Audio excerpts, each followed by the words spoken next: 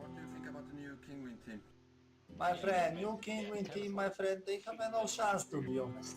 They have no chance. Mike Lilly going to go down eventually. Neo to finish it off, and it doesn't look possible here. Ray gets 3. Tá todo mundo pedindo Mac. Até quem ainda não tem uma Maczice. Rapaz, é a minha primeira vez. Como é isso? Calma, garoto. Vem comigo. O Magnífico se posiciona no centro. Batatinhas pegam o molho na lateral, os Nuggets fazem o meio de campo e a tortinha fina ali. É magnífico, é fenomenal. Eu sei. Se botar um molhinho barbecue. Aí é Maczice do Luva. Sim, é Maczice do Luva, é o melhor do mundo, é magnífica. Peça no Mac Delivery. Receba! Come muito. Para pá, pá, pá. Mano, tem horas que minha vida até parece um game. E aí, bora pro chat se divertir com esse desafio? Grave um momento que dá um game. Tipo você mandando bem com a galera. Ou no passinho. E posta aí, com a hashtag dá um game. Yes, look at this. Oh my god, this is beautiful. he can look all over the restrooms as well. On spawn. Take it from them. One more spawn. Capo. Spawn. Christ is causing, oh my goodness, so much damage done here by Kenny S. Another frag found, and again Kenny S. Did Emilio just get back banned? What? What?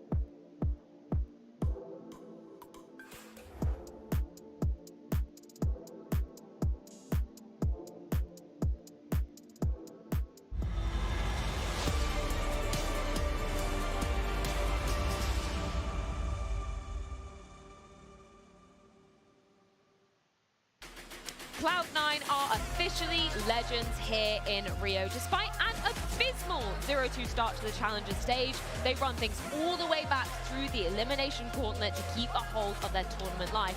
The team looking stronger together, the individuals fired up, and I think we want to dedicate this post-game segment to literally one moment, this moment exactly. Such a disgusting shot from Axel that was really game-changing in the grand scheme of things.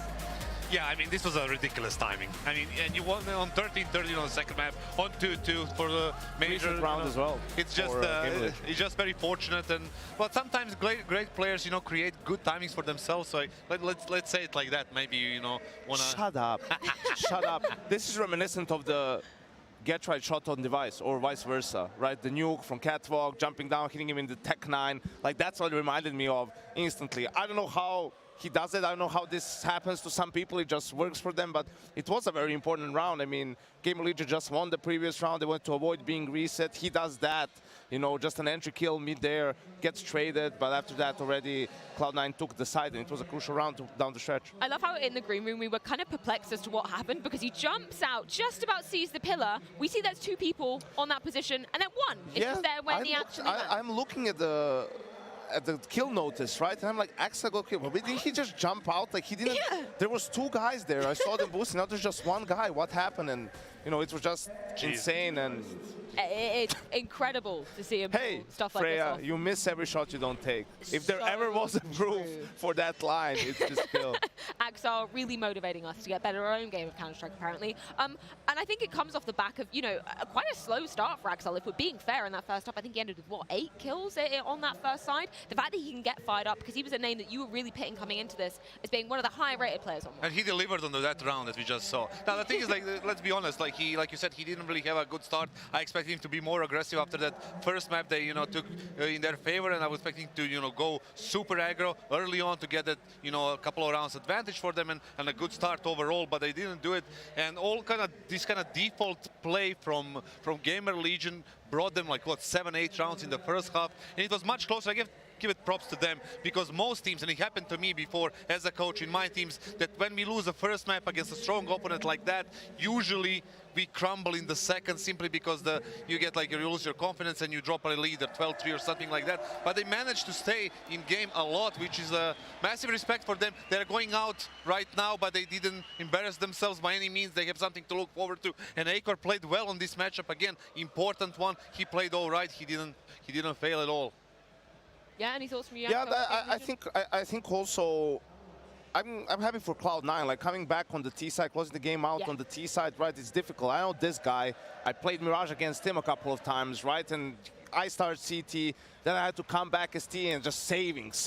Like the CTs, you know exactly how many rounds you have, so you don't need to take as many risks. Or even if you do and it doesn't pan out, you can save your gun. So for Cloud9 to come back on the T side, and Axel, if you look at his performance on Mirage, the frags doesn't look that great, but he had the most kills on T side alongside Shiro, right? That's where he really stepped up, and that's also almost a cheat code that you can have. Like, you look at players' ratings and stats on the T side, that's usually where you have star players kind of lead the way and show up, and that's where you can, you know, iron out things a bit better. Also, it works like very well the way Janko explained. If you have a solid system, especially on the T side, if you're a default-based team and you have, like, you give your best players multiple options in the round, so they can read the round, read the defense, and make the right play. That's what Exile did. That's what Shiro did all along this event, and it paid out at the end. They managed to qualify for the Legend stage. Yeah, it didn't look like it was going to be an easy ride. It certainly wasn't. Well, Cassandra, you did bring up Akor's name earlier on. We are going to get a few words from him ahead of his exit here at the Rio Major.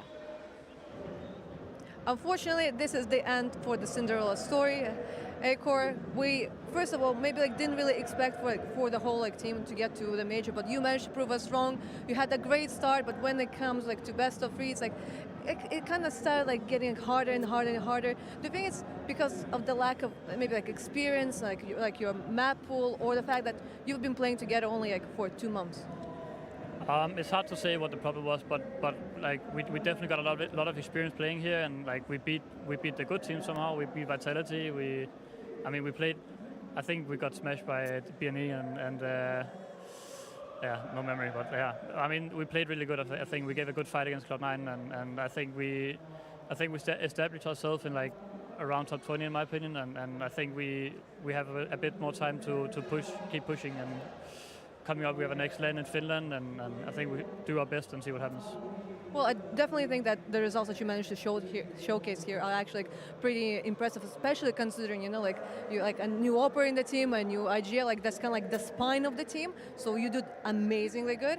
But, considering the fact that maybe you're already out of this tournament, what are the goals now? What are the plans for the future? Goals is just to, as I said before, we have the LAN coming up, so I think our aim is to do really good in the next upcoming LAN. We don't have a lot of time to prepare for that, but we'll take it as it comes, and maybe get a few new strats in before the LAN. So yeah. I just remember that I just asked Exile about the video, because when it comes to HLTV and when it comes to win rates, we can see that you have a really high win rate on Inferno, unlike Cloud9. What did you decide to actually go for Mirage?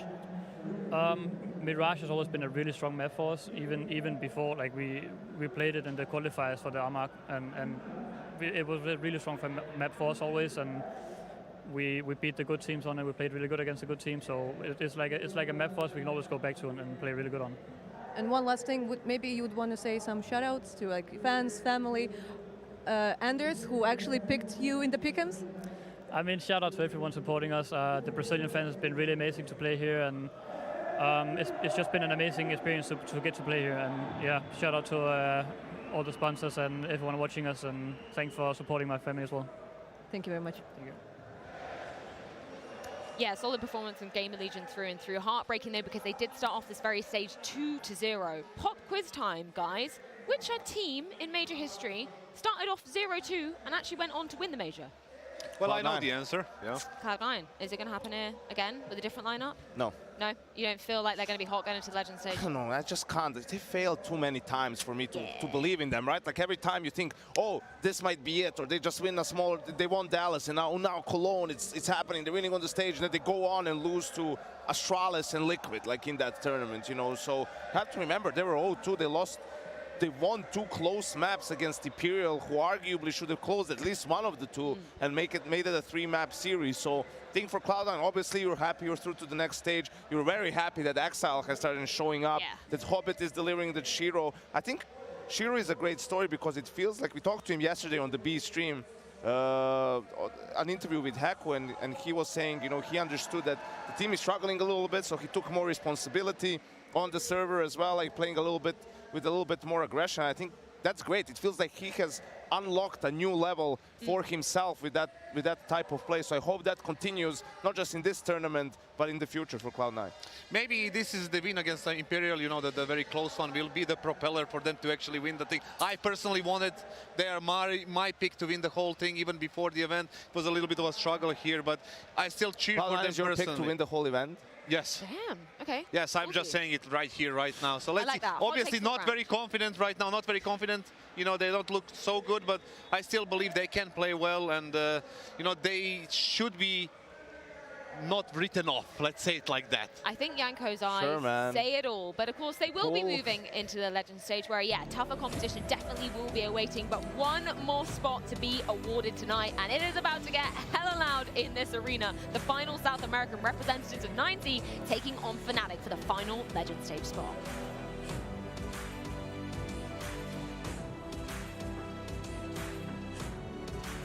The bell tolls for Cologne. This cathedral, a cathedral that is stacked from the earth to the heavens with the greatest of all the fans, the most passionate.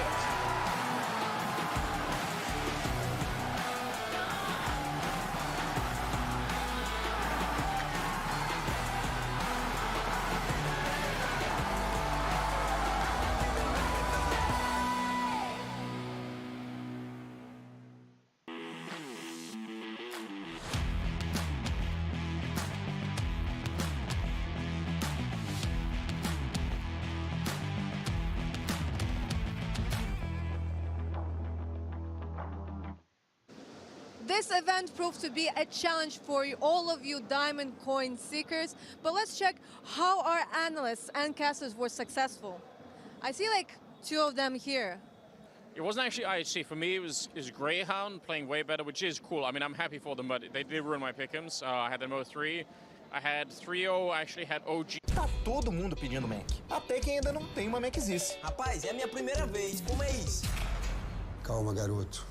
Vem comigo. O Magnífico se posiciona no centro. Batatinhas pegam o molho na lateral, os Nuggets fazem o meio de campo e a tortinha fina ali. É magnífico, é fenomenal. Eu sei. Se botar um molhinho barbecue. Aí é Maczice do Luva. Sim, é Maczice do Luva, é o melhor do mundo, é magnífica. Peça no Mac Delivery. Receba! Come muito. Para pá, pá, pá.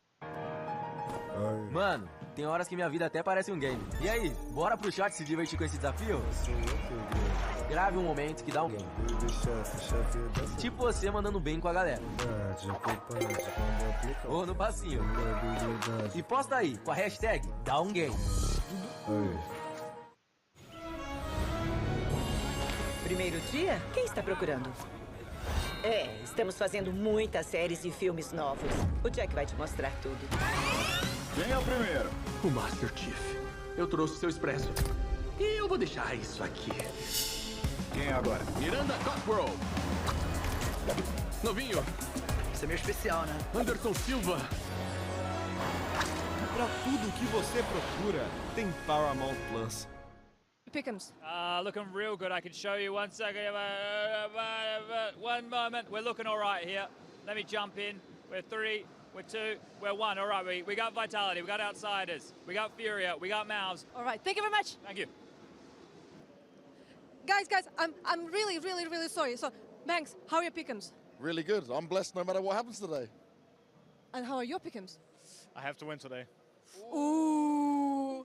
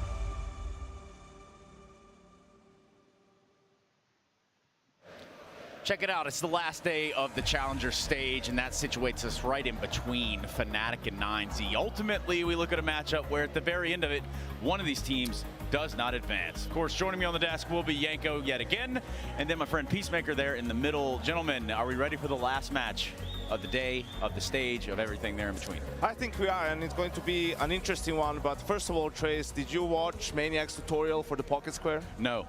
I tried. You tried? It's not gone well for me. Good. It has gone well. That's really? what I'm asking. Oh, yeah. okay. Well, thanks.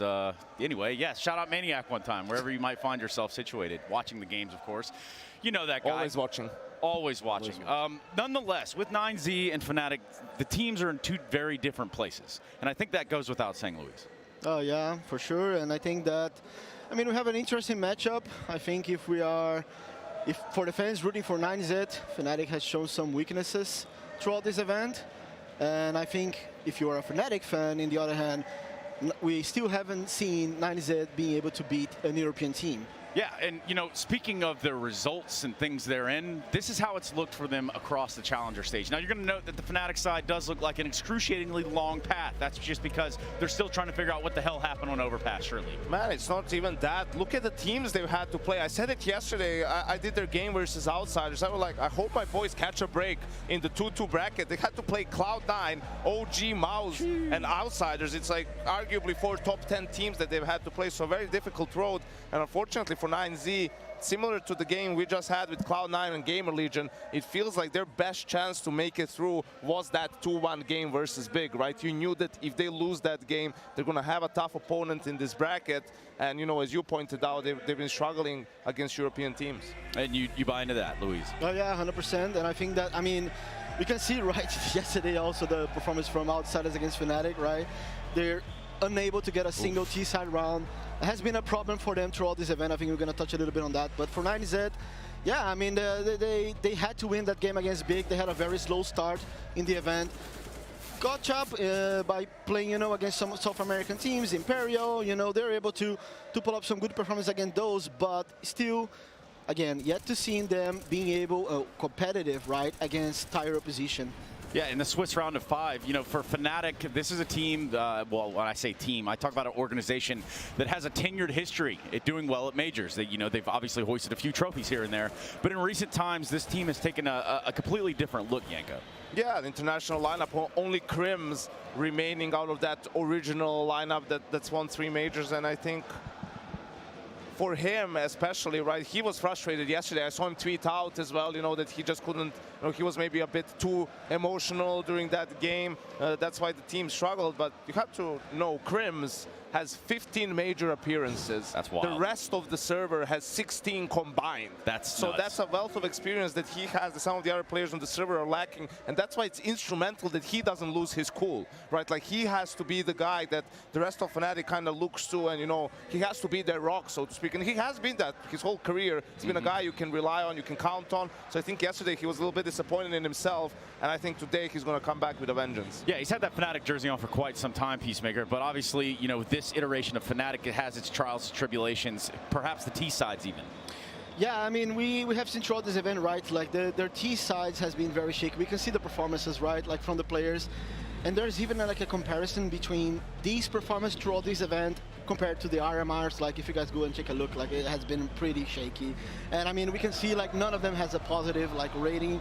Oh, you can see Nico does, right? Like, comparison between the last RMR and this event, like, there's a massive distance, right? Look, the same amount of rounds played, and he only has 37 sniper kills compared to the other event. I mean, that's a massive difference, right? Yeah, we're talking about a 1.0 rating. It's the threshold there, right? Yeah, I think also, you know, to be like a bit nicer to him in a way is they have to play very difficult teams here, right? It's been tough games that they've had to play, and also it's been close games where, you know, they've lost some of them as well, so the economy always hasn't been great. I guess if you would look at it, he probably didn't have as many rounds and so on. But yeah, absolutely. I mean, they could have all played a little bit better, and that's why they're in the 2-2 bracket. Yeah, 2-2, not the place to be, I can assure you that much. Nikodos gave us some words before we hopped in the game, though. It's do or die for Fnatic today. Nikodos, there's a lot of pressure coming up into this game, and I want to see how you guys are feeling, because you've got a mix of a younger team in terms of experience, but also being in these stages before. Crim's obviously leading the way. What's the mood like in the camp? I mean, the overall mood is pretty good. Maybe a little tense, but it is what it is for a 2-2 game, you know. But the mood is good, and we believe we have really good chances to make it through. Now, you're no longer the Swedish Fnatic, right? We've got a whole mix of players in here, but this organization has been wanting to get back to the major. That's why this roster's been put together. Is any of that playing into your minds? I mean, not really. We still consider us a fairly new team, but we still believe that we have to make it to the Legend stage. Now, there's two things I need to talk to you about. The Vertigo game against Mouse Sports and the Outsiders game on Overpass, right? These kind of games, I expected, obviously, on this Vertigo one, it was your pick. I spoke to Mezzi about it as well. We expected a little bit more. But on the Outsiders one, obviously, they keep surprising people with the Overpass. Did you guys feel like you had a game plan going into it? Talk to me about these two. I mean, we had really good game plans for both games, but we just didn't really do what we talked about. We played really scared. We were super scared, and it took too long to get started. And on Overpass against Outsiders, we never really got started, right? We didn't get a single T round, so. It is tough for sure. And today you're on that stage, right? We know 9Z is going to have the crowd support for sure. Does that bother you guys at all? You're sure that's not going to throw you off? You can't play scared at that point for sure. Nah, I don't think it's going to have too much effect on us. I think it's going to make the game more fun, obviously, to get in a fight with the fans and stuff like that, but it's going to be a fun game. And for you, your individual performance, I'm looking at you and seeing like the defining factor. We need you to have the good game here. Do you feel that within your own play, especially off the back of yesterday? I mean, yeah, I'm the open in the team and I'm the star player, you know, so I need to perform. I need to make the team better, you know, so I always feel that pressure on me. Are you going to get it done today? Of course. Good man, let's go. Yeah, let's go. And let's go right into the vetoes. I mean, Nikodos obviously having a few words there, but really what it comes down to is the maps, the server, the digital playgrounds that we find ourselves on, Luis. Yeah, if I'm 9Z, I'm very concerned coming into this matchup because Fnatic, yeah, we see the Dust 2 ban, right? That's probably like 9Z's best map out of the way immediately at the beginning of the video. And then, you know, if I'm 9Z, I'm pretty happy in the sense that, you know, Fnatic has shown weaknesses on their T-sides, right? And then we see, oh, that's a new pick, right? Yeah, right there. Well. Yeah, I mean, you better step up your T-sides if you're picking Nuke and starting on T-side. And then we have Mirage coming up for 9Z. Not a surprise. I think 9Z even beat Imperial and Mirage very comfortably. Like, you know, you are 2-2. You have to rely on a map that you probably won during the event or you're feeling comfortable, right? No surprise, I think. What do you think, Janko? I think here, I'm surprised in the second phase that Fnatic vetoed out Ancient, right? It's the lowest win rate for 9Z out of the maps that they play, and I'm looking like, I mean, they lost Fnatic lost it here to Mouse, but I'm not sure, you know, if that's reason enough for them not to want to play it.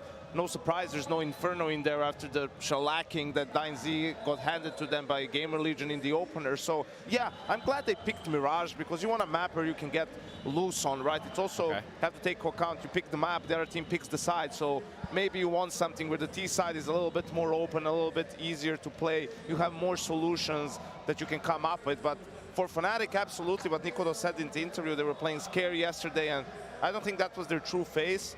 So today you need to just kind of keep your cool, right? Like, they're the better team, there's no doubt about it. They have better individuals, they have better, they play better CS. You just can't get drawn into this whole sort of atmosphere and craziness, right? If I were their coach, I would maybe take some timeouts early in case they start losing, try to weather the storm, because I think in the long run, they got this in the bag. Yeah, well, the long run is what we're set in for. With Fnatic and 9Z, we look at Mirage, Nuke, and my goodness, if Overpass comes back up, surely we don't run that one back all the way for Fnatic. Either way, this is the last matchup of the Challenger stage, so without any further ado, let's party. Yeah, let's party. Let's party, Stunna. I think that's the vibe in here. We've got the crowd back at it, cheering for 9Z. We got Fnatic looking to lock a spot in the Legend stage. The final spot in the Legend stage, Launders. That is what this one boils down to. Yes. 9Z from 0-3 at the previous major to being on the doorstep of the next stage. And this time, they got that home field advantage. It's so true. You know, I talked about this a million times, but now that there's no more Furia in the room, there's no more Imperial, there's no more 0-0 Nation, they will be sucking up all the energy here, but it doesn't mean that that's going to be enough. Fnatic are definitely a favorite in this matchup, and that's what's really important. Right now, Krim's getting up into the Palace. He'll find Buddha early, and that's a good thing for Krims. If we go back to just yesterday when they lost to Outsiders, what was very much an embarrassing loss, I think, for Fnatic, Krims had a very tough match. And, you know, this is a guy that we look back at all of his experience, all his accomplishments. We'll see if he can continue to improve. But for now, it's a hold over towards the B site. Fasher's going to drop DGT, and QZ up next, and it's just instant. Fasher making quick work of the little that was left here of 9Z's T push into the B site. Something back from Max. A chance at a second. Mezzi keeps it clean, and those USPs shoot hot. Yeah, it's sort of a fast reminder of how good this new Fnatic lineup is. Of course, Krims is the final kind of remaining ember from this lineup in 2015, and he is somebody who, you know, overall consistency is going to be there. It has been for years. There are ups and downs in between there in pockets. At majors is one where maybe there's a little bit of rust involved. They haven't been at a major in 3 years, or sorry, 3 of the previous majors. But just because he had that bad series versus Outsiders, it feels more of an aberration than it does something that's going to happen consistently. Oh, so little to work with here, but things got a little sketchy. Missed boost. Pistols could have come at them. I like that Fnatic just decided to cancel out and then go deep with the utility damage. So Fasher picks it up. And Fasher already starting to rack up some numbers here. The first Dutch player to be inside the server at a major since Chris J. And, you know, I think there's a lot of representation in terms of the two teams, in fact, tonight. South America, it's not just about Brazil. 2 Uruguayans, a Chilean, an Argentinian, and a Brazilian. That's what makes up this 9Z team, a real mixed bag, and I think that's just a really cool story. When we talk about the South American region, it's generally just Brazil, Brazil, Brazil. Yes. But and there's many flavors down here. They even managed to squeeze an extra Brazilian on with Zach as the coach. Of course. Right? But you could definitely see NQZ, when they were going up against their other South American competition, trying to remind everybody that he is also from this region and wants some respect as well. And I think he is going to get that today for sure. But this team for me is so much about Max and DGT specifically. The stats that DGT brings, them both being from Uruguay, and also for Max, who is the IGL and a big reason that they get through some of their hardest games. Oh, all right. Close Krims, close Krims. Oh, the timing is so perfect right there from Krims. Yeah, well done, right? Thought for a second maybe he was going to let that one slide, but no, sir. Mezzi and Krims inside B, holding things back for the time being. Oh, Mezzi, that last bullet just magnetized to the head of NQZ, so 3-0 start, Fnatic. It looks good. It does. Now, we have casted all of the most epic 9Z games. Dude, I've been at every single one. I know, I feel like we're the 9Z casters.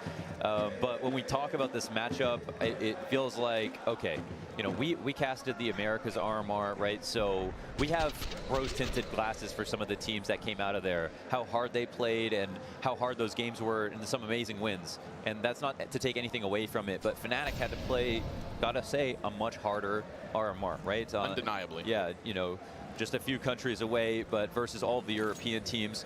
And so it is a step up in competition. These few pistols that 9Z can scatter across the map, pressuring into the A site. MP9 nearly gets away from Fasher. Nikadaz is going to slide in with 2. Palace Peak shut down, pistols out. Roy's on that scoreboard, and now Nikadaz and Roy starting to warm up. They hadn't been given gunfights until now. Yeah. And if you can get a powered up Nikadaz on a CT side, I think you have the winning formula for Fnatic. Yeah, no kidding. And when they played against outsiders, I think one of the great part about their setup is that, you know, it's kind of hard to carve your identity out in the top 10 or top 15 in terms of why it should be you winning versus some of these other top teams. And when Fnatic just made this crazy run in the last couple of months, taking a lot of big scalps, it was because they did find a way to play CS a little bit more differently. Tons of off angles will be involved in their CT sides, and the way they open up positions by holding aggressively in one spot just to leave Nikadaz in a position to get a really deep angle. It feels like they're hard to figure out their setups and hard to take them apart from that perspective. When they played against outsiders on Mirage, a huge reason why they lost was actually just like Crims, for example. You know, he had a really bad day. But when he looked at the setups looked good overall. Nikadaz hit some good shots. Roy was still feeling very confident. And today they look a little sharper. It kind of feels like looking at Cloud9 versus EG versus looking at Cloud9 today. Right. They're just getting better and better. Really kind of warming in, slotting in, and NQZ, welcome to the game. His first kill as he shuts down Roy's flank. That was a lot of info for Fnatic, justified the 2-player B-stack. But losing that, with enough time for 9Z to rock the boat either way, makes things curious. Buddha's going to burn Nikadaz as he brings him with him. And Fasher is low. Oh, but Mezzi gonna go ahead and lock down Catwalk. We get the dropout from window. It's a double from Mezzi. And sometimes with the IGL role bogging down Mezzi as of late, it's easy to forget this guy was once an absolute star. And now he hits hard. Inside that B site, 3 kills, and he washes away 9Z's start for the 5-0. Before his first chance when he got to play on Cloud9, basically, the reviews from all the people that played with him is this kid is the best player I've ever played with. He's the guy who's the most well-balanced. He knows all of his utility. He has a smoke lineup for every single angle. He has really great aim. He walks with right-click mouse, and I don't understand why. We can forget about that. We can forget about that, but you know what? You've got to accept the bad with the good, and if that's the bad, then we're feeling pretty good about Mezzi. We'll forgive him. Yeah, but we won't forget. 9Z in with a half-buy. Galil on DGT. There's enough util here to maybe blanket out the site. They're going to go forward. Nice timing on that. I do like it. They put out the incendiary, they charge right through, and look what it nets them. There's no defense committed to within the bomb site, but we do already have 3 members of Fnatic trying to get up Catwalk, so why not go for the box boost first, see if you can get those prying eyes in. Nothing will be shown from 9Z, so a very curious situation where Fnatic could take a bit of a chance here and try to run this retake. Yeah, Roy's kit is going to be very important here because he has the damage grenades. The smokes will be meaningful, but they've got to flush people out of positions. That's a nice start. NQZ, the one player able to peek and shave one off already. Fasher, what a turn. And Roy, he's going to get maxed out of the apartments. This one's going to come down to the crunch. Final few seconds to spare. Ops backing up. And what do you know?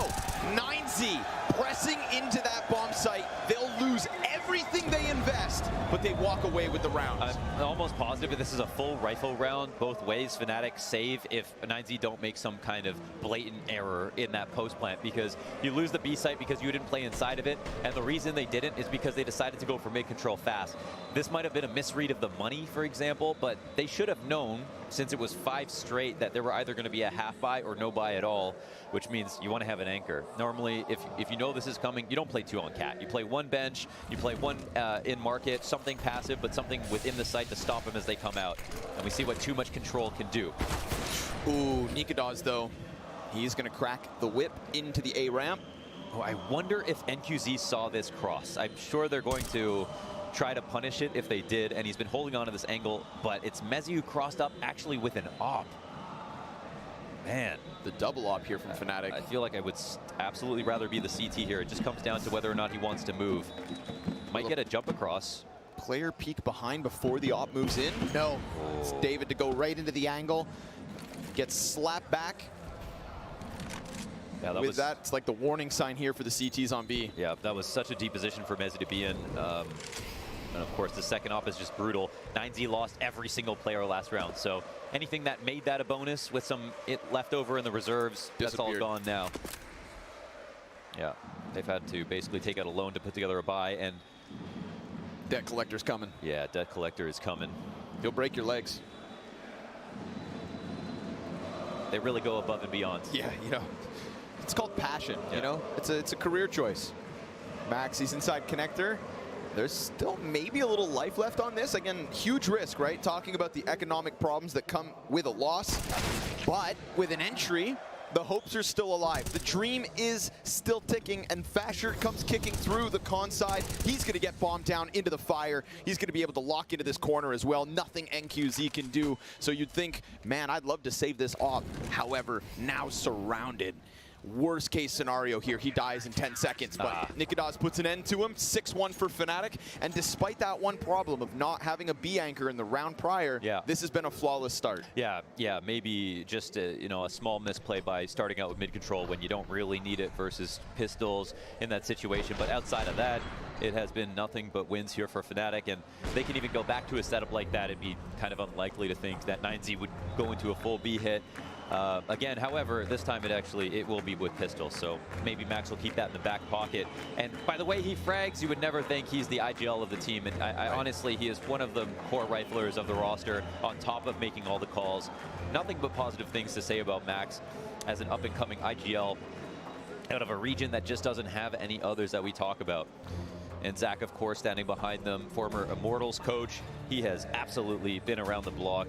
I remember doing an interview with him when I worked back at Yahoo Esports in 2017, and he said that he believes he's the best coach. He says no one else does it like I do it. And you talk to him, and he's super humble normally. Sure. But when it came to coaching, he felt very impassioned about that fact.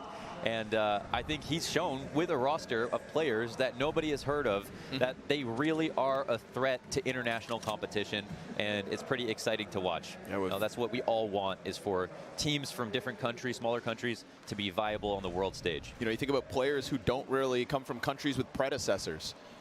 You're really digging through and coming up with what could be gold. Like the UK, we got Mezzi. Yeah, imagine that. It's a good egg, that one. Could be coming home. Molotov goes deep onto the ramp. It's going to flush 9Z into Fasher. He's just kept himself tucked in. Element of surprise now gone, but great cover from above. Nikodaz just pulls them apart and pulls them into that A site. Nothing here for 9Z, not a thing. Yeah, there's a lot of variety when it comes to setups. They're going to have a deep enough playbook to carry them through this first 15 rounds. It will be more than difficult for 9Z to find a really easily exploitable weakness in terms of, I would say the hard part is trying to condition Fnatic.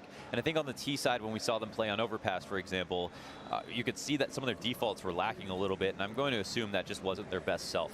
We, of course, didn't get to watch a lot of their games because they were playing over in a simultaneous European RMR, but based on every single team they played, that was a top team. FaZe, Na'Vi, Vitality, even if they lost, they always took a map. And even that alone is pretty impressive on top of a lot of their BO1 victories.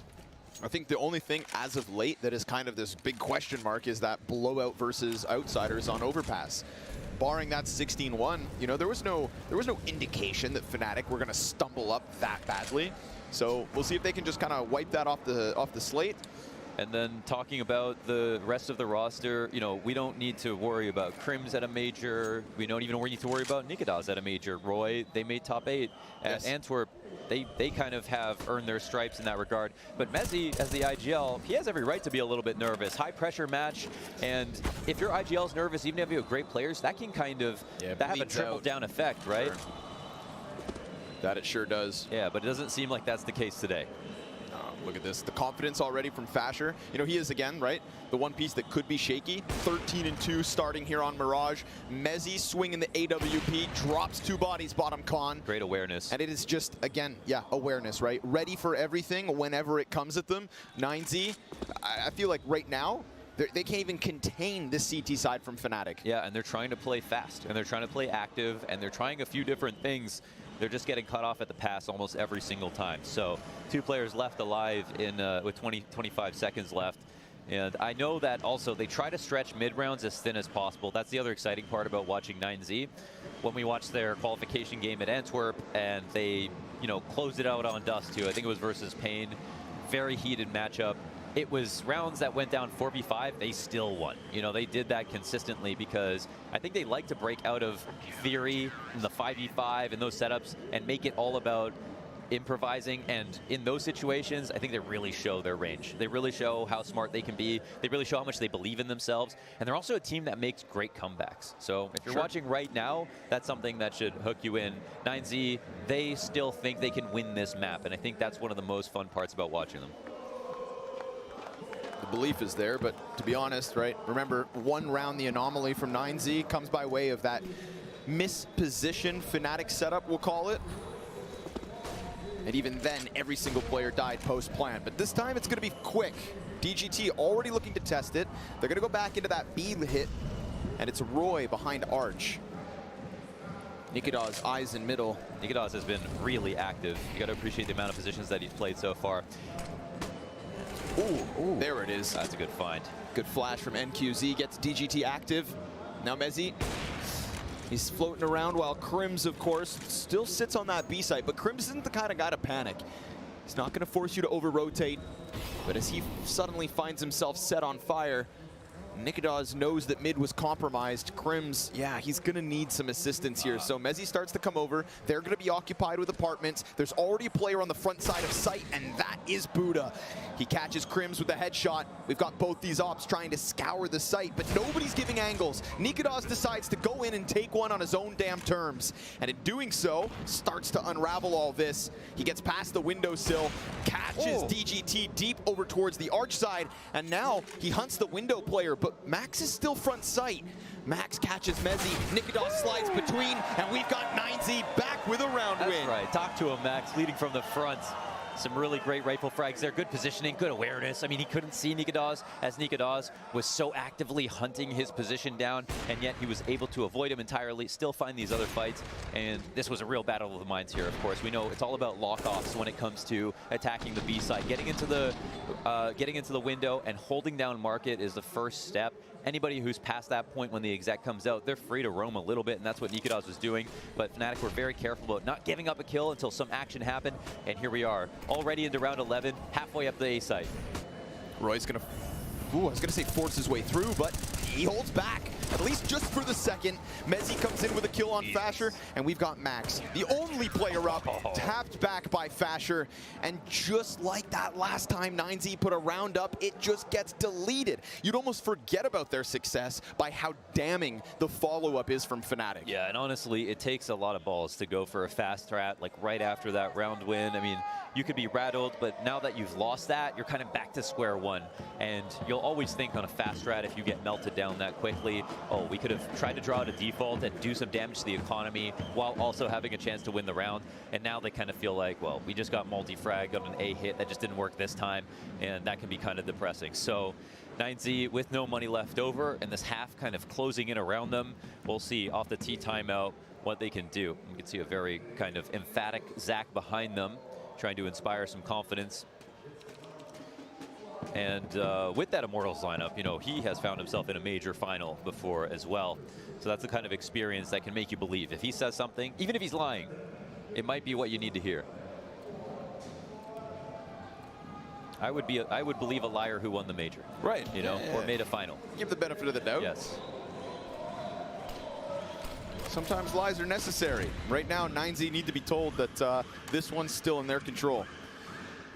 3 players to face up Con, but Smoke allows the cross first.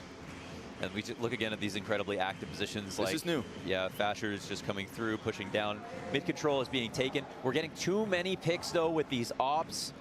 And now, at least because they won that one round, Mezzi's not gone back into it, so they've just got to worry about Nikados. Oh, Fasher, though, going to continue to tear them up as he has 17-3 in the first 12 rounds. And then Nikados is always good for that one towards ramp, it seems. David, we'll give him that. Cracks Crims, and DGT managed to push his way through, but remember, he only has 2 health, right? So he has to keep it clean, and Mezzi, he gets that one bullet in, the one golden shot to just take all the hope back out of the 9Z sails. Yeah, David, this is interesting. Grabs the M4, finds what should be, yes sir, the freebie. Little wall bang on that. David then makes the jump over. Timing here could catch the B player off guard, and don't forget, he's got the bomb. If he can get this kill towards B, then David is absolutely on for the 1 versus 3. But of course, it's Nikados. Yes. He peeks us out through connector, catches him up on catwalk. Double digits, Fnatic. I mean, look at the amount of kills right now. Fasher with 17, Nikados right on his tail with 16. Mezzi closely behind as a B player with 12 frags. Everybody is chipping in at the moment, and we talk about this team with Roy as the most kind of powerful positions on the roster and the hard carry in a lot of their big games, and he only has 6 frags, and they don't even really need him. Plus, he's scared of vegetables. And fruits. A lot of weirdos on this roster. Yeah, but you know what? One unverified, one scared of vegetables, one walks with right click. Crims is bald. Just a bunch of freaks. But luckily, this is CS. We all get weird. Nikados gonna go down. 16-3 with that death. What a half he is having. Little op dominance. And, you know, this wouldn't be the first map that NQZ kind of gets, well, outdone, we'll put it. Had a slower start when they first played on stage. Well, what's happened here, though? Nikados dies. All right, we're all going B. Looks like so all they're going to try to do is just push, take a risk and push, take cat control. This could be an interesting adjustment. This is one where if 9Z take too much time, then Fnatic get to have their cake and eat it too, in the sense of leaving the A side open, but still being in time to defend it while clearing out the entirety of the B side. And look, now the full flank can potentially come around. Now the only thing is this. Oh, Max was hunting back into underpass to just see if that option was there. They could still just follow through though. No need to complicate the problem. 9Z, A site looking nice and prime for the taking. It's Buddha versus Fasher on the side of connector, but they've given time for Crims to set up over on Cat. So from a distance, he lends that helping hand. Roy's gonna follow through, slides into the site, but DGT comes out and gets him. We've got a man advantage 9Z, a chance to finally put a third one up, and Mezzi goes down. So there we go. It's enough to just keep that hope alive. Look how many flashes came over top of this staircase. They layered those so kind of stubbornly to make sure whoever was there was blind, or that once it felt like the flashes were finished, that they would finally come to, sitting there waiting for their duel that was out in the open. No, a third flash came over. They got that stairs kill. Now there was one on Cat to provide good cover, and that has been the thing about Fnatic. They've had more than one person watching the same position, and that kind of coverage has resulted in a lot of their easiest rounds, but finally it catches up with them. 9Z pull one out, picking the correct site, mid-rounding well, and keeping their wits about them, even though they found an empty site, right? Making sure not to just simply cross, get that bomb down, going to some regular post plan. It got scary when Max died, but they held it together. Holding it together and hanging on. That kind of feels like the trend of this half. You know, props to 9Z keeping it varied, right? We talk about the different looks these rounds have had, despite most of the results being Fnatic racking them up. Oh, I mean, this round could result in a 12-3. We look at a Galil here from 9Z. Everyone's money's very low. Lots of pressure here. Not ideal. In round 14. Gonna go back into that mid-emphasis. Bomb sits back in B with Buddha up ahead of it. We've seen a good B split come by way of a kill on Crims the first. And here we go. Max headhunting, but met by fire. So they're gonna have to get stalled out. This could set up Roy. We talk about how he hasn't had to really hit hard just yet, but now that could have been his moment. David's gonna catch him on the turn. Nikados point blank, finding the window lurk. And Max isn't gonna get up into any trouble this round. Mezzi, inside sight, waits again with Crims still towards Arch. They know this pressure's coming. Yeah, and there's still a late cat hit that can get involved as well. Crims is kind of safe for that, but let's see once he gets spotted. Ooh, tucks in. It's gonna give him another few feet to work forward. Mezzi now he could get blindsided, sees the player drop, still wins the duel. It's only 12 health. Crims is up next, catches the push, bomb goes down, and now it's desperation. NQZ finds the first and saw that face of Mezzi. David comes in with the trade, and this 2v4 gets evened out. We've got a player towards the back door sliding in. It's Fasher, and we know what he's done already. Easy pickup onto the offer. David's turn, but he goes down, and Fasher simply won't stop. Yeah, he's having a statement game right now. 19 frags. This one will be a reference, and it's, again, the most high-pressure situation in the 2-2 matchup. Feels like every kill is worth 2 for the resume in a game like this. On to round 15, 9Z looking for 4, and they actually do string together a pretty competent buy. I mean, they've got multiple AKs here, just no off. That's the one big concession. But they couldn't figure out how to change the positions of the 2 players who were within the site there. Crims was just left untested, and even though they left some gaps, they kept getting tunnel visioned on the other guy. Roy's looking to slide through. Oh, sees the legs of Max. Fasher again. 21. Doesn't matter where he is. Turns at 90 degrees, snaps down onto the ramp. Nikodas can worry about Palace, and Fasher's even going to find a chance to just walk this one back. Yeah, now he can get to an even stronger spot with no punish here, and it's true. They couldn't have just walked out of Palace. There would have been another CT. Nikodas covering him so damn well all game. Another 2v4 attempt. Max already spotted at the top of mid, so they know that there's something in transition. It's the bomb that gets shown as well, so could create a bigger question mark.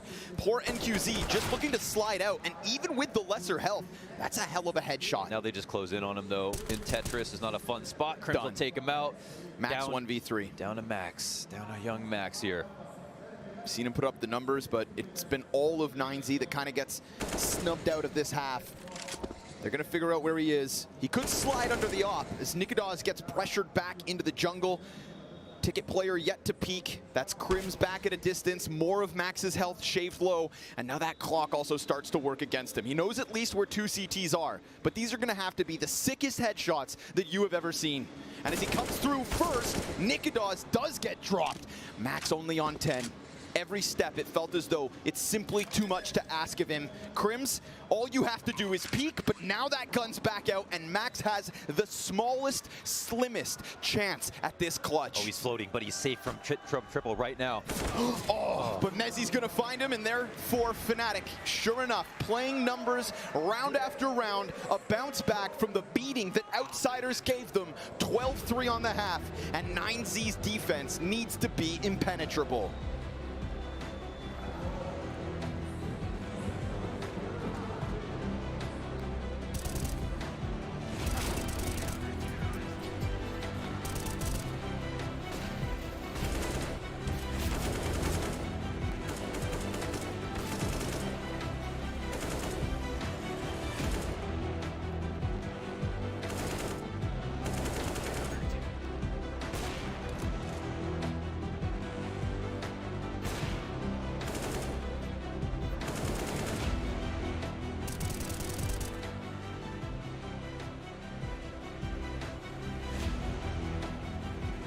I'm flashing benches.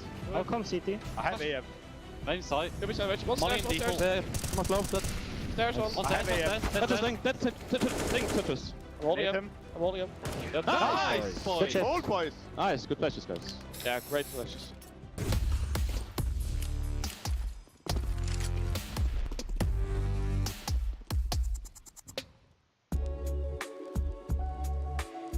Hey Future Pros! I wanted to show you an alternate way to take some mid control on Mirage.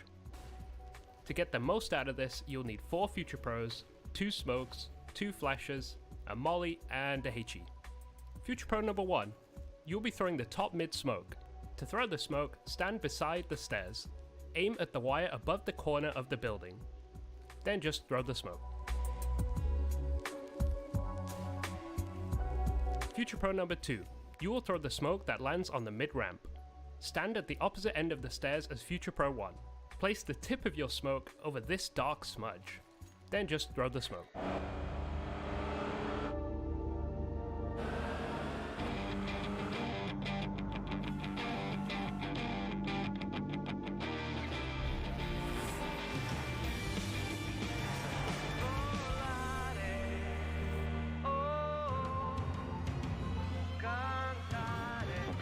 passo para a humanidade.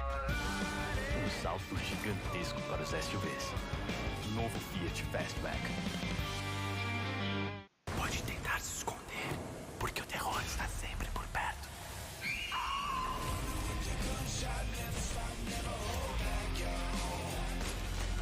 Agora a diversão vai começar para valer. Grandes times se formam com grandes líderes. Líderes que inspiram você a se superar e encontrar o momento perfeito para agir. Estiloso por fora, poderoso por dentro. Lenovo Legion.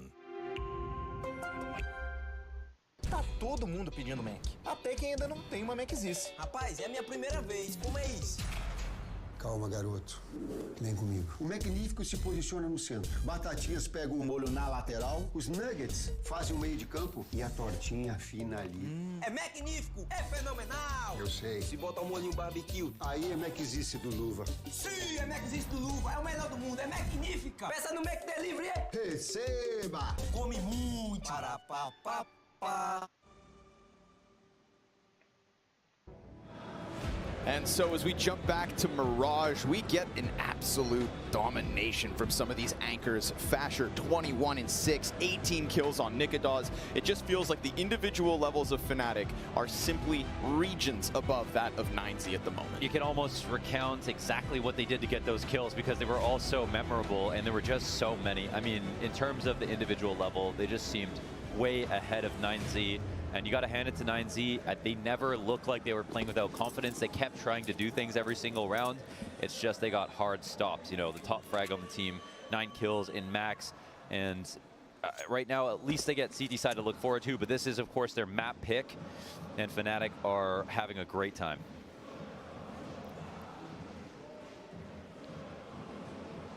Wouldn't be the first massive CT side comeback we got today. Cloud9, the champions of that, right before this series gets started. 9Z need to be inspired by it, because 3 rounds, all of a sudden this pistol feels like it is everything. Yeah. A little fired up after that spanking from outsiders. Looking a little bit. And that's kind of that energy is kind of what we saw with Cloud9 as well. Sure. Not the same team on days 1 and 2 as 3 and 4. Given a chance to power up. Yeah. You know, that is the criticism of the 2 best of 1s, right? One day decides if you're 2/3 of the way to elimination or the legend stage. C9 missed their stride, but David sure won't. 2 bullets out of the Berettas, and Roy gets dropped as he looked to face up ramp. Now that bomb is actually jumping its way through window. There's a duel between DGT and Nikodas that just gave that bomb over to the side of the CTs. Crims is the only one to do anything here for Fnatic. So even though they only got those 3 T rounds, it looks like 9Z are going to extend play here on Mirage. Crims dropped. And a little life throughout the crowd will bode well for 9Z. And this crowd has been witness to some fantastic comebacks all event long. So I'm sure they're believing and holding their nerve and waiting to see what can come of this pistol round win. But a great shot from David to set the tone, followed by some excellent shots from everyone thereafter. And now it will be a Fnatic with no money. Vamos virar 9. Looking to QB sneak. 4 in Palace, bomb top mid. What could possibly go wrong? Vamos virar 9. David playing triple box. There's the bomb. And there's the pack of players that should get finished off. All good. Max comes in with the FAMAS. It is Nikodas left over. Come on, get David. He's got 1 HP. The block would have been enough. Maybe there's some thought there. Let's go, guys. Because I Please can't like see a and world where Messi subscribe doesn't think here, he's going to die please. from 1 million angles. But maybe if you don't think, let's say Bora, your goal aqui é isn't to Brasil. plant the bomb for once. You haven't invested anything. So Sure. then Let's if go, you have the bomb 9Z. on mid, you could reasonably say CTs will organize around it, holding on to it, and that gives you actually a chance from some random vantage point to get some like unlucky or lucky kills, I should say. And they know also that 9Z would have invested pretty heavily. No bomb planted on the first round. I'm only giving Medi some credit because he came up with that boost on Inferno. Yes. Inside of It's unorthodox. Evo. Yeah, he's been thinking outside the box. Method to Fnatic's madness. Ooh, nice nade from DGT. Hones in on Nikodas. So first gun round from Fnatic. they're going to have to be playing off the 4v5. Fasher has been an absolute animal so far on this first map, but it's DGT with another chance to shine. Mid gets shut down just as easily as the ramp. Fasher finally gets a chance to activate, but nothing seems to go swimmingly for Fnatic, and Crims is going to be left all alone. 9Z, this is what you need. Not only win pistol, convert clean, get that first gun round down, but do it with a bunch of bodies up. The free AKs are coming. You know, we are still in baby's first steps of a comeback. Nice, let's go. It's walking. Yeah, it is walking. It is walking, and that was a very clean. I mean, Fnatic, they just want to get like a couple of kills here in this situation. Didn't really come close to it. Fighting on the outside of a smoke. The only nice thing that happened was Fasher's kind of kill on David. Outside of that, it's all money for 9Z. Into a half buy, Tech9s, and again, to give credit to Mezzi, I think he's given a lot of unique thought to rounds like this, pistols, half buys. So let's see what the idea is.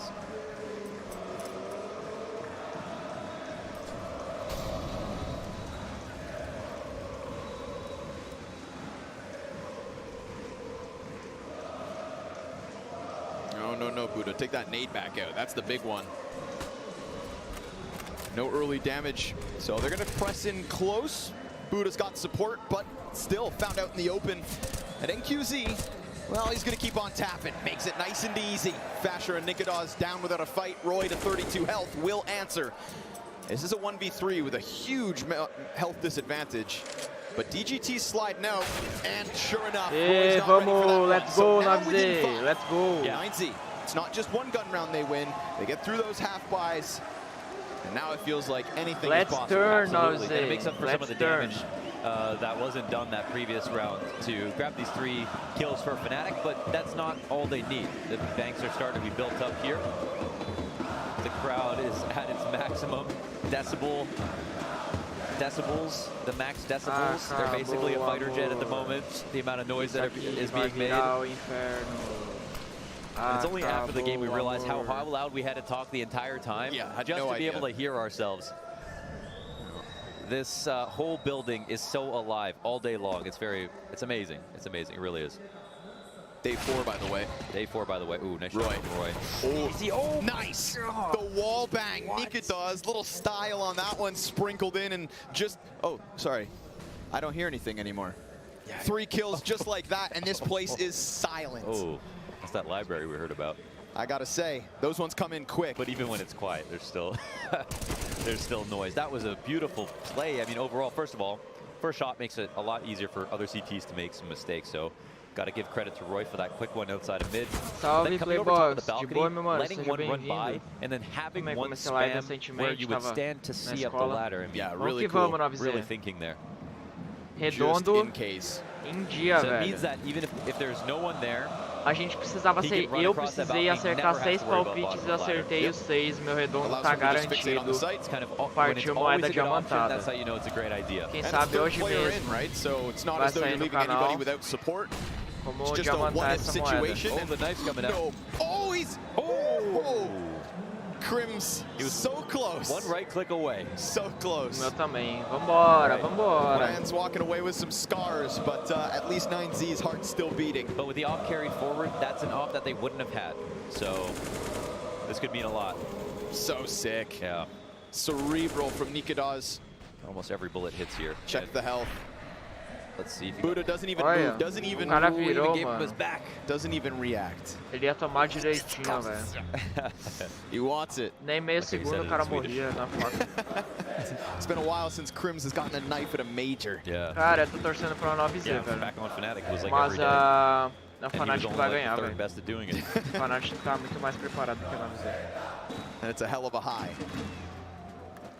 It's been a great Eu queria show. muito que a 9Z ganhasse porque tem BR, tá ligado? And it's not even 1/3 done. Will be after this game finishes, however. Yes. Final spot in the Legends stage to be secured by Fnatic or 9Z. Vambora, vambora, let's go. Here we go, back to middle. Back to middle for the op in this position, but the full A attack, it looks like, is going to come on E in a você few tá seconds. torcendo pra quem? They want to walk out into this. They heard the op shot inside a window. Deagle and Spawn. And I think the Deagle jump spotting did get some information. Ooh, but Molly pressure and that flash. Nice. Oh, right. NQZ with the collateral. And David catches the basher. Oh, Buddha off of the catwalk. He's going to keep it alive. Crims, you want a knife? How about a clutch? I bet it feels even better. David slides in. Easy pickup. Very little left of him. Bomb can be grabbed, and Crims could depart. Could, but won't. At first, he wants to face. And those CTs are going to keep this shoulder to shoulder, putting themselves in a spot to be sprayed. Crims goes over, and because he is that close, it's a quick, efficient trade, and an 8 for 9Z. Yeah, excellent spacing and surviving the cat trade was the big one. That tips the scales in the end round, and now it's 9Z. They've closed it to a 5-round game. They're making this possible. NQZ with the collab as well helps out a ton, makes up for the fact that they've got a Deagle sitting in spawn. Just trying to find what he can find. And they'll take any kind of round. They don't care if it's just a clutch. Vambora, empurra. Some AWP in spawn right now for 9Z. An extra one on the ground. See if it has any importance here in round 22. Nikadaz looking for the sniper challenge. That is interesting. Oh, yeah, that is interesting. To leave a hole up there, not deciding to double ficou up. sabendo lá da Cloud9 o que aconteceu? Nikadaz wanted that duel. It gets put into position, but he will fall back. Yeah, this is Buddha in a position where he definitely could have used an op. An MP9 on the B apartments. You know, Buddha fills an interesting role for this roster. Replaced Rox, who at the last major cycle was a clear underperformer for this 9Z team. So it's not as though Buddha has to put up big ones, but 5 and 17 at the moment. Uh-oh. If 9Z are going to keep up, you'd think maybe he has to slot in. Oh, they drew attention for this underpass play, and Mezzi's found a huge timing. Yeah, getting David killed is a big one. Mezzi finds that timing onto Max. The cat player could be crucial. DGT's fixated on connector, but there's this problem for him. Roy slides out. We've got a 5 versus 2 from Fnatic as they meticulously work their way from all different directions. Buddha's MP9 will prevail, but it also creates this pocket within the A site for Fnatic to easily press in. It's low health for the 2 remaining players, and it feels like 9Z need to allow this 14th to slide forward. Again, we're talking such little margin of error because of the first half that a round like this could be soul-crushing. Yeah, that's a tough one too, because it was the right setup until they moved. All they did was bite on a bait and allow Mezzi to have free roam from the underpass. Once he got out, he got the first kill. Things got really hairy. And there was a lack of awareness in the cat position about how much of his body could have been showing. Didn't have any idea someone could be up there on cat as well. So even though they just had 2 players dedicated watching mid, they let go of Mezzi and underpass and someone walking all the way up cat. Made it look like he ran there. They're also doing a good job of identifying that David, he's had a habit of being, you know, on balk, under balk, whatever the case may be, and they've been playing in Palace consistently. Aqui acabou. Lembrando que a pique da 9Z esse mapa. 9Z, they have an op once again. They're putting everything into this corner. All right. You know, this is to defend against match point. Never fun to hear that sound every single round, so. NQZ gonna have to take up the reins of round 23. Needs to be the leader. And he's just gonna get completely blindsided by Roy. Did Roy have vision? Yeah, okay. Yeah, they just swung on him. Sure, no support for it. Now suddenly DGT is kind of like the best, the up next. Yeah, and they it's may still not tough stuff. May not have even known that he had an op on this round and decided to scrim mid. NQC may be hoping they thought he had an op so that he could take an aggressive position like that and have a few seconds to buy. But really, four CT rounds at the start of this one straight. We've had 4 back and forth rounds as well. But this is the buy that N9Z have just tried to avoid. There's nowhere to run and hide now. Famas, MP9, double Deagle. There's a smoke grenade over on Buddha, but there's nobody inside that B site. If they could win fights in middle first, then maybe a retake opens up. There's 1 kid, of course, on Buddha as well, so his death could be important. Where's it all get dropped? David, he catches a Deagle kill. Nikadaz, in the meanwhile, he's going to find himself a double, and David gets just blindsided and pinched upon within this B site. It's 7 map points for Fnatic. These are on the choice of 9Z. Yes, their map pick as well, and yeah, that's the problem with Vito. I mean, they took out Dust 2, which is the map that 9Z have had some of our historic victories on, and Fnatic, They do a good job here. They've called some really good rounds recently. This one, they get all the attention drawn to mid. So much information gained from just that bench peek alone, and then they knew to pull the pin on the B play. They even smoked their own molly so they can get out faster, and then they scale onto the site. If there were better guns, there were a couple of small moments there where things could have gone haywire, but they were narrowly avoided by Fnatic, and they don't have to think about that anymore. Four MP9s, near non-existent utility, and a patient Mezzi will get that 5v4. They tried their absolute damnedest at the start of this half, thought maybe changing sides could reinvigorate their chances, but maybe it's DGT who's gonna have to take it all. A deep peek into the ramp, a smoke towards Palace, and Max, critical kill. Now these are upgrades, at least one free one. An AK grab by Max, man advantage currently held on to, and NQZ, he's calling that mid is currently under pressure. Roy, he's gonna walk right into that crosshair. And so it's a 2v4 from the English in-game leader and the Danish op. Mezzi drops utility, caught by the 5-7, wounded now. 28 health if he wants to pinch into B, but they don't know about where the bomb is at. They could only guess it is apartments. It somehow feels like they have a chance. I mean, they got info on a couple of guys at mid. DGT, he needs to be the beginning and end now. MP9 here at the van. Yep, excellent, goes unchecked. Easy does it. Bomb goes down, and now Mezzi, not left. It's a double from DGT in the backside. 9Z with the much lesser weapons will continue their hopes and dreams. It seemed like no chance after that B push got held. An unanswered frag there, and then the push on A ramp didn't work out until the re-aggro came and the MP9 dropped another AK.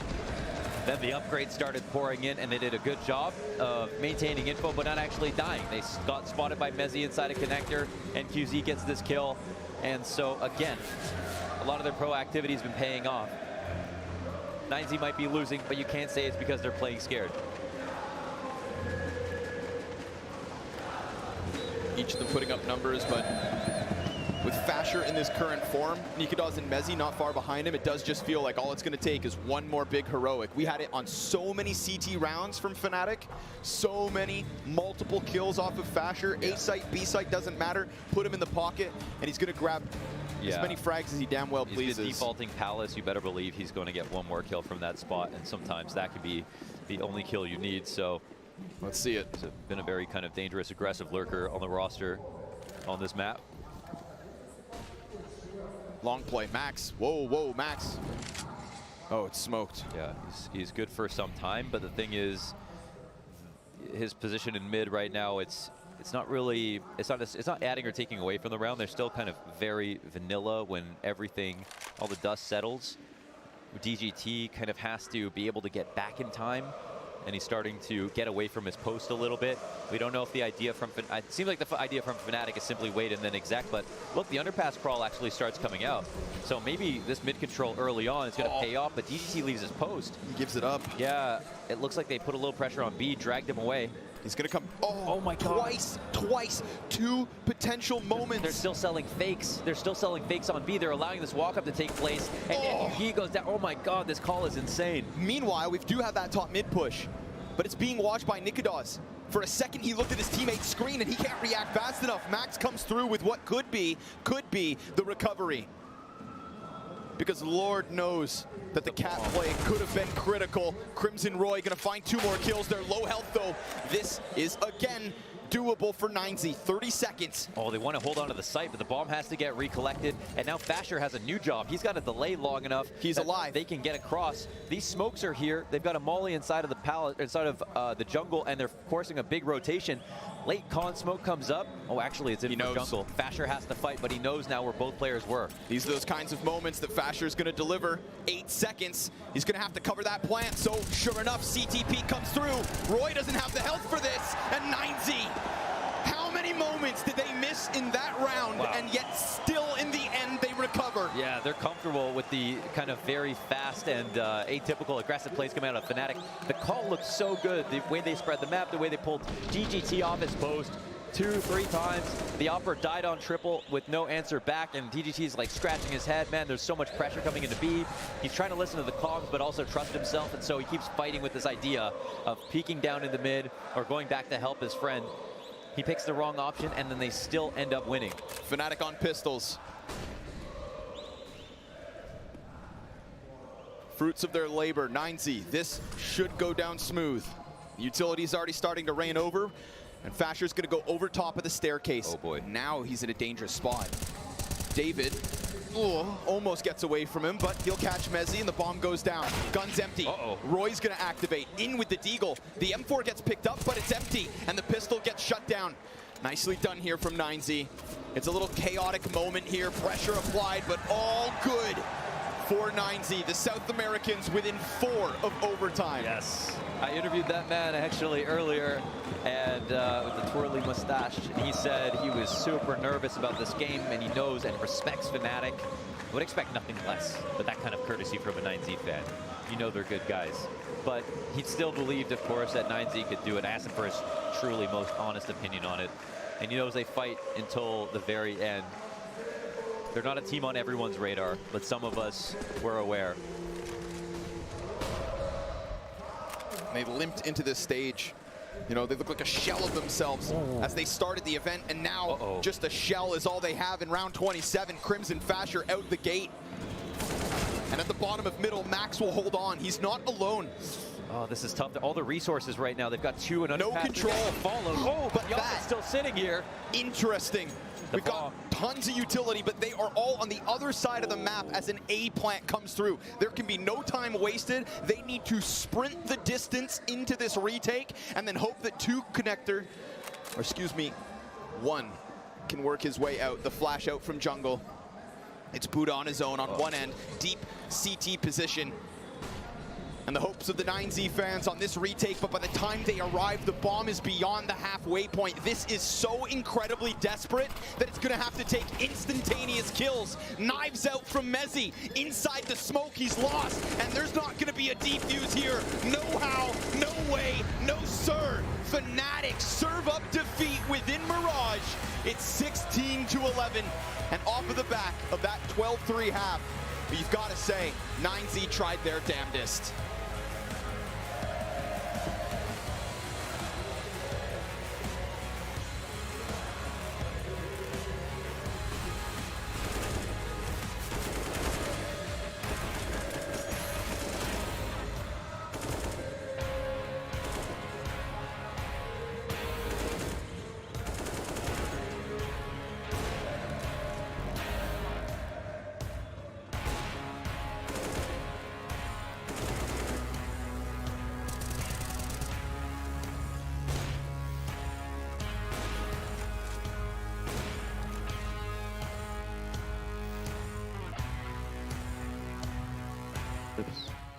Bench clear. Maybe ladder. Yeah, box. Maybe with up. Yes, up. Come on. Oh, what's this close?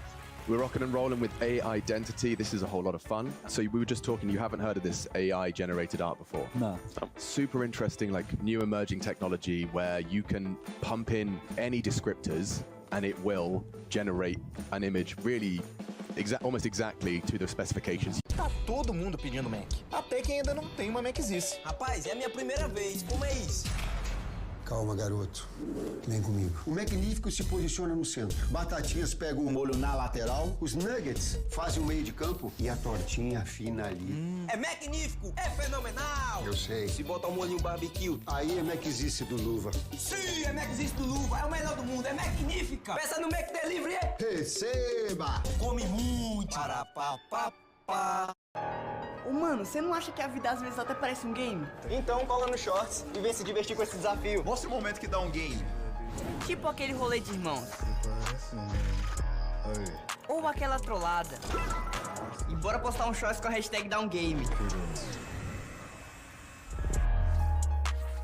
How? I have like a shadowy or like dark like in my mind. Yeah. Mysterious shadow? Like shade shadow. Where is this army of robots? Are we on the mountains? Are they in a factory? Where is this army of robots? Mountains. What's in Rio. We're in Rio. I've seen mountains everywhere. It looks, that's good. Okay, so like the mountains of Rio de Janeiro. Yeah. Oh, yeah. Oh, I'm intrigued. This is gonna be good. Leave it there?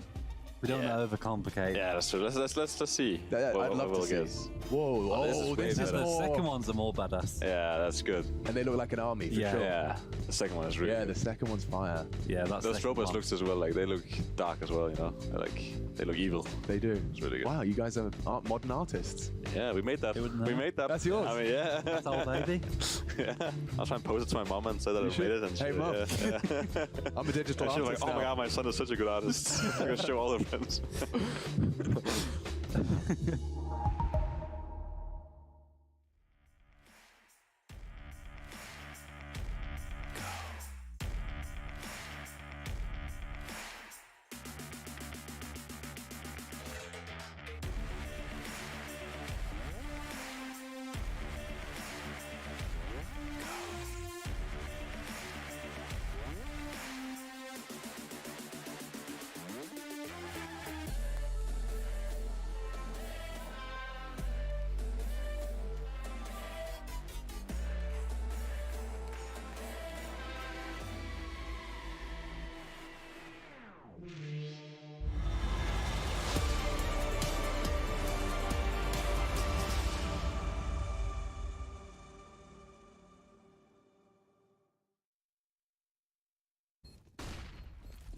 Purple. On it. Diffuser down. On it. Diffuser down. Diffuser down. On it. Fellas, On it down. fellas. On it down. Nice. Dead on it. Nice, Will. Nice. All right, so as it turns out, Fnatic want to close the game out, not fumble too many T rounds, and ultimately that is the first map going in their way. I welcome you back to the Intel Extreme Masters. It's a big one, ladies and gents. We are in Rio. We are at the Major. We are in Swiss round of 5, and what is the last day of the Challenger stage. 16-11, the score reads itself. Fnatic over 9Z in the first map of the series. Peacemaker in the middle, YNK on the end, and Fnatic with a dub. Yeah, I mean, it was. I don't think the result expresses, in my opinion, like how comfortable it was for Fnatic throughout the game. You know, I think Fnatic had a pretty good game plan at the beginning of the match, at least, in order to, like, you know, set the pace of the game. They had a couple aggressive setups, like, or reactions in general, in order to, you know, set the pace and the momentum of the game. And I think they were very successful with the double upping and everything. And I think that, you know, that caught 9Z off guard. We can see, like, Nikodos in one of those rounds, like, playing bottom connector with the AWP. Now Messi as well. Like, in general, like, I think 9Z had a success taking mid control, but they're just getting picked apart after, you know, in the second step of the, after they take mid control, like, you see, like, they're unable to do anything proper with it. And that was pretty much the story of the game, you know, they're just getting picked apart, and then at the end of the half, they're just started to play a bit more slow, but that wasn't enough. Yeah, I think it's cool also to have them both playing connector, right? Like this is the thing, a sort of a bait. You usually think when there's a double op, one's going to be on the B side, one is going to be on the A side. We used to do this with the Opper playing cat on Dust, and then there's another Opper long because people would just try to swing and get the trades there. I think also for 9Z initially, they had, you know, their game plan was clearly some fast hits early on, but in that situation, it's just important that the anchor on the CT side has solid play, and Melzi did a great job. You look at the first gun round, right? He sees it coming, throws the defensive smoke, and that just really is hard to play around it for 9Z. You know, they had a couple of moves throwing A-rush smokes and sending DGT to sort of draw attention, but he just dies instantly to Nikodos, and then, you know, the round, it becomes much more difficult because you spend a lot of utility trying to sell this fake and get some map control, but it gets shut down so quickly, then they don't have utility to end the round. So I remember, I think I sat down, I don't know, I was checking Twitter, I look up, it's 5-0 It really already was. for Fnatic. Yeah. Like, it was just, the rounds happened very quickly. I think they didn't even, you know, the players themselves realized, wow, it's already... Oh, it's live. Oh, God. It's already 5-0-1. And the first round they won was a half by B-pop. Yeah, you know, we got to look at it from the 9Z side a little bit, but ultimately for Fnatic, you think about what was shown there from Fasher on his CT side. I mean, this guy had a contribution there that is undeniable, Peacemaker. Yeah, for sure. I think, you know, he is being put in a spot where he should have those impact kills, right? And I think we also saw some really good entries from him on the T side. You know, I think overall, definitely like play like a star player. You know, he's been put in this position to shine, and he's doing an excellent job. Yeah, you know, for Fasher, 29-15 over the course of what was Mirage. You now just, you know, eventually start to look towards that second map. For Fnatic to find that comfortable rhythm here within the first one doesn't bode well for 9Z. Yeah, I mean, I think that coming to Nuke, right, I think it's important for them that they are able to win the first map. But, you know, when it comes to Nuke, you start on the T side, and none of those teams have shown any, like, you know, really good things with their T sides. Like, I think Fnatic has shown weaknesses on their T side. Same goes for 9Z. I think they played 1 or 2 nukes already at this event, and none of them, they're able to get, like, more than 10 rounds in total on both maps. So, you know, I think if you want to have a shot, I think Fnatic needs to step up their game a little bit on their T side. And for 9Z, I think Buddha, you know, this player has been a bit underperforming throughout this event. I really hope that he's able to, you know, put up some good numbers for his team. Yeah, because now's the time to do so, Yanko. Absolutely, and the thing is that for Fnatic right here, they'll have to start on the T side. So we heard from, I think, Max talking in one of the post-game interviews that they have a lot of faith, you know, in their nuke. They know that they can always come back on the CT side as well. So the problem here is if Fnatic gets off to a good start, right, as Luis pointed out, they've been struggling on those T sides. So it's really important for 9Z to not have another slow start. Yeah, and in terms of performance right now for Fnatic, you know, you are just 1 map away from advancing. And, you know, there's got to be a little bit of a sigh of relief, as Yanko would put it, a breath of fresh air. Right? A fresh of breath air. Yeah, exactly. Yeah, I think, you know, you could also tell it's important. You could say, I don't think I've ever seen Crims kind of shout and hype up his teammates in a way. So I think he's very conscious about, you know, their energy and their demeanor yesterday in the game against Outsiders and how that can help them play better. And they played incredibly well on the first map, so that's also a positive sign. There were other players who did more in terms of fragging, but he had his moments here and there. Yeah, and for Fnatic, even having lost ultimately to Outsiders, yes, 16-1 is a monumental loss. But the next map was closer, 16-14. Yeah, it was a really close game, and I think like also that game came down to a lot of like clutch situations, you know, really close rounds, and yeah, I mean that's why it was competitive. So, but you know, the team they're facing today just unfortunately doesn't have the experience and mental fortitude that Outsiders does, you know, just Outsiders in general, just way more experienced as a team and a completely different style as well compared to 9Z. Yeah, so all eyes on the prize here, and that is Fnatic just 1 map away from keeping themselves alive in Rio. We are in Swiss round 5. We need to go to a quick break so we can come back. We do have a little bit of nuke on the cards, so don't go anywhere. Grab some popcorn, grab some lickies and chewies. Let's have a good time with BRB.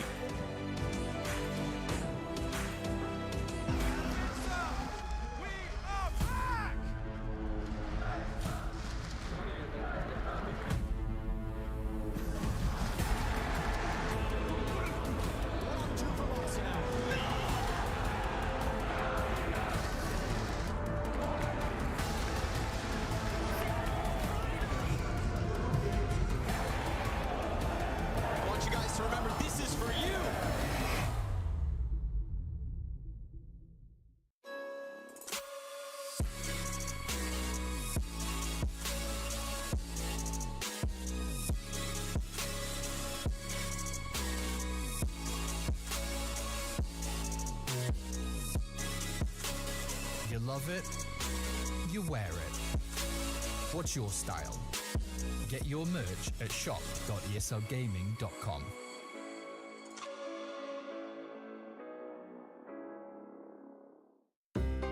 We have Mezzy and Roy waiting in the wings for some hard-hitting, antagonistic questions. What's Roy going to be most aggravated by? Rog, Rock, Roger. Okay. Oh, then he doesn't like that one. How can we inflame Roy about age? I think we can connect it to his past in Mad Lions because he was not happy with his performance there.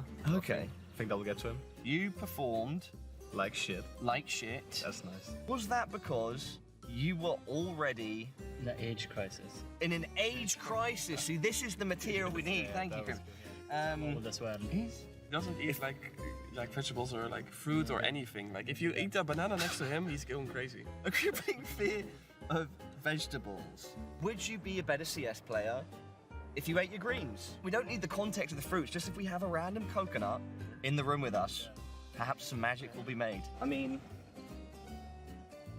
yeah. I always think that getting names wrong are good, so let's call him Messi. How does it feel to be the second best UK game leader? Oh, yeah. Mighty Max. Yeah, okay. That was a spicy one. He's a perfect human being. He's just a bit boring. He's a bit of like the Truman Show. He's like an NPC. Yeah. I think it's going to be beautiful. Is it already? Oh, here's trouble. Just take that. And here are your questions. The The rest, buddy, is on you. Roy J, you performed like shit in Mad Lions. Was this because you were having an age crisis?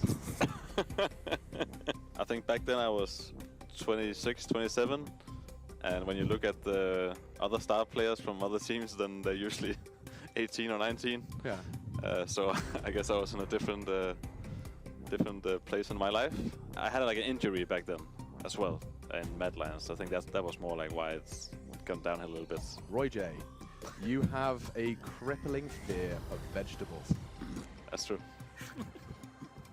That's true. Yeah. Would you be a better CS player if you ate your greens? Oof. That's a good question. We are learning today. Like if some guy sits next to me and he eats a banana, I'm getting full triggers. Really? Yeah, I can't deal with it. The touching it in general and like, yeah, I can't eat any of it. Interesting. Yeah.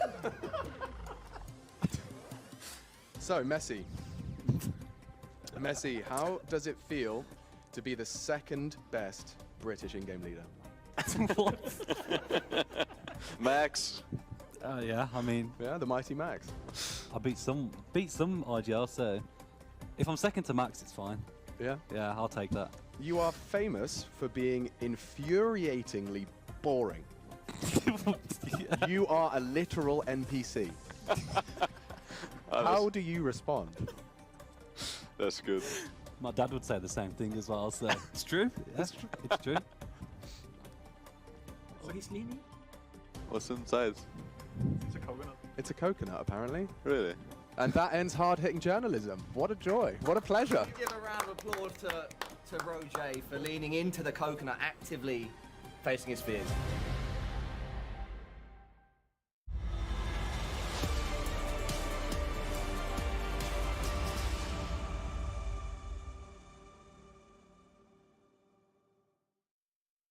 I just managed to catch up with Zach literally just as they were coming back onto the stage. He said he could see that Fnatic were respecting him. It took a little while for his boys to warm up, but he's not too worried yet. He says, okay, first map didn't go their way. It was a nice comeback towards the end, but going into Nuke, CT side start, he still believes they can do it. They got the crowd behind them. Let's see how it goes. Are we going to a third, or is it going to be 2-0 for Fnatic?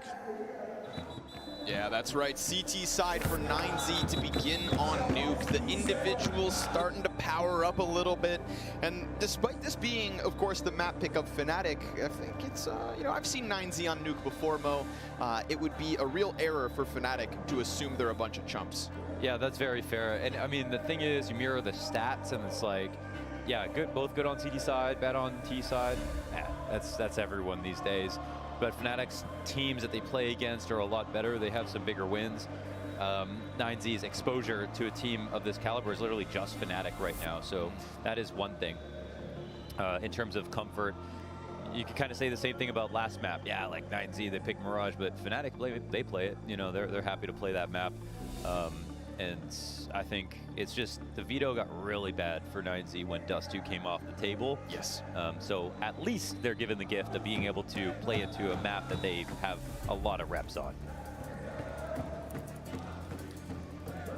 So, looking for stars to maybe power up this one too as well for 9Z. If Zach was saying that, you know, the boys were a little cold at the start of that Mirage map, yeah. I think that the absolute opposite was for Fnatic. You know, Fasher came out absolutely swinging. You're like in a dream when you're like, when you're, you know, your top player, your tier player sitting beside you just comes through and just farms like 10 kills in 3 rounds. Nothing feels better than that. Roy didn't have to lift a finger. Yeah, no kidding. He wasn't even needed. So, feels like no doubts for Mezzi's calling at the moment. Absolutely no question about Fasher. Crims, a marked improvement from the, of course, Outsiders beating that went down just a day ago. Roy will see if he can pop off or if it's Nikadaz's op that'll find its mark. But 9Z will begin on the defense, and they'll be looking to keep their hopes and dreams alive here in Rio. Fnatic, a single map away from making legends. After all these years, Fnatic make it back to the major.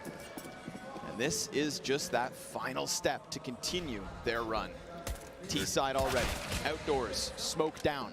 NQZ gets hit hard, so he's just gonna have to allow for the cross, and it's DGT to pick up the kill elsewhere.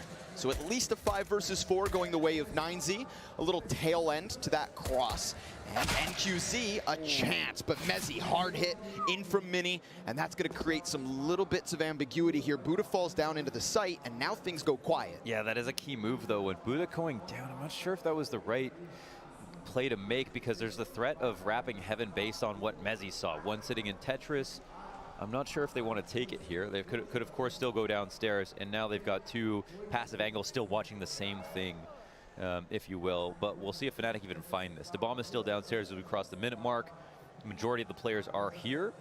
Max is just about all alone, and it looks like Mezzy may have pieced together this puzzle. We'll see what Max can do with these two guns.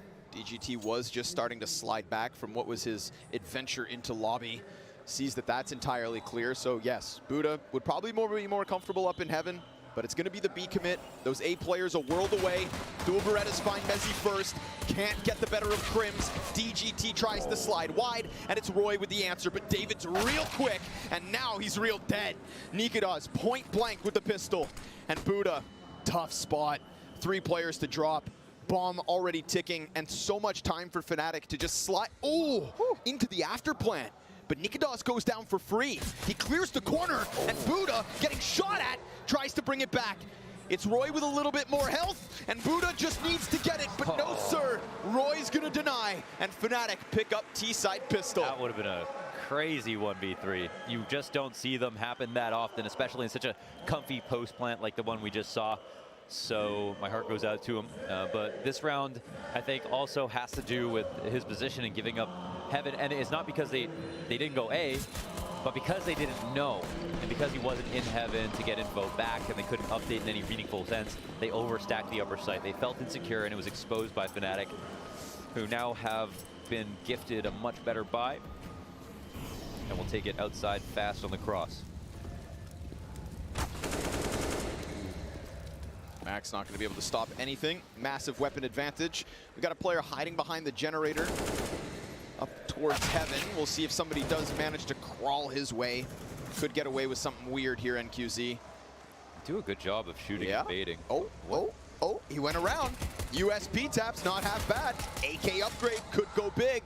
Nikadoz, gonna keep his head on for now. The Galil will get the better of the unarmored NQZ. And the counter-terrorists not going to be able to stop Fnatic, even if they tried. Yeah, this round is kind of locked up, so we'll see if they try to get the better guns at Thatcher. As the last 2 players go down, another clean start here for Fnatic. Pad those stats. Yeah, it was nice for 9Z to start on the CT side, but not with an easier start. Roy getting his early here on map 2. Wasn't really necessary for him to kind of have a pop off. Yeah, he was just like 6 and 8. Doing his thing. You know. Cruise control. Yeah. Just thinking about eating meat later. Yeah, no vegetables. Nothing else. I have to say, great content piece from Paula. Amazing. Absolutely love that idea. Yeah. And hope we get more. But as far as Counter-Strike's concerned, Crims is nearly dead. That was an expensive run through, but they get down. We'll see if he can hold on for dear life. We've got Max already with prying eyes, deep from ramp. He's not alone. We've got a smoke on one side as the fire throws out from the other. Look at that aggression. Max tries to run it straight at the bomb plant, and it loses his life. Yeah, they didn't know how many dropped. I think they called the timing on the vent because it was smoked. They didn't know 3 people were down here, so they maybe thought 1 was there, maybe 2, 1 to cover the plant with control side, and Max thought he had a way in, but they were everywhere. And as we can see by the health bars, it cost them a lot of life to get through an entire molly, and that's maybe why they didn't think that many had crossed. Yeah, Crims was lucky to even be alive. Won't survive this one. But 9Z, first buy round, don't even really get a chance. Barring that rush out from Max, nothing here to stop Fnatic. I mean, talk about conviction. Straight out the doorway, straight down to the B site, and right away the 3-0 start. Silver lining, 9Z gonna hang on to basically everything. Ouch. It was a combination Molotov. It looked like maybe an AT landed beside him. Sometimes a nice counter to the vent drop. I gotta say, you know, strong call from Mezzy just to do that really early on in the half. Because now the reactions are going to be dropping nades into the vent, mollying in the vent, starting in the vent, all these kinds of things. But now Fnatic can kind of put it on the back burner if they want, maybe implore it a little bit later on. Just nice, quick conditioning out of Fnatic. Yeah. 9Z gonna change things up a bit. We got NQZ over towards Secret Stairs.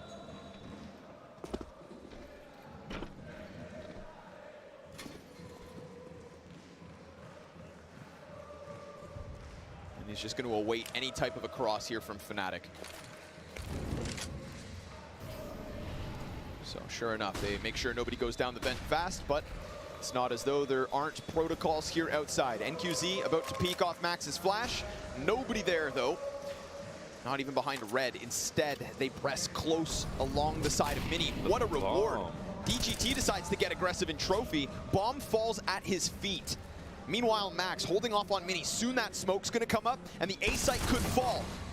They will hold on to it. The bomb is back in their possession. Buddha goes deep on Hut. And Roy, he's going to be able to wrap around Heaven. No stopping him with that kill on Max. Oh, a pain can smoke to make it feel like they're going to go Heaven potentially. Ramp is wide open, so they have to kind of respect this. Lobby push comes in from Buddha, so there's a chance for him to bring this back. Oh, clean Doesn't play. get switched, yeah, and Nikita is here with an op. Waiting for a second as David resides down beneath the Heaven. And sure enough, it all gets ripped away. So Buddha, active play, and he's going to find himself another. Taking a bit of an initiative and tucking into the Hut, catches Fnatic off guard. Yeah. I like that. 9Z, not just sitting back on ramp, but moving forward into fights and taking a first round win. For sure, yeah, getting into their space. And I wonder how DGT got into Trophy Room without them being aware of it at all. If he had just walked the entire way, which is super unlikely because any passive default still kind of will take accounts of any kind of ramp push, but they didn't know. And bomb coming out first was kind of a blessing. You got to appreciate them following that one with a little bit more aggression on other parts of the map. Ooh, Max, lovely timing. Cross smokes go up, Roy goes down, Fasher follows right after, and we've got 9Z with a comfortable 5v3. So this CT side, it's gonna start early. Despite Fnatic's best efforts with the aggression out of the gate, the pistol and conversions, sure, it's some padding for this T side, but they're gonna have to get to work. Yeah, we saw what kind of damage they could do. CT side Mirage, understanding how to press their advantages. And Fnatic still looking to work on this round. Sparse utility, but Molotovs are key. Smoke on Crims as well. When in response as they clear out angles. They're supporting a push downstairs, but look who is on the hunt. It'd be unlikely for Crims to expect this. I don't think control glass or the door is open. So that means that Crims could actually turn back. Maybe they want to use him to bait. Oh, they are using him to bait. But he's being hunted, don't forget. So while we keep an eye out, oh, Max died. Wait, oh wow. David though drops bomb. Now suddenly Nikita's problematic. He's gonna slide out, fixated on David's last known position, and of course Crims downstairs, nowhere to run. Yeah, this one's a bit awkward because they show themselves in Hut at the same time that Crims gets his kill downstairs. Of course, Crims doesn't know that somebody's going to be trying to hunt him, but still turns around and checks. And if they had maybe just had the contact from Crims first, the CTs maybe make some bad rotations and then they could get back into the round. But outside of that, it's all about 9Z's opening kill with Max watching the cross and then the instant 5v3.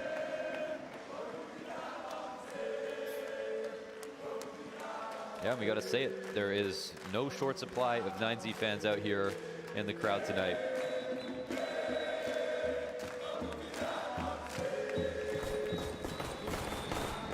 The only other South American hope, barring Furia.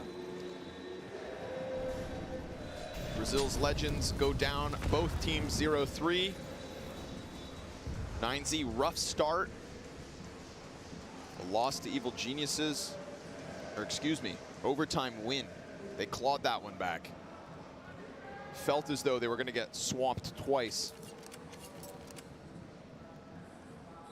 And now versus a very promising European roster in Fnatic, who've looked better than we've seen for years. Map down, but currently winning rounds. Crims, all that's really going to work here for Fnatic. DGT can tend to just give them some real estate because NQZ is going to take that contact. First shot, he lands it. Now he doesn't have to re-aggress, but will as he chooses to because DGT just shreds another couple. And this is a total lockdown inside of the ramp room. Full house between DGT and NQZ. We're all tied at 3. Yeah, huge for the confidence, huge for the money. And that can help Max out a little bit to relax just for a second. Into the full buy again. I think the only scary thing about this is, of course, Fnatic are willing to go to wit's end to make sure they squeeze every round for anything they can get. That's why they have been pulling out some of their biggest victories in recent memory. Round 7 comes in. The buy's not perfect. Crims, who had an AK last one, only has a Tech 9 here. Ooh, Fasher takes that risk of getting down vents, and I think that's, you know, the protocols that come out because of that one successful round. Fnatic get down vent, early damage, and Fasher barely living. Getting down vent is the first step to messing rotations up, and Fasher is very hard to kill at this point, even though he's very low. And yeah, there is quite a gap here, but Max doesn't want to fight directly into it. DGT off angle. This could go unchecked, but it's just the one. At least he gets Roy. Remember, Fasher barely left, and Max sticks around, runs the risk, finds Nikita still just floating around the red. Crims, he's got the plant, and Fasher, tough spot to press into what's going to be the 9Z retake on ramp. This is everybody. This is everyone. And Fasher's not able to cut down anything. So Crims into the backside. His only teammate left is Mezzy towards the double doors. And 9Z, well, they're gonna soften up Crims. Nice and smooth so far. They catch him in the backside. Mezzy down to 10 HP, and it's such a desperate position. Smoked off as well, no vision. Just intuition as that defuse is being stuck. Mezzy's not even going to try to pull the trigger right away. He'll catch Max, but it's not the diffuser. So 9Z with a CT lead early. Yeah, so Fasher ends up being the reason they go downstairs after he gets the site. They don't rotate down to kill him. It gets a little bit scary from that position. They throw one flash for him to try to fight, but Crims doesn't get his on his peak. There's a strugglesome spray outside between Nikadaz, I think, and Max at red. A couple of these instances could have made the difference. The early damage also helps out from 9Z, at least somewhat punishing Fnatic for trying to do an early vent drop. Mezzy on the 1-on-3, I mean, he knows he's throwing a Hail Mary here, but gives it his best shot. Crosses his toes in hopes that he had shot at the planter, or the diffuser, but that wasn't the case. And while it's expensive, it's still a really good round for 9Z to look back on.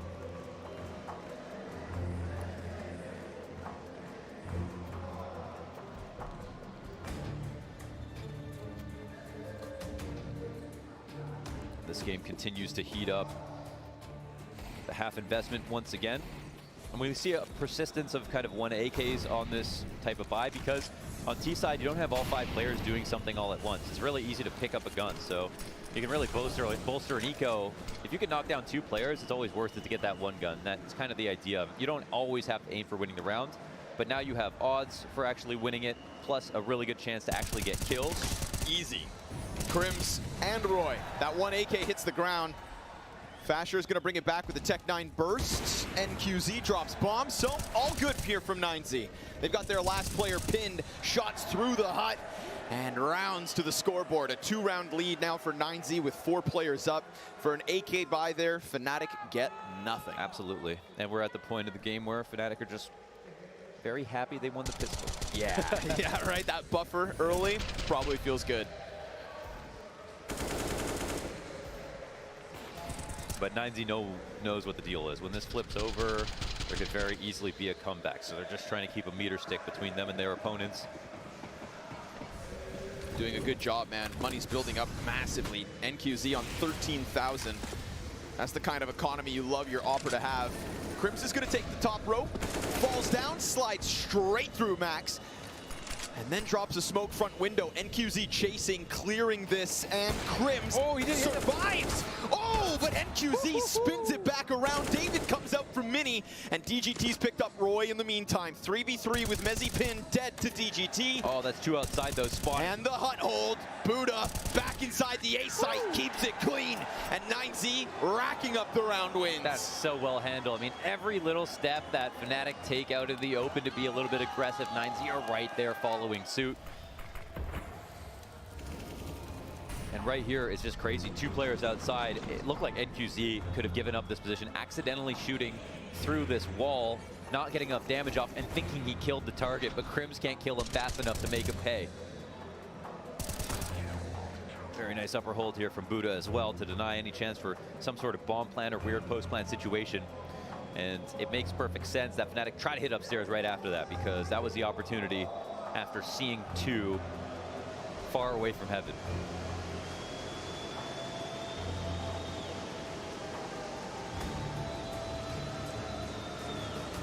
Always impressed again to remember 9Z, don't remember the last map, they don't remember the last round. They play it in the present at all times. Always fresh.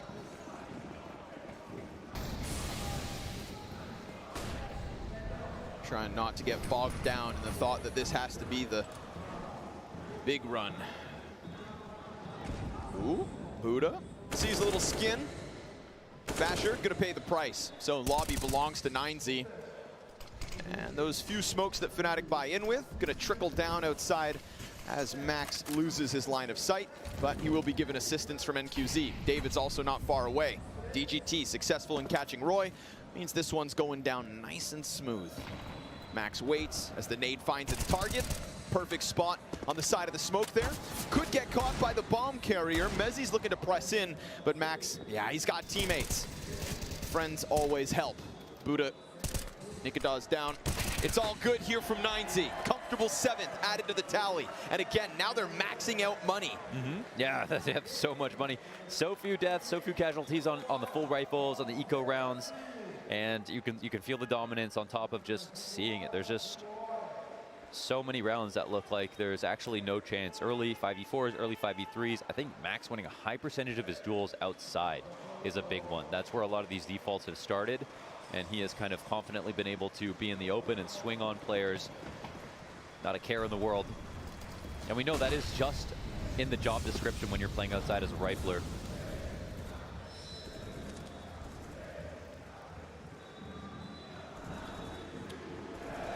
Back into the secret stairs.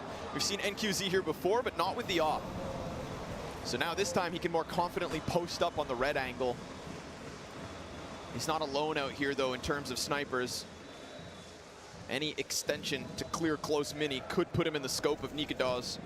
Looks like a mistake could come his way. We'll see how far Nikadaz extends. Ooh, fatal error if he comes around that red box. Looked like he was not worried about it, but here's the thing. Even though they fall back, they didn't actually clear secret. The CTs are not worried about someone potentially being in secret. Fasher is getting a lot of vision here. It's really important to keep Squeaky smoked, but David does one better and gets the kill. Yeah. Smokes will go down outside. Of course, NQZ aware, completely clear. Roy could get lurky. I think he's found the gap, and Max is trying to hunt him back. And again, this is what makes his job so difficult, but he likes to play dynamic.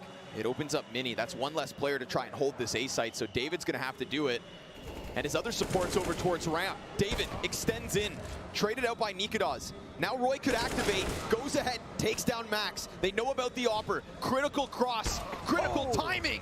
And Nikadaz wins that duel. It was long in the making. Pops back up, drops Buddha in the mid-sight, and DGT buys time up above. Nikadaz, you have 5 seconds to spare, and DGT slides into the most critical spot. Oh, but he misses his shot. Nikadaz with a chance, and it gets shut down.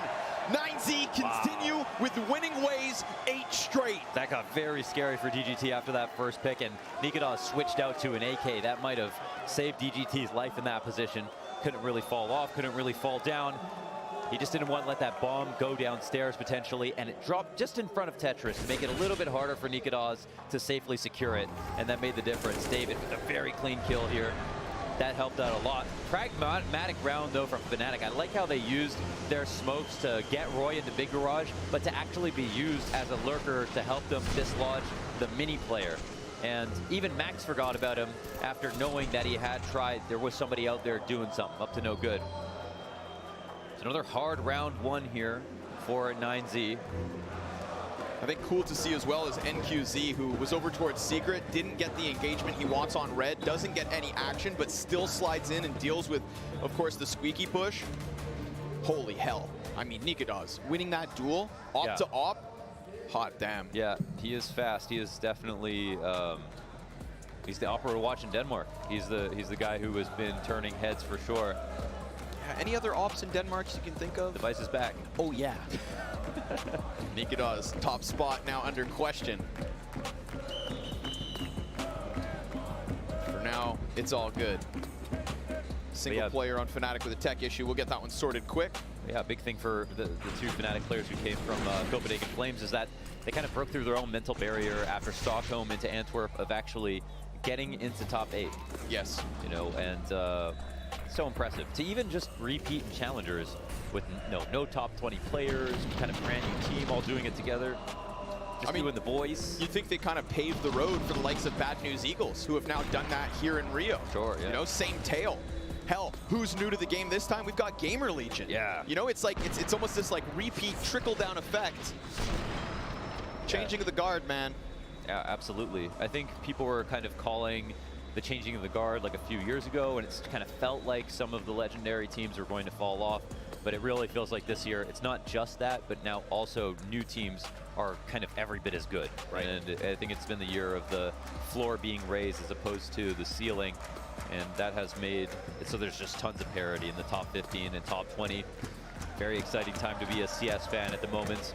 Feels like 50% of the Academy League Season 1 is now featured on Tier 1 or Tier 2 teams. Yeah, no kidding. It's actually uncanny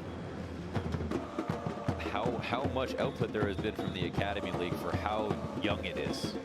The league itself, not just its players. Yeah. Well, we don't know that yet, actually. Okay. Furia are through, but 9Z are still playing. Playing well, the CT side, 8 straight, as mentioned, and in the face of just a few pistols here for round 12. So, again, it all does come down to the second half. 9Z's T side is a question mark. So far, brilliant nuke play, dynamic outside setups, and honestly, a few easy rounds, dare I say. Max catches Roy outdoors, so the pistol pop, 1 player less already. Careful, Buddha, there's a guy on Ven, but he finds Mezzi. Bomb's gonna be planted. It's a quick little pop-down beat, didn't even catch it myself. So fast was Fnatic, but as they come through that smoke, DGT already starts to unravel what's gonna be a nigh impossible post-plant. I mean, the health is low, there's only 2 left. You've got 9Z on the full buy. So take your bomb plant, walk away, and try again in the next one. Because this is 9Z continuing to tear you up. Yeah, I think happy to just make some money. And at this point, I mean, it doesn't feel like they're going to. It is possible, even with 12K, 10K each on every player, that you chew through all of that money before the half is over. But like, I don't know. I think if they spend their money right, it's going to be too difficult. Even if they want ops every round, even if they want full utility, Fnatic are going to have to win rifle rounds only. They're going to be chewing on granite to get through this half, and just 3 rounds is definitely not enough. Well, maybe. Yeah. Never say never. It comes down to both how good Fnatic's CT side is, which you know is good, but also how rough 9Z's T side is. And actually, right now, in terms of quotas, you know, Fnatic is 40+%. Uh-oh, that's a good start. Max has been the kryptonite of these defaults outside, and he's down. Yeah, we saw that highlight from the last round. Little one-tap, dirty AK kill to the top silo. Roy again getting into his antics, but this is a new spot from David. It's a long-range fight going down first. Many players got this guy occupied.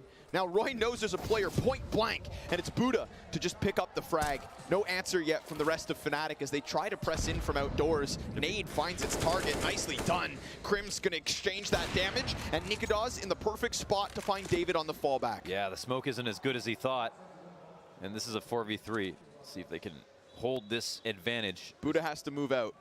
Yeah, and Buddha makes a good move here.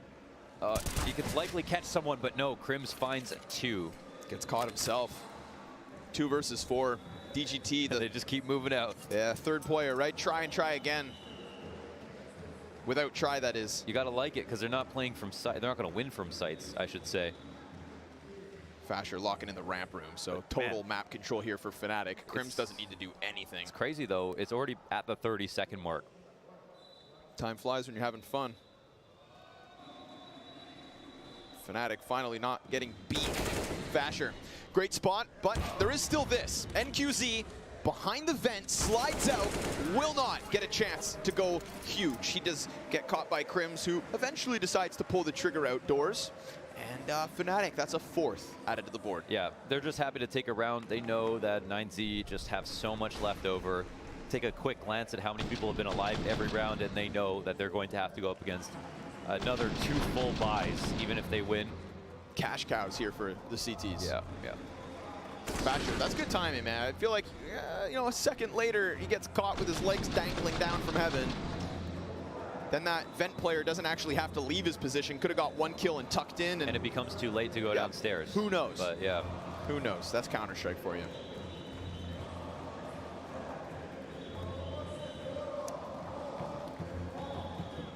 So on round 14, well, do 9Z need to overthink this? Probably not. They just keep going back to what they were doing really well. I think if one of the problems that they've seen so far from Fnatic is just allowing the vent drop, no deaths every single time that Fnatic have tried it. I say every single time, it's only been twice, but there's been 2 very clean ones. And while there's some damage, just letting someone down there could really cause you problems later. Outside of that, I think it's just them waiting to see what Fnatic's attack is going to look like. I mean, they lost Max through a smoke outside early on. That's no big deal. They're not going to expect that to happen twice. And it looks like it might be time for that upper hit. Man, that blinding flash hits both ends of the hit. Crims, freebie, slides through. Max a little delayed with the trade back. NQZ, though, somehow survives, and David lines him up. Naked Oz into the clutch, shut down by Max, who skates right through Mini, and is going to stall Fnatic on 4. Wow, a little discomfort there. They can't trade out Heaven. That allows them to get across the site with 3 and potentially trade again. It really comes down to that Heaven hold, staying alive, 1 kill as well, and then the rifler from opposite vent, he just farmed. Damn, NQZ, love that. Killer instinct, comes at it, knocks him down. David primed for the cross. And Hut has really been the end of Fnatic when it comes to that A site. We haven't found them in there with a plant. And we're not going to get many more chances. Fnatic, final round of the T side of 4th. We look back and thank God for them, they won the pistol. But one more chance is maybe all they need. David, blind as a bat, pinned against the wall. NQZ also down, so no impact from Heaven. And try again. They finally find that footing inside A. Poor Max dropped to 17 health, loses the bomb site, meant to be set ablaze, and no chance at a re-entry there through Mini. So 3 versus 1, clean from Fnatic. They'll get that little sprinkle of a 5th round on this one. And Max, where are you going, bud? No chance to get in from Mini, you know, going to Heaven. I think that would be the next obvious move. Let's try something a little bit weird. Maybe they've decided to post plan inside of the lobby, but this is who 9Z are. They're going to try no matter what. Yeah, I like it. It's going to take maximum effort, and it gets shut down. So, Fnatic, sure enough, a saving grace of a 5th terrorist round win, but we all know Counter-Strike, a tale of 2 halves.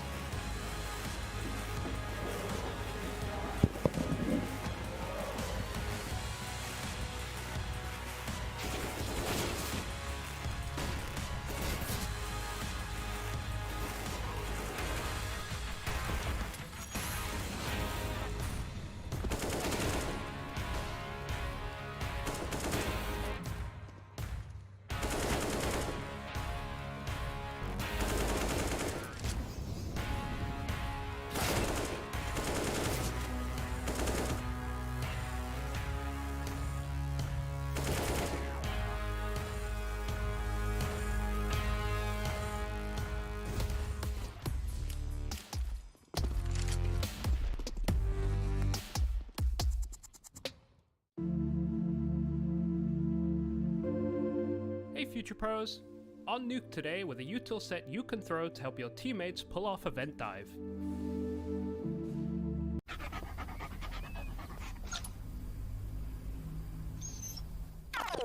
Oh, won't you stay with me?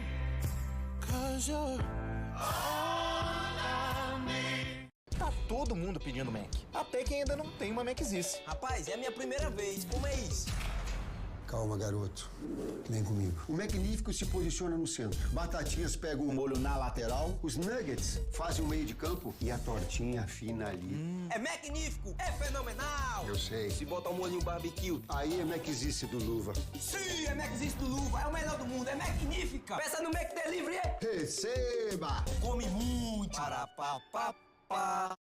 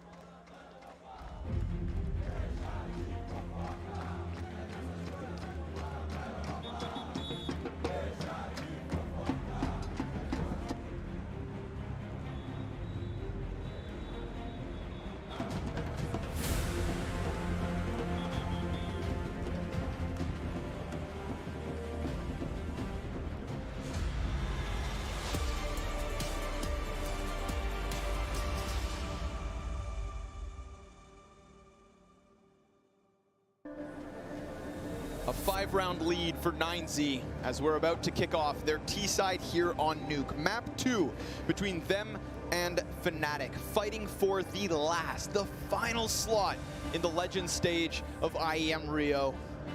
Yeah. It's a tough job to close Nuke. That much we all know. You know how I was talking about with Fnatic, eco rounds, pistol rounds, they're giving it a lot of thought. They win 70% of their pistol rounds on Nuke, and this is over a pretty big sample size. And that's also the kind of round right now that could absolutely make the difference in this game. So we'll see if they can pull off the hold. 9Z are not too bad themselves. It's going to be a full-blown exec into the A site. 3 players priming for the hut. Mezzi to be tested. His medal is sitting in the back site. Buddha slides through. NQZ connects. Roy comes out from Mini and will only get the one. So 9Z, man advantage. And all that Fnatic have left is the heavens. They fight out, and the first goes down. No trade back from Crims. And he's got 2 players down beneath, 1 fighting out from Hut. And Crims, what a difficult job this is. 70%, but not here tonight. Unless Crims can finish off the little that's left of DGT and the player down beneath him. The man towards squeaky jump spots. And Crims waits for a chance to strike. The bullet whizzes by, a warning sign of what's to come. It's a little more impact, but that's all it is. It's an impact, not a round win. 9Z find 11. This would be their biggest Nuke win if 9Z are able to pull it off and close out on T side. And this is the exact start you need. They had enough players upstairs to pull this hold off, but they didn't have the aim. They got out-dueled on every single peak with DGT's 2K. They kept tipping the scales back in their favor. Man advantage situations all the way until the end with a bomb plant. A very nice round to start off the second half. And this is Fnatic's map pick.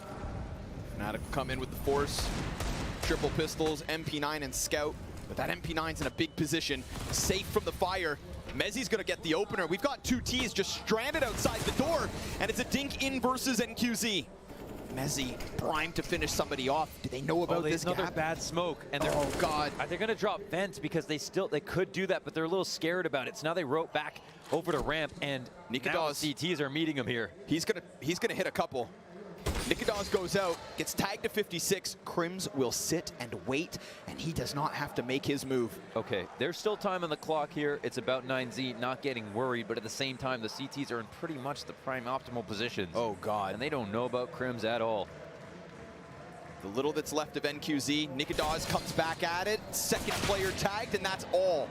But now if they move forward, Crims is not a problem. If they come back, he could be everything for Fnatic. Oh, they watch it. Heads up play from 9Z. Now they know he's here. And Crims, from what could have been to what shouldn't be, he still hangs on and finishes David. DGT alleviates the pressure elsewhere. Roy nowhere to be found, and they will still slice through Crim. So 9Z survive what could have been an atrocious situation. Damn, that's such an excellent round, man. I mean, they were really surrounded, and Roy, it's still a 1v2. They can run downstairs. Roy will probably try to beat him there. He's got a chance. He does have a chance. He has half armor as well. Oh, he's got a chance. And if he swings NQZ that door, is and the player with health plants bomb. Oh my lord. Woo! 21 health left combined, but 21 health is more than they need. Yeah. 9Z take their 12th. Yeah, that's all that matters. That was super solid. A little bit scary, of course. I think it was more about Fnatic playing that well for what they had, but then 9Z not overcommitting in the wrong position. Once they got this kill, it seemed like they were going to try to take it up to heaven, but instead, they made sure everything was cool in the ramp. They noticed that Nikodas was the rotator to ramp. They didn't find anybody hiding, and Crims waited so long. He must have been so surprised when they were still holding onto those angles. But that is a real high level of focus there from 9Z. Yeah. Considering every possibility. Yeah, you've got to respect that. If Roy had just been a second sooner as well, hands would have been busy. Who knows what comes of that, but now we sit back as 9Z are about to churn through unarmored pistols. Nice nade damage at the very least, but Buddha's gonna chuck one back the other way. DGT just tears up that A site. We've got majority of players here from 9Z taking damage. Crims will come through with a singular USP frag, but that's all good. A site plant. This one's locked in from 9Z. It's going to be a substantial 8-round lead. 3 away from pushing this to Overpass. Yep, they're in a really good spot. Overpass is an interesting map to end on. 9Z got to be feeling good. This is the first real rifle round, though, from Fnatic. And so this is obviously, you know, if they lose this, they don't have enough money for a full buy. 9Z just have an open route to victory just like that. So one super solid rifle round here, and it could spell the end for Fnatic on a map that they wanted to take it to after already being able to ban out Dust 2, 9Z's kind of best map and favorite map to play. 9Z forced to show depth in their nuke play. Never did feel like this would be a freebie. But Crims, oh, awkward, still comes up with one, and a ton of damage into NQZ. Double Molotov goes out. Nobody gonna peek behind that. DGT and Max sitting and waiting and doing their own thing. Vasher floats inside A, but ramp is really the problem. I think they have outside locked off with this Mac Mini player, and Nikodas just happened to take a fight. He's going to watch him lead, but he knows that they haven't crossed. So Roy doesn't have to get too worried about ramp. There is the chance that they go downstairs, and that's the one threat. Secret is not open right now, so the vent rotation is the only one for the CT side. Ooh. And now they're starting to walk down. Again, the patience from 9Z, but look at Mezzy waiting beneath. 2 players go up, both the Hell players up into heaven. They're clearing out the A site as DGT looks to go join his teammates. Mezzy's gonna hear this, sees it, and deals with the first one. In fact, goes in for seconds, and Buddha's dropped. We've got close up on Max. Nice play, at least gets the trade back. He can focus over towards the decon door. We've got 25 seconds, and he needs to grab bomb, but DGT just got another kill. Are they going upstairs? That opens up the possibility of a lead. That's not an easy rotation back, but they get up the vent, I think, fast with one. Fasher waiting for heaven. He's so quick to the jump. Oh, this is the last 5 seconds. Fasher, he's gonna get the headshot to DGT. Max needs the clutch, gets one, but Nikodas, he's right there with the op. Back and forth, a tug of war. Fnatic with at least a lifeline. It can be very easy to forget about that potential rotation back upstairs. It doesn't happen very often. So Fasher going up the vent quickly is something to note for sure. Just in case, Mezzy played this so well. That passive angle looked like he wasn't going to get anything. You know, if unless they literally jumped through the window, but waiting for it to break before he peeked, netted him that frag, and from there on out, it was pretty easy. Now, quite a costly round on the CT side, but money left over for 9Z to put together a buy, so they kind of keep the same thread hanging over above Fnatic like a dark cloud, that if they win this round again, save all 4 of their timeouts for this T side.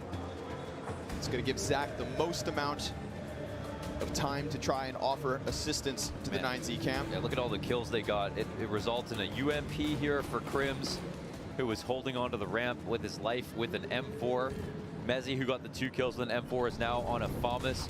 And Fasher himself also only has an MP9, but Nikita is the best gun of the round. He saw a player Silo, catches Buddha on top of Mini, goes for the repeak, and it's 9Z to come in with a kill. He pushed ramp and found a timing. Crims, oh my god, he didn't spot that. Jesus, but he gets trophy room. And at least in the meanwhile, NQZ also gets called outside, so Fnatic deep control and 3 kills. He's calling a timing on ramp where there's no one actually there. So this might hold him in place for a little bit. Can they break into the A site though? It's the only Hail Mary 9Z really have. Roy's still here holding for lurks because of that timing that Crims called that's not actually there. So it actually, you'd think, pulls a player off of A. Roy otherwise could have been up in heaven. Lots of pressure on Mezzi. Again, suffering from only having this FAMAS. If he drops the ball here, there's still a chance. 9Z with a live wire. Gunning for a 14th in the post plant. Crims' position still unknown, and he could just slide up and shoot DGT in the back of the head. Nice and easy goes that one. It's Max now. Any kill Max gets here affects this next round and keeps the chances alive, even if it might seem like he can't win this. Oh, double molly though. I mean, that's the shoe-in. That's the lockout. Crims, it's a 10-second stick, and he's gonna do that so comfortably. Max just has to walk away. No additional kill, but it is a bit more money for 9Z.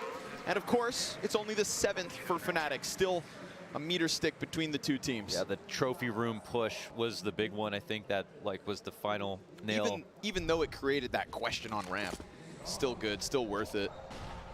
Yeah, it locked up Roy outside and put lots of pressure on Mezzi to get a kill where he didn't. So that's the only reason we even see the bomb go down. But he was the full flank at the end of the day. And the full flank wins it right here. Crims couldn't have been easier. Mind you, DGT was just coming back to check. So timing plays out to Crims' favor. Smoke goes down on ramp. And DGT will stay pressed against it. We've got, of course, pistols here for 9Z. Not a full-fledged buy. Limitations, sure enough, but at least they add one more AK and Kevlar to what was saved. Shouldn't say impossible round for 9Z. Damn, DGT 19-9. Great map so far. Ooh, Crims with a chance at the aforementioned DGT. Leading the charge for the South Americans. And it's gonna be Buddha who gets fed to the meat grinder. Tech9 out at the helm of this push. 3 players behind him inside of lobby. And Max is the X factor. If they keep these CTs busy and they find that right timing, now they have a very real chance. Tech9 comes in big. Mezzi's gonna get swarmed, and he only gets 2. Crims though, double from above. And Buddha, well, he's got a smoke to work with. He's got a chance with this one. And he's not known to be the heavy hitter.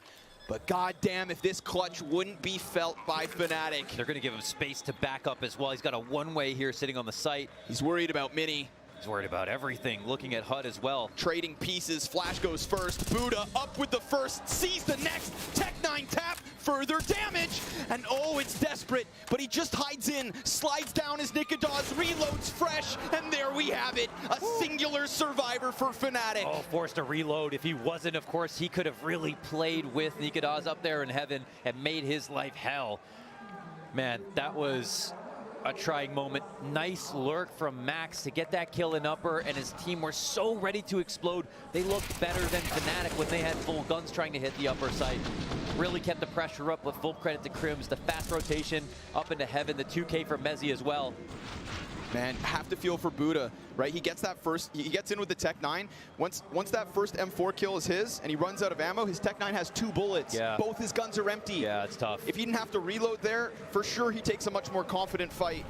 Instead, Nikadaz is able to close that distance and close the hopes of 9Z's early 14th, but DGT's downstairs already, quick as can be, onto Decon. Yeah, now of course, you know, everything is closed downstairs, but that's not the point of this lurk. It's to get Fnatic to get worried on the ramp. The flash moment. 3 dodges. Wow, that's so nice. 2, 3, easy for Crims. Just rock solid, statuesque inside the ramp room. And where does DGT get his kill, however? He's looking for another fight as NQZ works into the ramp. Nikedas has him locked off in this position. We'll see if he goes any farther. He doesn't really need to because he's just on the CT side, but NQZ comes out, bomb gets dropped. DGT alone. If only. If only NQZ can slide into the cover. If only that second peek from Hell isn't as sharp as it is. And DGT, you may have the time, but he's about to get peeked and dealt with. Nikedas finds that 9th for Fnatic. We always said the T side was the question. And right now, 9Z have had a couple chances, but Fnatic's closing that gap. Yeah, I mean, both teams, like on their T sides, they brought some really good rounds to the table. Almost closed them out, but didn't. This flash dodge, so underrated from Crims. Does such a good job of getting back into vision just in time as they're coming through for being smoke blind. Shredded. Yeah, puts him down. Easy. Doesn't break a sweat. Having a much better day this time around. Yesterday was rough. It was. That Mirage map versus Outsiders really kind of put a dent in Crims. Yeah, that could kill your confidence if you weren't a legend. And he was the one that, you know, prior to the stage of the event starting, doing interviews with you even, is just talking about, you know, what he's telling his teammates, how he's fueling them with confidence, the tips and tricks of how to succeed at majors. You know, Crim's got all that in his repertoire. Even if the crowd is against you, people don't know when he was on the best Swedish team in the game, their team was hated. There was so much beef between them and NIP, who were the most popular, and he was still able to close out tournaments, have big games, and perform despite not having fans in the audience. So you'd think that's so valuable, but here's another quick one. Buddha looking to crack the whip into the A site. They'll flood out from Hut, but 2 dead already. And the others just can't quite come through. USP out from Roy gets weird. NQZ was given a chance there. Would have been a beautiful upgrade for a gun.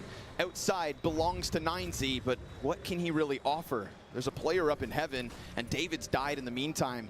So 9Z, I love the fact they just kind of go pedal to the metal, burst into that A site, but they don't have the tools for the job, nor the entries. Yep, any kills if they can find him at this point, but it's not going to be too easy. DGT readying his swing, and it's a good one.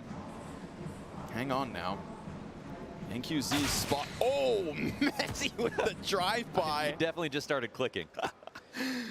Just smokes him on the side of the doorway, and that's going to force NQZ's hand. If he thought maybe somebody would come back out, check out doors, he could shoot him in the feet, but instead through the chest, it's Nikedas' op, and a 10th now for Fnatic. Yeah, now they're starting to float, of course. Now it doesn't feel like any one round matters too much here for 9Z. They want a streak, and they are letting the money build up a little bit. I will say 9Z did a better job in their CT side of keeping their money extremely high. Yes.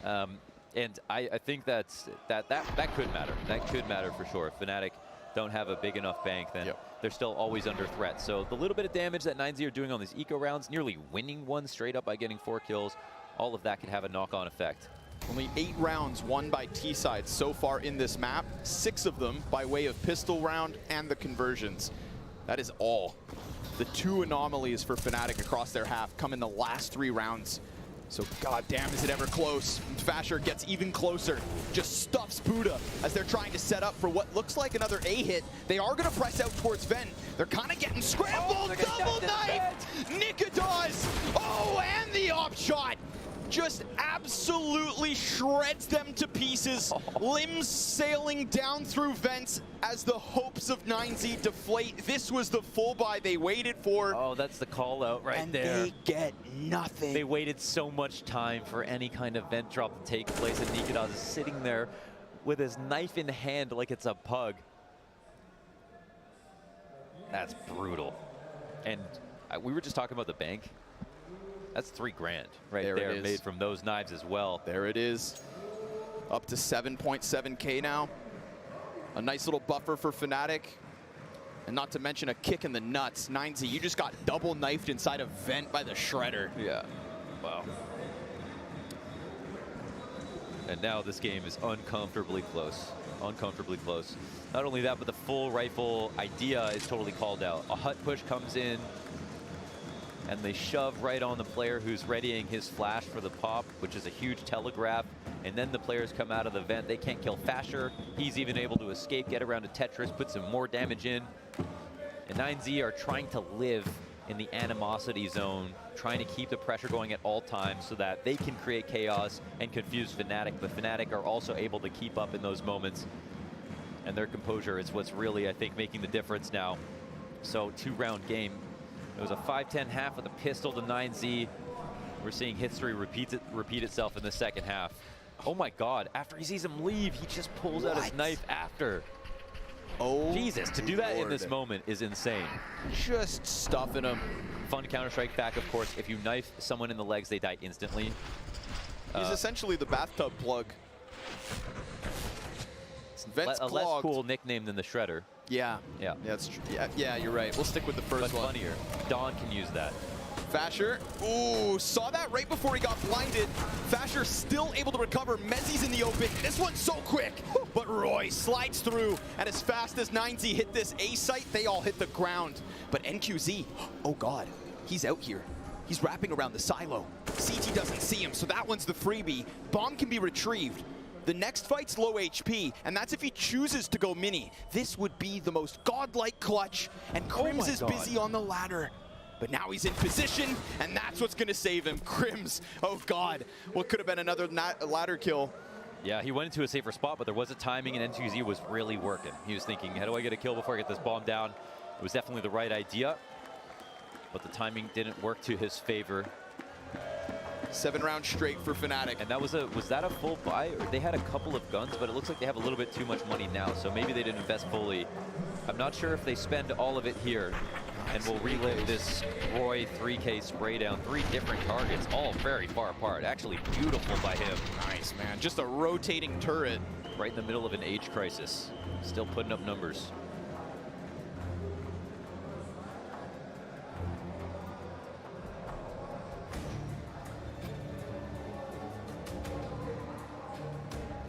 Z still enough, of course. Yeah, that round is very different without all 3 of those frags from Roy.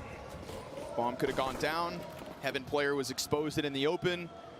But it feels like throughout this half, it's going to be a lot of could have beens. Fnatic will take that because the lead has evaporated. Wall of smokes goes down, spray off the mark. That's the cross. Max, oh, he does get tagged. Down to a quarter HP. We've got Fasher already in position. Max is always bloody. He lives in the scrappy zone, so I think he would happily take that damage on his shoulders if it doesn't mean his teammate has to go through it. But as a rifler, it will definitely limit his impact. Full-on lobby default as they chill, but Fnatic also chill. Nothing crazy coming out of them. Man, he changed spots. Was decon now towards double. He's got 2 players here, and he is on his own. Molly's going to come down to the stairs, so Gives reaction means you can go up to Xantares and just chill for a second, but it'll call a CT down. This is a slight win for N9Z, but it's also very standard protocols here for the CT side. Man, could they go back up vent and split that A site? Yeah, it looks like that's actually the plan. Sitting in the lobby still with majority. We've got movement on the Fnatic front. Mezzi's still locked in sight. Nade's looking for a target. It's negligible damage. Oh, but Roy, he catches them as they come up that ladder, so now they understand exactly what is up. Mezzi waiting for the fight, catches one back by Vent. There's no answer back yet from 9Z. Roy, supported by Crims. And Nikadaz, now he's the one that looks to come back up from Vent yet again. But he gets tagged, sent back down, bomb planted, and we need the retake from Fnatic or else 9Z's T-side finally breaks through. Oh, this is not too bad here for 9Z. To keep their lead, to hang on to their hopes. David's deep inside of the squeaky door. NQZ's gonna face from front sight. He catches Roy right away, and Crims has got the trade. Now the backside player doesn't budge. He's waiting for somebody to come in from heaven, but there's nobody there in fact. And we've got this lobby lurk. Oh, but a back turn, and David's deep position goes big. A double kill that sends Nikadaz away to the save. 9Z have found 14. Wow, they do it, and it's actually so well thought through. There's no luck involved here. They got Fasher to rotate back into the site with the 1 stairs molly. That should be standard, but because he has to rotate in there, he has to ask for help as well in the form of a ramp player. They decide to turn this into an upper hit. No one invent to stop them. And they combine and hit their entries, most importantly, in a very solid post plant. You can see they each catch one off guard. It was still losable because they were down in numbers. And that's why they reciprocates with the energy after the round win. They know they could have lost it. 9Z, they figured out a way into this game. It's late, but they still maintain the lead. That was to tie for Fnatic.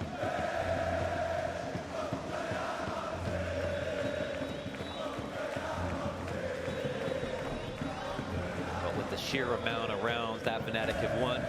They still have money for everything that they need. And they themselves, if they're smart, they're not going to think too hard about what went wrong there. Took Fnatic 9 rounds to break through 9Z's defense. Took 9Z only 7. But there was nothing gimmicky about the call. So 9Z, if they can get secret control like that, they can organize into a split in that exact fashion, and they can trust their entries like they just did. How sick. Then they actually pulled together a sustainable round. It wasn't some random upper explode on Tech 9. Dude, Nikodas could be the playmaker here. Or just the target of what is an onslaught from 9Z. 4 players, finds the first, and these angles are so good for an APOIAR. There's 3 separate fallbacks. You take one every step of the way, and that pack of players from 9Z smothered. The first one comes for free. Ooh, they're gonna run into him. He's getting aggressive. Max posted, but Nikodas, and he's ready. He wants more. The bloodlust is real, but he knows better. He'll put fire on the floor and let Roy instead pick up the reins. Sure enough, finding Buddha on the cross, seeing the shadow of bodies as he taps away. It's the headshot to NQZ, and it's 13 Fnatic, right back to winning ways. Yeah, they're still just right behind them. That's a very clean round. In immediate response to what they saw last time as the problem. Thatcher spotting from the stairs, yeah, that's tough when you have to fall back into the site. What if you have Nikodas in that spot and they try something similar? 9Z, they didn't copy and paste the same round, but the same starting idea in the default. Get secret control and do it with multiple players, but they weren't ready for an off. Who's that in the middle? God, that's fallen right in the middle of things. The heart of Brazil. Wow, let's go. You love to see that. Absolute legend of the game. There's no better person to be out here in the crowd right now, soaking up the energy. That's just beautiful. I see a mask in his hand. How long's he been out there? I don't know. The grand reveal. There it is. But back to what really matters. Nikodas down in the secret, dude. Oh, Max had the advantage. He kind of did. He kind of did. Gets a couple shots in at least. He could have got a couple of shots. Yeah, it's hard to know if he could have seen his head, and it would have had to hit a really, really clean one. It's possible. But look where it's left them, Launders. Yeah, they're on to 3 Tech 9s. They didn't spend all their money here. Nope. They know that they can still defend against match point. So this could very easily go to round 30. It's a curbed buy for a curbed enthusiasm. 9Z. That 1 round win probably felt so damn good, but the jolt of success comes to an abrupt end. Really been able to rely on Crims to anchor inside the ramp, but they can feel that it's coming this direction anyways. Off presence ready. Ooh. Max, nice Tech 9 kill. So fast, in fact, that it sends Nikodas downstairs, and that gun that gets picked up is replaced by DGT. This is control of the map and also some weapons. And they know that the APOIAR had to rotate down. He comes back up, Nikodas. The balls on Nikodas. The absolute audacity to make that re-aggression with the help of a smoke. Bolstered. He's got a teammate just behind him. Yep, but loses Fasher. And this corner, oh, it's occupied and dealt with. Nikodas strikes gold as he comes back up from beneath. And DGT, my friend, what can you master? He has to work, he has to think here. Of course, the bomb and turnpike with his position and known after getting 2 kills makes this a near impossible task. But with the amount of health left over, now they know. A little bit of utility. If he gets a jiggle off, maybe he gets an opportunity. He's got them split up at the moment. Nikodas out in the open, but he hits another shot. Nikodas, 4 kills on the round. The re-aggression back up the ramp at the start and the end of that play. Heavy hitting op from Denmark. Quiet maps across the stage, but a new look on ramp control, and one that doesn't shy away, at least not for just more than 3 seconds. Comes right back into the action, catches the tail end of 9Z as they tried to follow through. 30-round game for the last spot at the Legend stage. 9Z pushed to their limits, but at least now, back with a buy. And straight into success, Crims slaughtered. They tried to do something aggressive with him for the first time here inside of the ramp and make him instantly regret it. He said, let me show you old Fnatic. And gets bodied by DGT, who came through in that clutch and gave it his best shot. 2 kills for him. Nate's big Buddha. Tough spot with the 57 health. Nikodas has been everywhere. This guy is so incredibly mobile. And now he's got a little bit to offer as Buddha gets finished off. The repeat punished by David. They're feeding Nikodas. From the back of that vent, he offers up a doozy. And now it's going to be the next player just waiting. DGT so timid, and yet he comes in. Mezzi trades that back, and as the bomb hits the ground, Max Hearts sinks. He needs to slide through, but it's being watched. And Mezzi, he tucks it back on vent. He waits, and it's a clean headshot from Max. Sees one up in heaven. Roy strikes, and it's Fnatic on 15 first. Oh, that's it. They are so close to the podium now. Fnatic, they can feel it. They've done the hard part. They know there's a little bit of money here for 9Z, but it's not going to be the best buy ever. That was 9Z's best chance, for sure. And Nikodas, he's been persistent, he's been pervasive, he's been accurate. He knows when to be passive, how to be aggressive. He's hitting shots like Shiro was hitting all challenger stage, but doing it on a different roster. Op dominance. Get back in fast, folks. This one's looking like A, and Fasher already kicks it off. 4v5 as they try to press in, looking to keep that hope. But Mezzi sits on top, and Fasher's not missing. Every single kill towards Squeaky. It's nothing but the hut push, and Fnatic, it's just the one kill left. They've done it. A legendary org back in the legendary stage. The king of king and crims, Nikodas.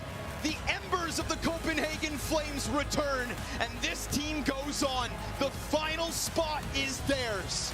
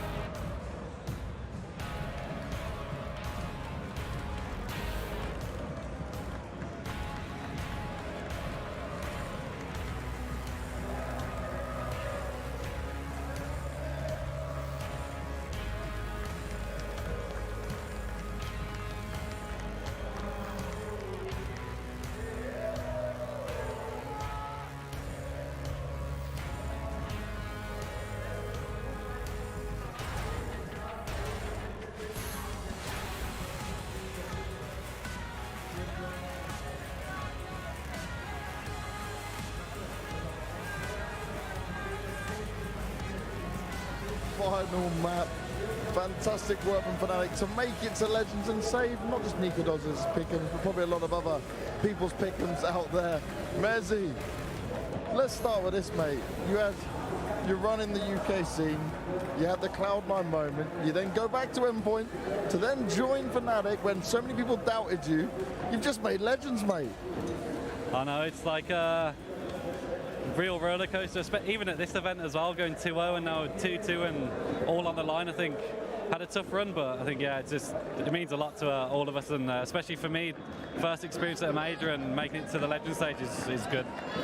And on top of that, right, you've brought Fnatic back to the major, which has been missing for these guys for a long time. You've got a mix of players, mixed team, you're still a young roster as well. Where would you say you're at, though, in the development of this Fnatic team and how you guys want to play, how you want to build it together? Because there's still a lot of up and downs, but you look damn good here. I think this is obviously just the start for us. I don't think we played our best CS so far at this event, and previous tournaments we played much better, and we're only going to get better over time. I think we just need a lot of time to build on our map pool and our overall teamwork, but it's just a start for us, and we're really happy that we're going to keep achieving our goals one step at a time. It's really good for us and good for the confidence to keep pushing forward. Now, I've also got to ask, though, right, when it comes to playing this team, you can never let your foot off the gas, right? It looks so good on Mirage, you're miles ahead, then they start to fight back into it. Here on Nuke, though, did you feel like when it went 14-30, when they finally got another T round, were you starting to worry or get nervous at all at that point? Because, whew, it could have gone the other way. I think on our CT side especially, we felt really confident, and once we started to get the first buy round in, we started to win more against their really fast rounds. We felt the momentum going towards switching to us. I think on our T side, they did a really good job of shutting us down. They played really aggressive and they really had a good game plan against us. So they did a good job. But on our CT side, I think we were always confident. We've done a lot of CT lockdowns against some of the best teams, so we were really confident once we got the momentum back. It all starts fresh when you go to the legend stage now, though. Yeah, you're going to enjoy not having so much pressure just starting up with all these other teams in there. Okay, more difficult teams, but at least you're not in that desperate situation from the very start.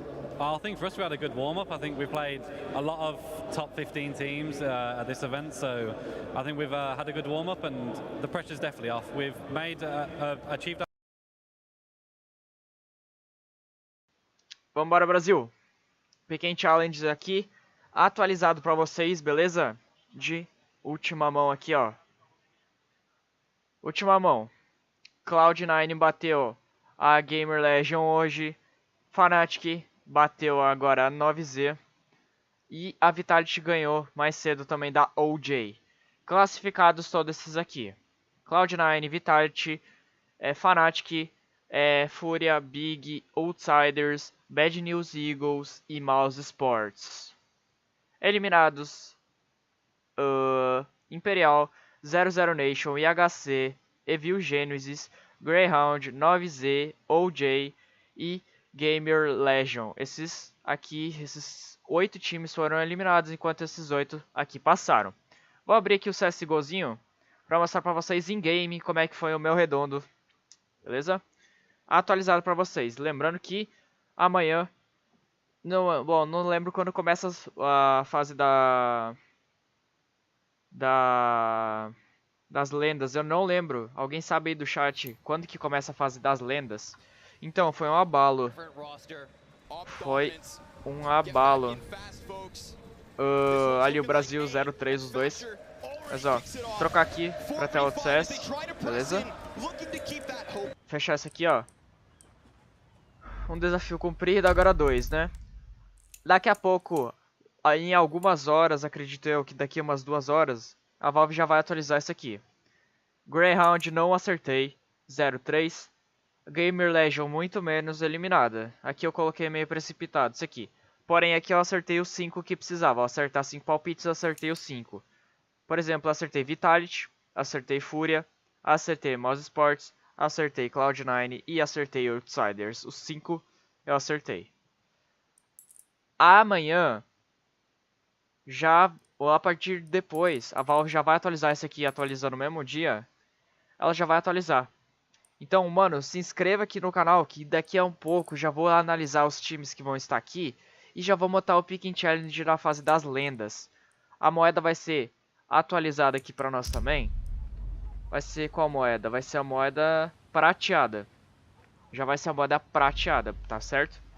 Então vamos diamantar novamente essa moeda que nem foi aqui do Stockholm. Bem tranquilo, ó, se a gente pegar e filtrar aqui pelos campeonatos passados, ó. Campeonato passado foi o da Antuérpia. Aqui eu errei só na fase dos campeões. Aqui eu acertei tudo, todos os campeonatos, acertei lenda, desafiante, foi todos bem, muito tranquilo aqui. Porém, aqui é o que eu errei, só na final, que ninguém esperava que a nave ia perder da FaZe Clan, velho. Ninguém esperava. A maioria dos jogadores já tá com essa moeda dourada, tá ligado? Aqui que foi o pulo do gato. Mas não vamos se abalar. E aqui, se a gente filtrar aqui pelo Stockholm 2021, foi bem tranquilo. Natus Vince da G2 foi campeão ali. Que fase das lendas acertamos aqui 7 palpites, precisava acertar só 5. Acertamos 7, que foi bem tranquilo.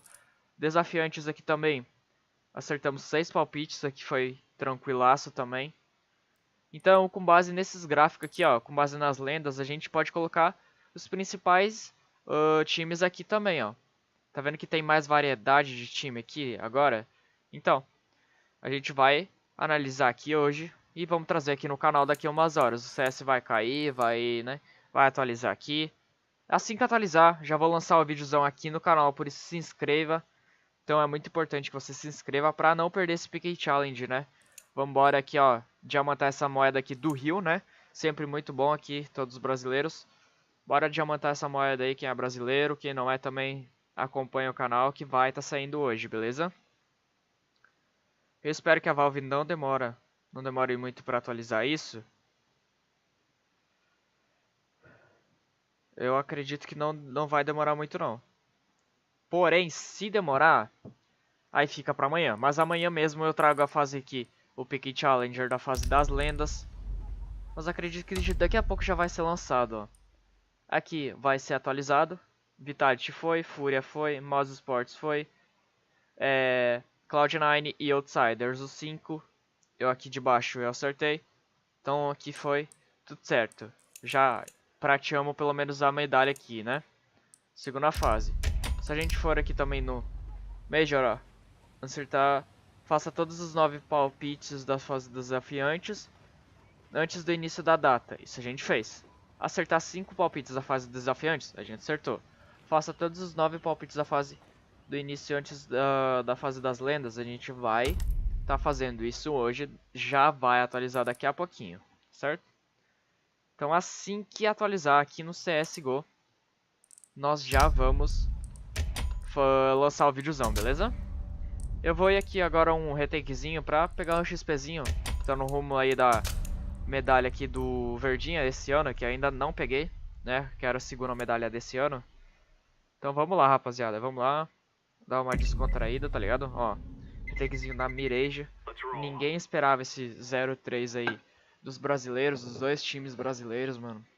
Infelizmente, o Brasil volta pra casa com somente um time classificado, né? É a Fúria, cara, é a Fúria. Se é um time que eu acredito que ganha o Major, é a Fúria, mano. Fúria, sem dúvida nenhuma, era o melhor time brasileiro aí atualmente. Não tinha nem o que discutir. Então era o melhor time atualmente. É o melhor time atualmente. Então foi bem tranquilo, eu acredito, essa decisão. Mas ó, vamos lá. Ah, o cara fez barulho aí, eu ia manutar nesse smoke. Deitei pra ele ainda. Ah, valeu, valeu. Tem cover. Calma, tira a cara.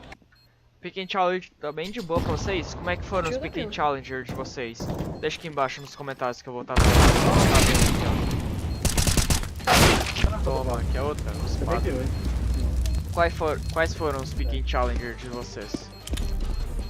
Oxi. Ué. Para, né?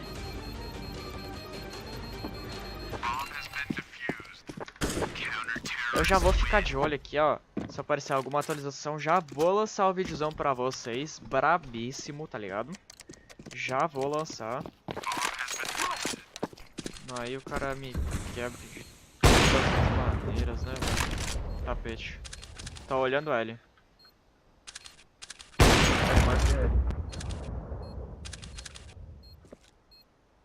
L drop. Morto. Mais um L. Mais um L, o último job. Nossa! Menos 22. Só tirar. Boa! Beleza. Ó o Will aí, ó. Olha o Will aí também. Só palácio, posso subir palácio. Bug CT, vem, vem, vem.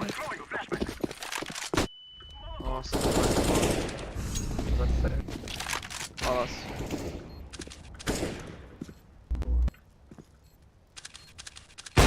Esse é morto. Palácio o último, eu acho. Não morreu, não. Morreu. Morreu? Morreu no muro. Só se tiver outro.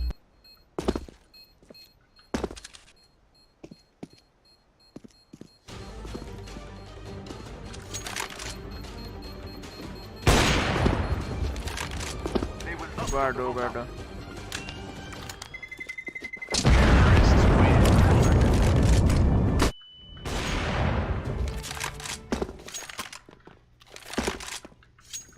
Hoje vai tem. tapete, vai tapete. Fica aí, Will. Hoje tem gol do Ribamar. Mercado. Nossa. Tem outra.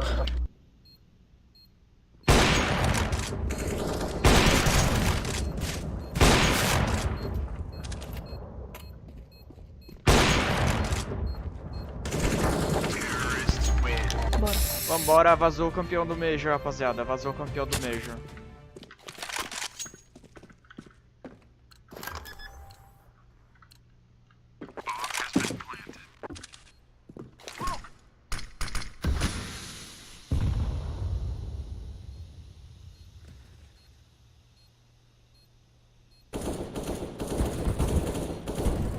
cabecinha. 179. Na bomba.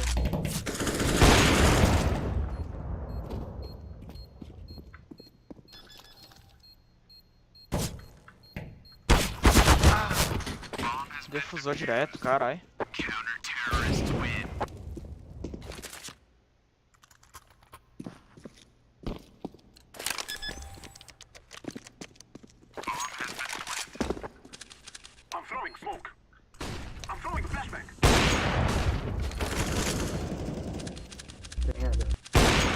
Tem dois mercados.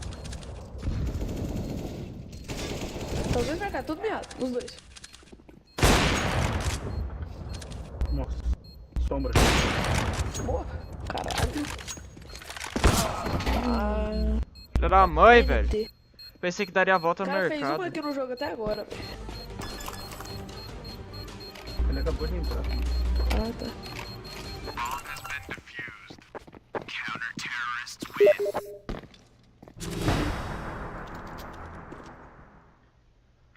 Vai pra lá, vai os dois pra lá, pode ir.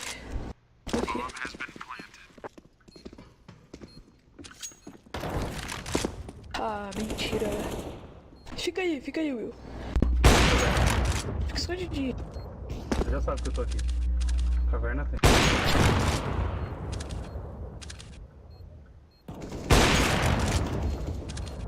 Isso. Becinho. Tá embaixo.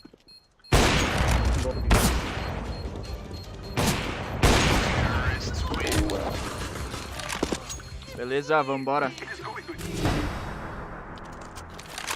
Alf tá pegando, rapaziada. Tá pegando demais. Imagina se tivesse um 4x4.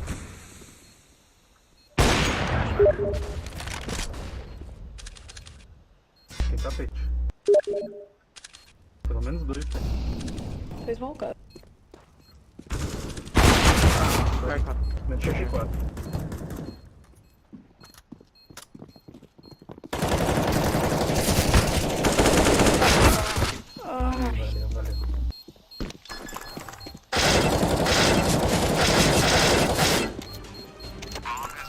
Valeu. Valeu.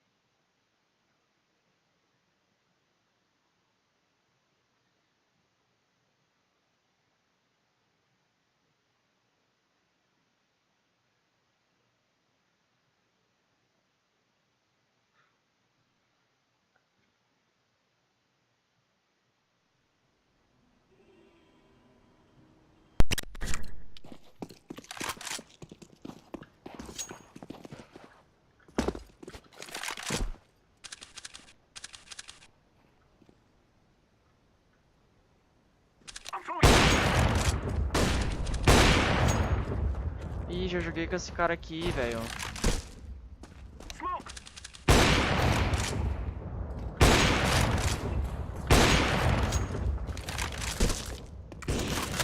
Só personagem. Tava errando de propósito, pô, confia.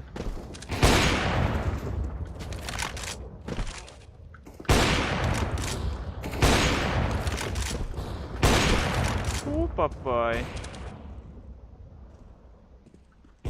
Tinha que ser um bot, uma carniça dessa, né?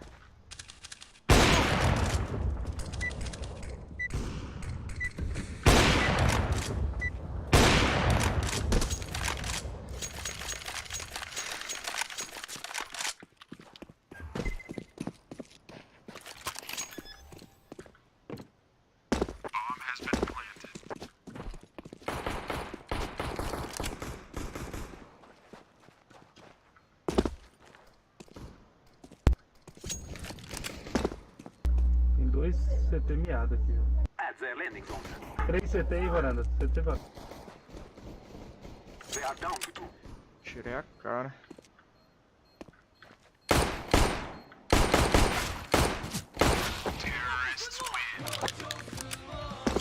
Let's bora.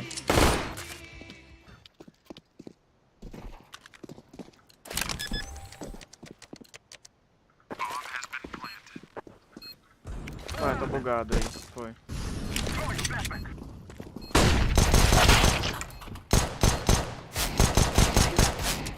Bangar meio. Banguei meio.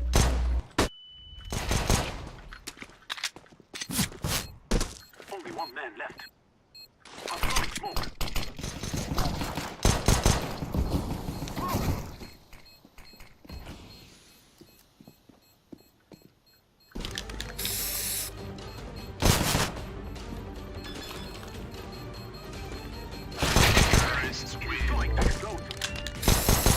Tá na Disney, irmão. Tá na Disney. Vou de scout aqui. Prefiro o Galil, mas vou dar uma treinadinha aqui de scout.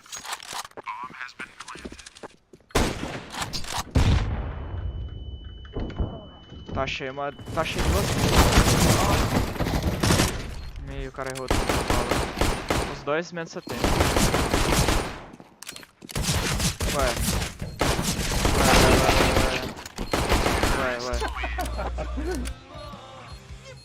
Entrega.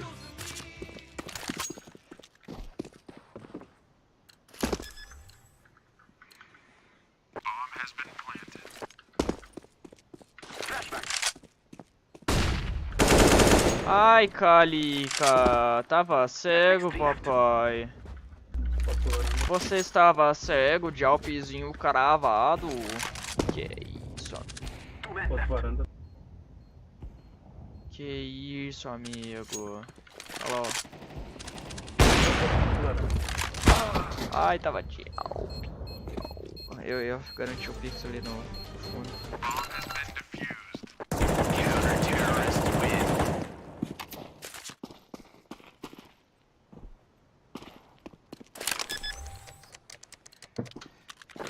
Aqui, eu de novo, tô nesse pixel aqui bugado.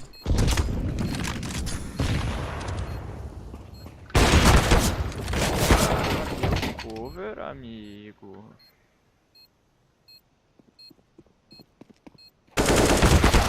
Nossa.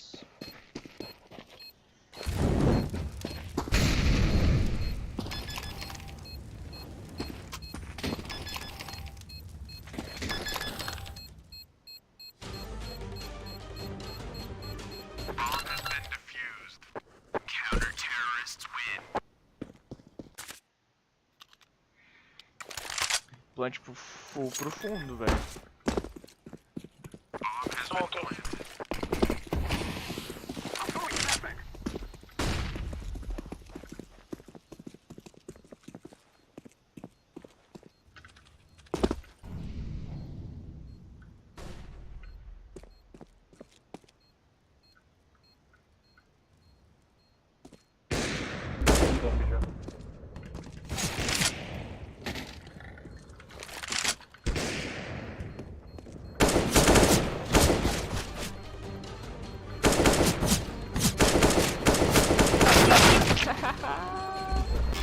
Defusa lá, bebê. Defusa lá, bebê. Ué, não defusou por quê, meu amigo?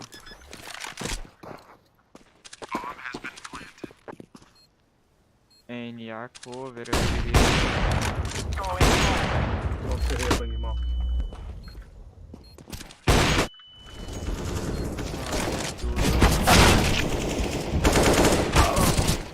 Aqui acabou. Tô louco pra que atualize essa medalha, velho.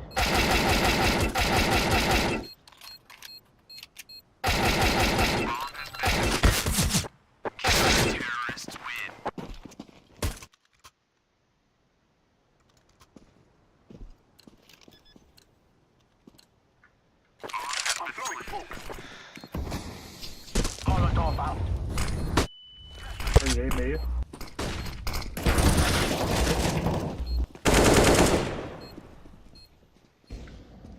Nem do bomba ia ficar.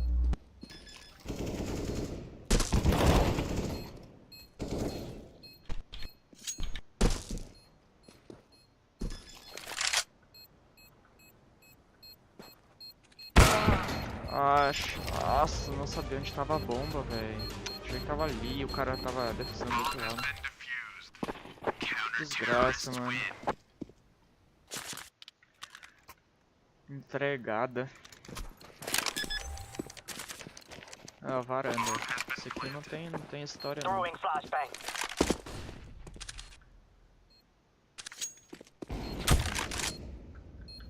Outro varanda, outro varanda.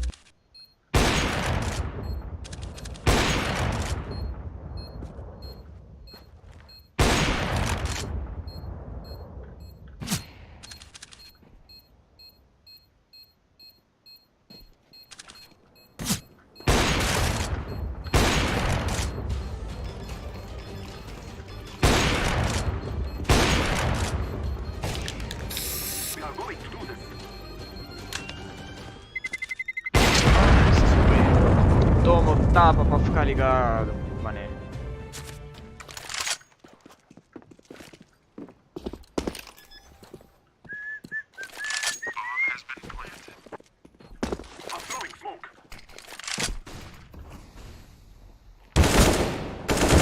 Ah, maluco.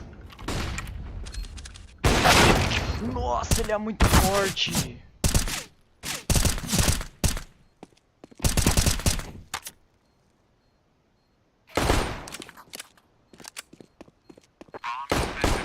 Ai, que pecado. O cara jogou muito, velho. Matou os 3. Lixo.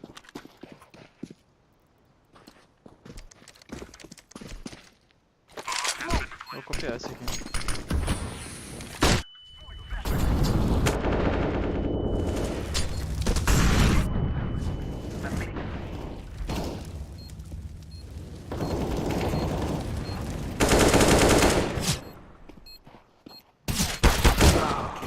Desgraçado. O CS tá caindo, velho. Tá travando, eu acho que é por causa da atualização, velho. Moeda do Rio ainda.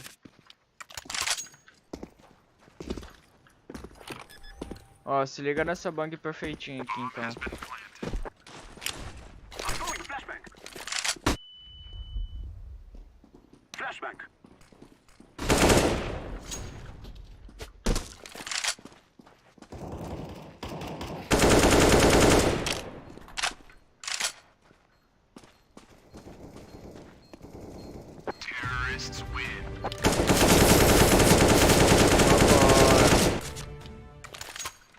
Olha, mano, tô nascendo voto e meio bugado, velho. Que isso, cara.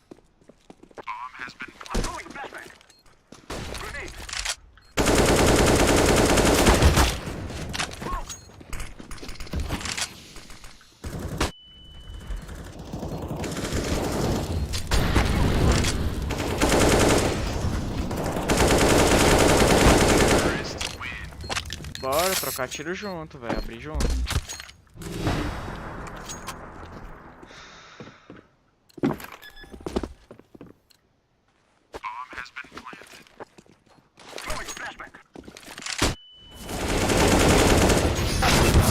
Mais um varanda. Carai, 3 varanda, mano. 1 é pouco, 2 tá bom, 3 é demais, sério.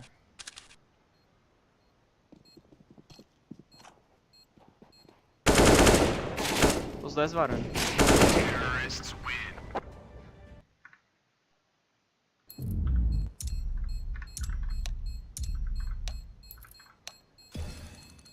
Lixo.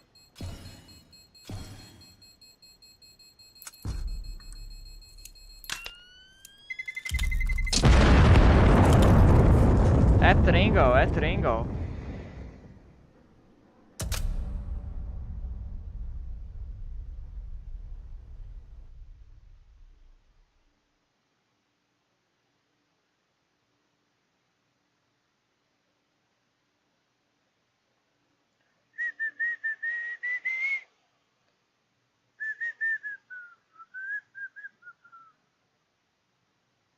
Seis mil impressões, tá maluco?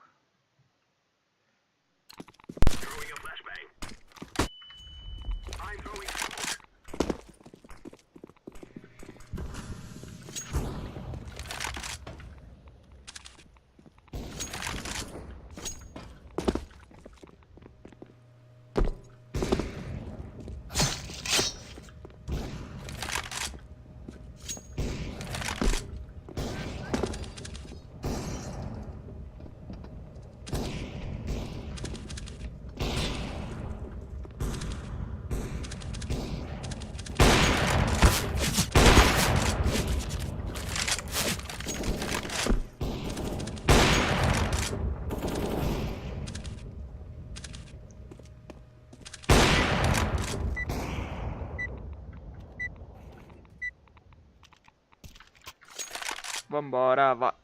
Tá. Essa partida aqui parece ser difícil, velho. Os caras lá jogam. Vou dar sempre os plant agora.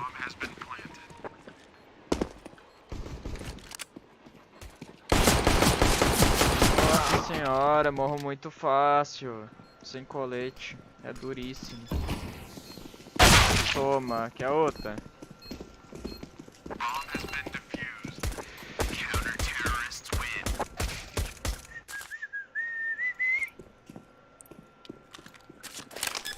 Ah, agora uma smokezinha, velho.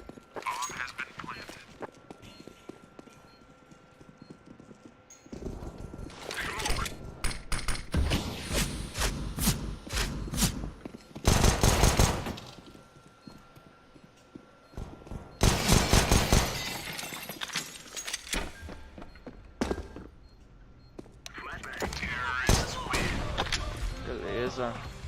Smoke é bom, porque dá pra marotar, tá ligado? Ó, entre ump e gali eu vou de Galil, tá ligado?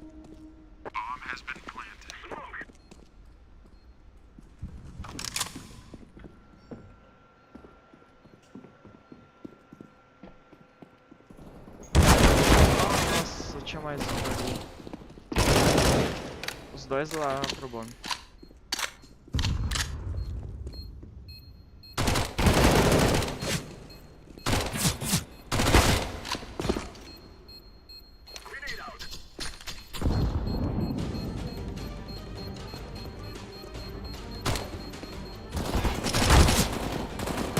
Pega, Nilby, vambora.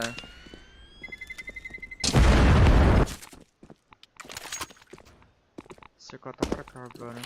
Bom, vou ficar no bombeiro.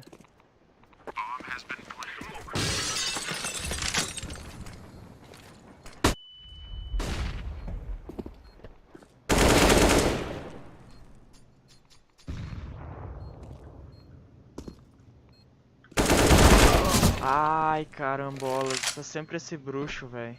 O cara é muito bom.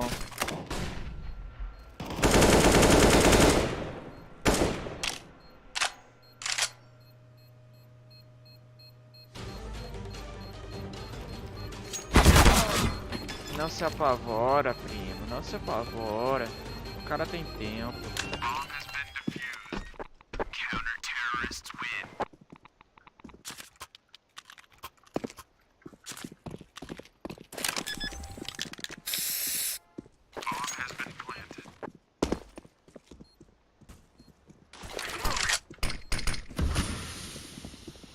Dois lá em cima.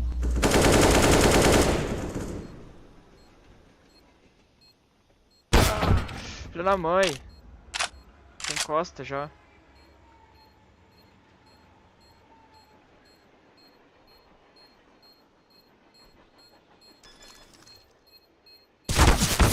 Nossa, que rataria, velho.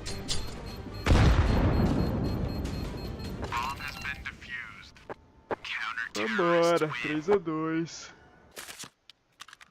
Puxar a AWP aqui.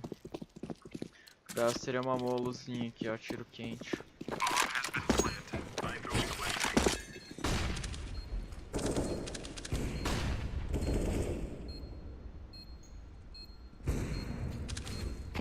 É outro aqui. Onde? Outro lá nas costas, suas costas. Em cima, em cima. Aqui? Aí. Não lembro o nome. Não, eu não lembro o nome aí. Baixo. Baixo?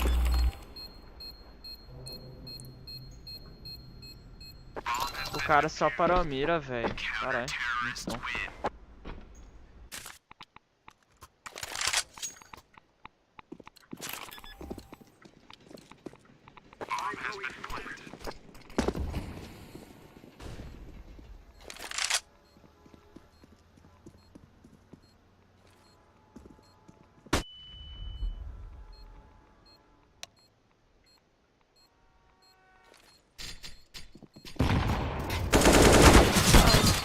Dois liga. Nossa senhor. Aqui acabou.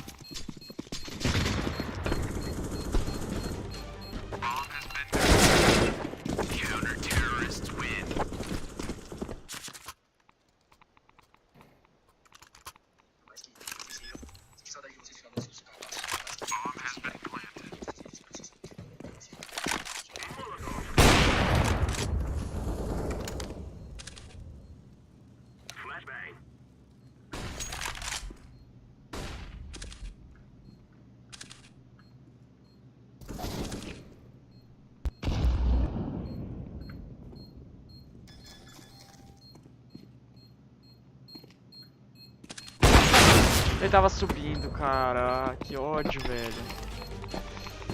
Fui no time correto, só que o cara me matou. Foi muito bem. Cê é loiro.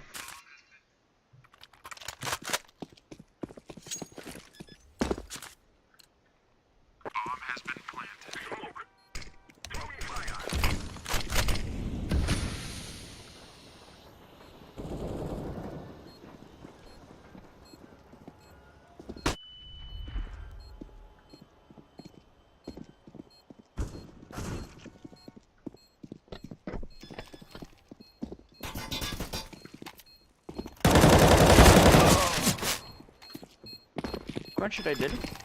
89. Tá maluco.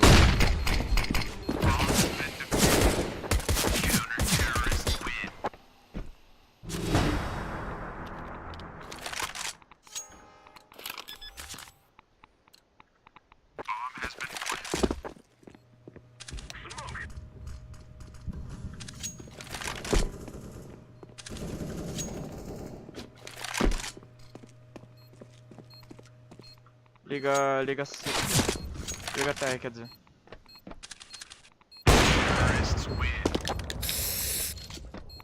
Vambora. Tem jogo, Brasil, acredita.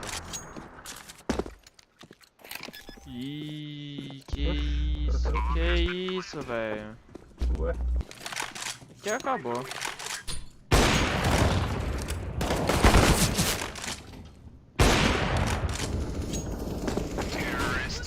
Quito é todo mundo.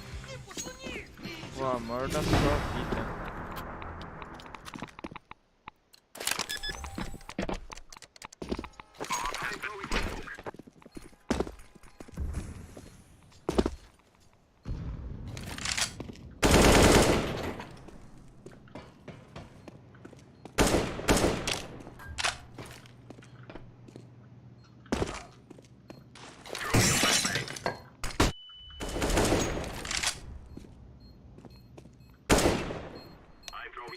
Tapa.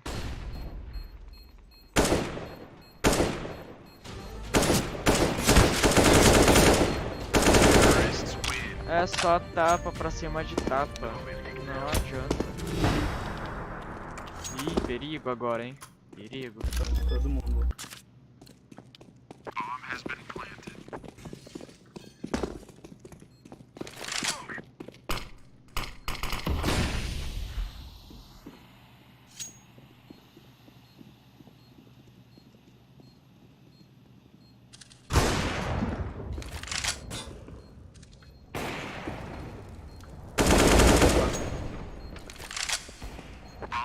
Nossa, não deu tempo de atirar.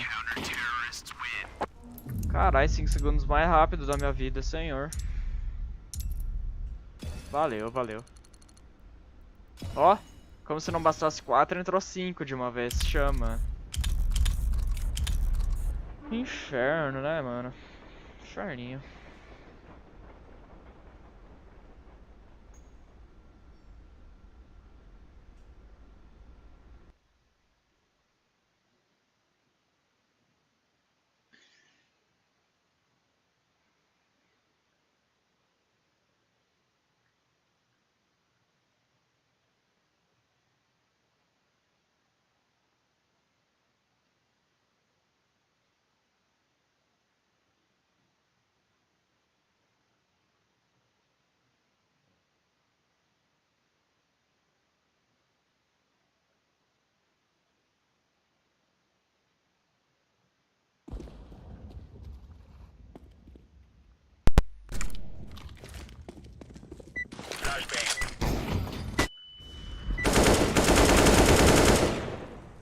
Negative.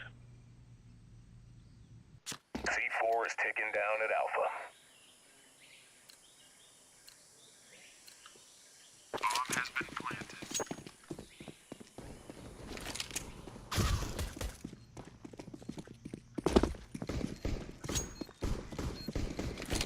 Smoke. I'm defusing the bomb. Bomb has been defused. Counter-terrorists win. C4 is planted at bomb Vambora, atira no corpo, picha, faz tudo.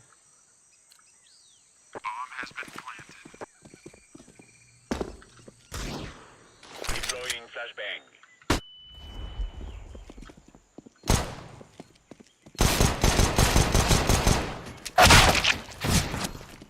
Boa, acabou, acabou. Diffusing. Throwing smoke.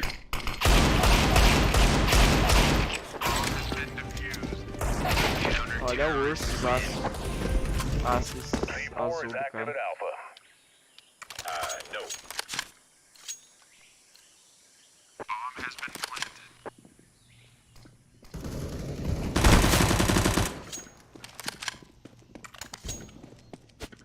Roger that. Throwing fire. Laying down smoke. Counter-terrorist win. C4 is live at bomb site Alpha. Bomb has been planted.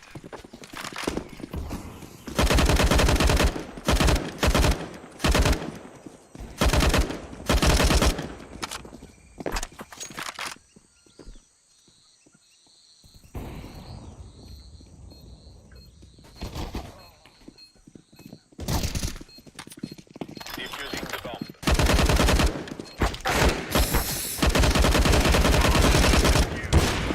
Counter-terrorist win. C4 is active at Bravo. Pô, de a casinha, né, de cria. Bomb has been planted. Flashbang. Muito forte. Nossa! Uma aquele mais forte ainda.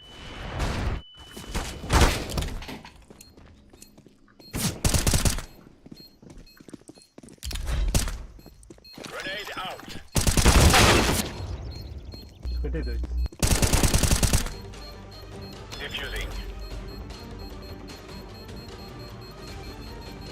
Bomb has been defused. Counter-terrorists win. C4 is taken down at Alpha. Alma de Fúria, a lenda sagrada. Mapa BR representando. Throwing flashbang.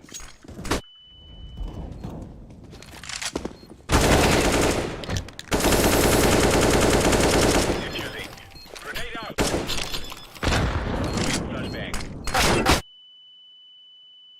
Bomb has been C4 is live at bomb site Só um Alpha. pouquinho. Descarregar um pouco o pente, ó. Vambora que tem Fúria no meio. Bomb has been planted.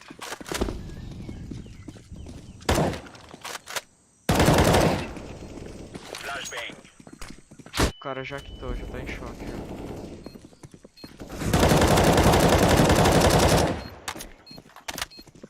Defusing the bomb.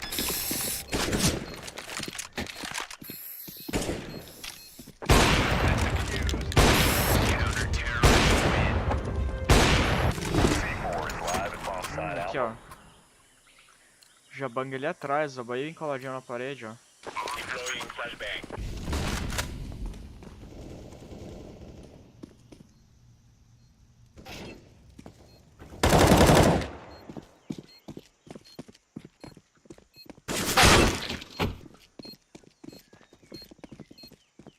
Defusing. CT.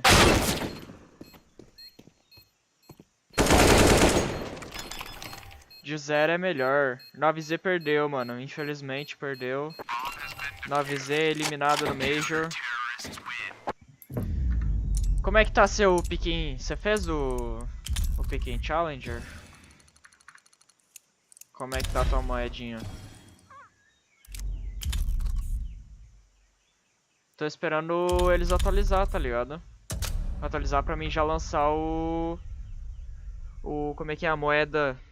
Pra já lançar o vídeo lá dos melhor Piquin Challenger da fase dos Legends, tá ligado? Recomendo se inscrever aí se puder, deixar o like nessa live, me ajuda aí também bastante. Tá ligado? Eu tô no rumo aí dos 1000 inscritos. Falta um pouco, mas falta muito ainda. Então, Tô louco aí já pra fazer a fase dos Legends, né? Assim que lançar, já vou soltar o vídeo. Tá ligado? Melhor picking challenge, o melhor estratégia e tal.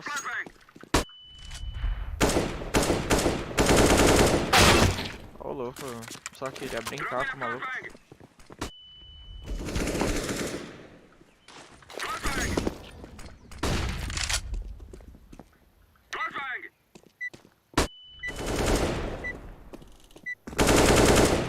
Mira do pai tá forte. Tá maluco.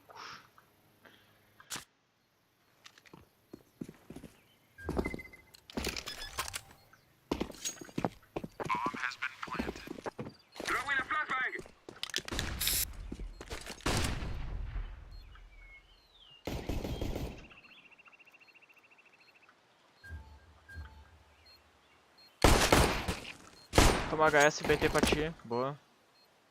Tapete. Tapete 1 saiu. Nipo.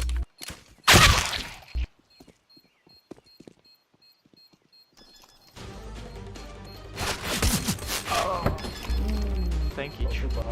Aqui acabou.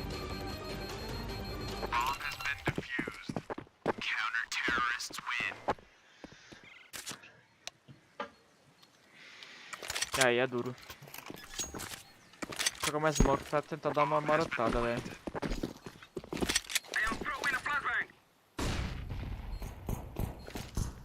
Tem uma banana. CT.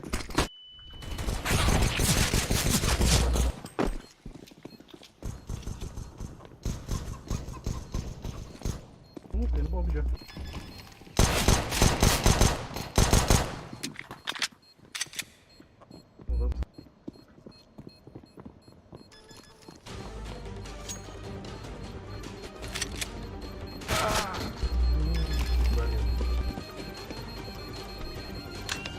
Tudo nosso, nada deles.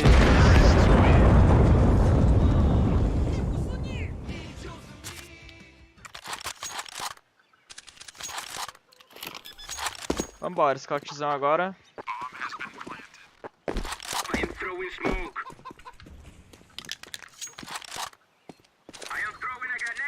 Cuidado de você tomar do nip, velho. Tá maluco, Zé? Olha, Xuxa. Tapete.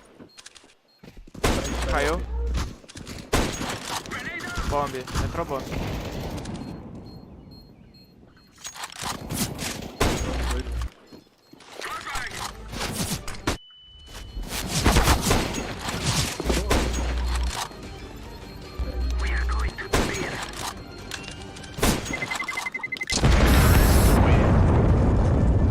Bora, bora. Olha a 70 de alfa. Cara, eu peguei smoke aqui pra dar uma marotada, tá ligado? CT. Dois CT. Passou construção. Peguei. Os dois banana. Nossa, já tava colado no muro, safado. Um de Alp e outro M. Passou os dois. Não passou. Banana de Alp.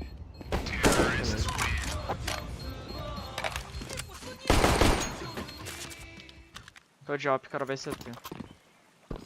Eu vou olhar banana.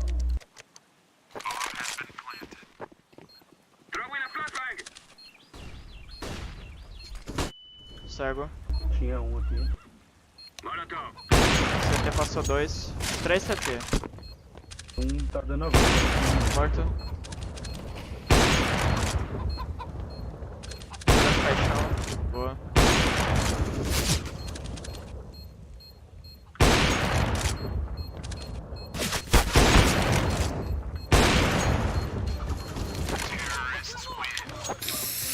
Chama, esqueça. C4 fechado agora. Fechado. Cravei biblioteca. Na smoke.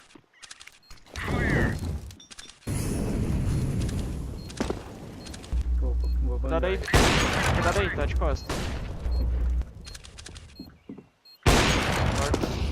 outro. Xuxa.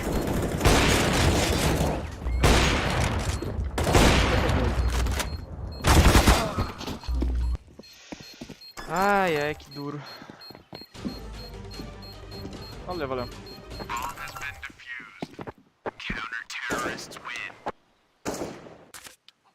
Ué. Relaxa. Tá, quantas FPS?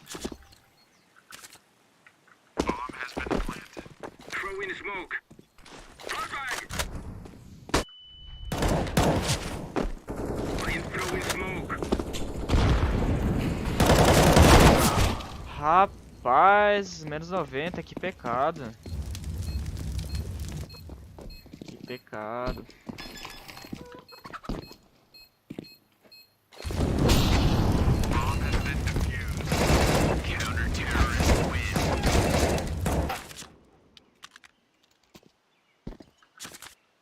C4 fechado. Vou olhar aqui.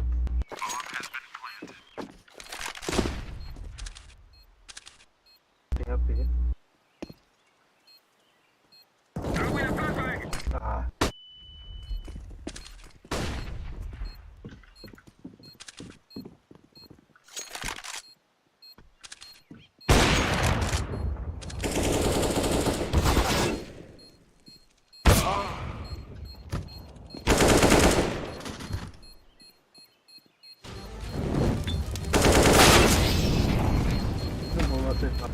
Meu amigo.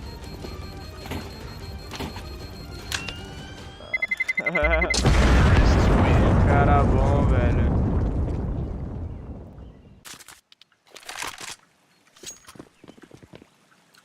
Vou olhar a banana.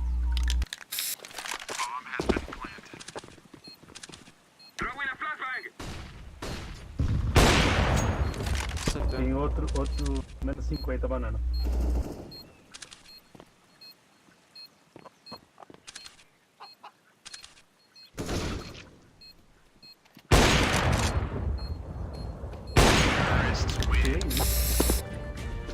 Receba.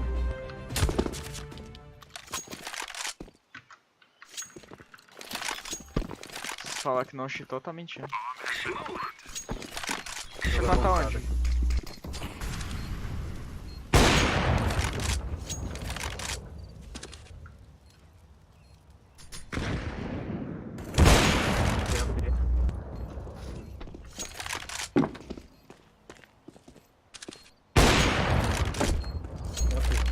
AP é o último? Eu acho que é AP. Vai normal. Não, AP. Tá, AP sim.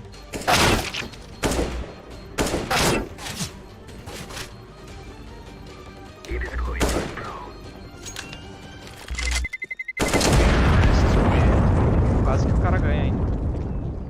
Eu tinha ouvido. Olha, tem uma smoke aqui. Eu optaria aqui pela K, mas qual é a smoke?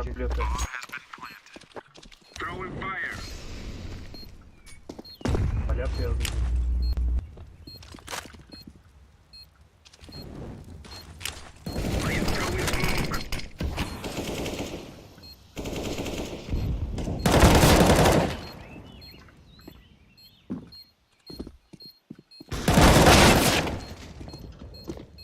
Aqui é a bala.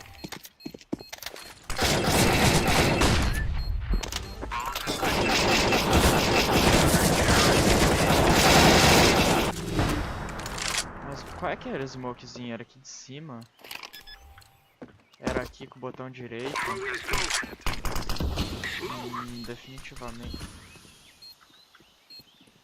Tá, posso usar.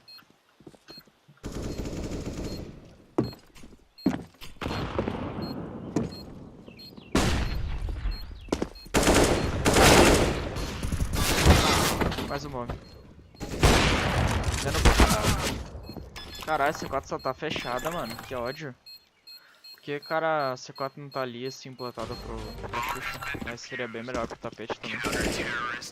Agora, é B. Agora é B, o plant tá sempre fechado, mano. Sempre troll o plant.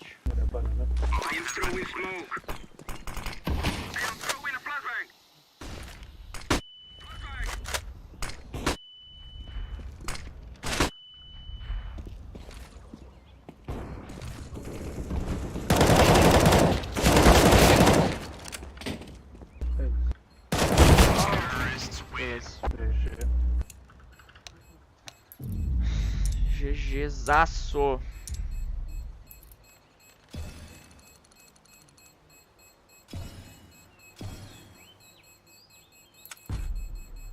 Ó, o resto do aperto.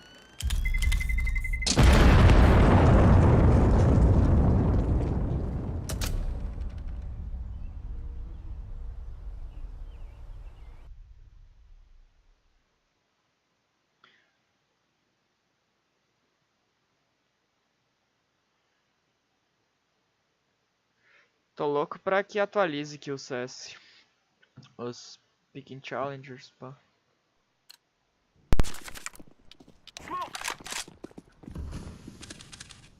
Três, dois.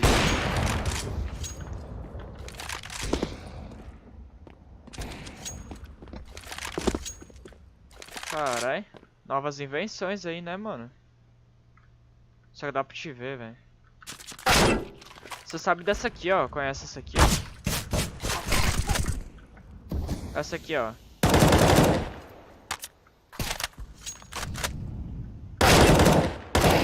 Essa aqui é boa. Pode. Tu vê primeiro ele ali, ó. Isso é louco. Não dá pra ver, não. Como é que faz isso aqui? Pega uma smoke. Eita, smoke, ó. Taca aqui dentro, ó. Não tem pixel, ó. Só tacar ali dentro, tá ligado? Só que assim, ó, é daqui, tipo assim, ó. Aqui foi errado, tá, obviamente. Não caiu dentro, saiu. Tá. Mas é só fazer daqui, ó. Daqui tu pega e joga ali, ó. Com o direito? Isso, só joga, ó. Tá aqui, ó, por exemplo. Tá aqui, ó. Jogou ali dentro, acabou. Tá. Faz aí depois. Bora dominar CT aqui, bora dominar CT.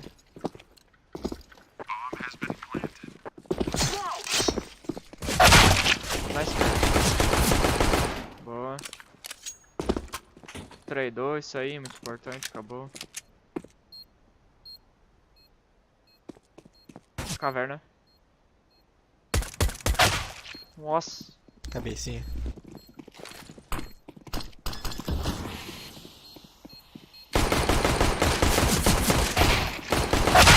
Nossa, não encontrou. Não tava defusando.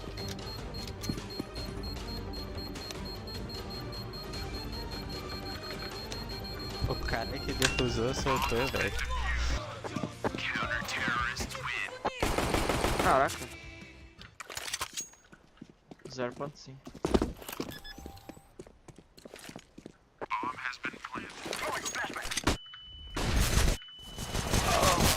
Rapaz, o bang dele foi antes, caminho muito bom.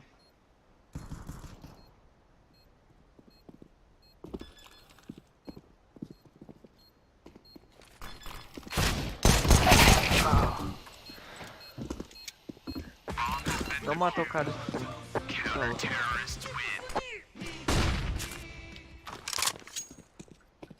Tem smoke?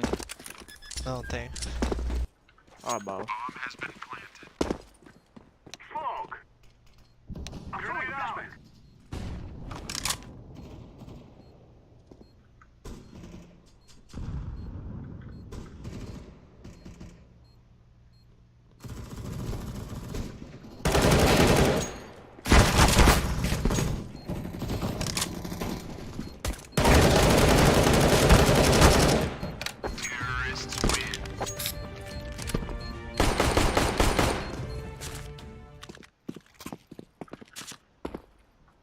Na CT? Sem spawn.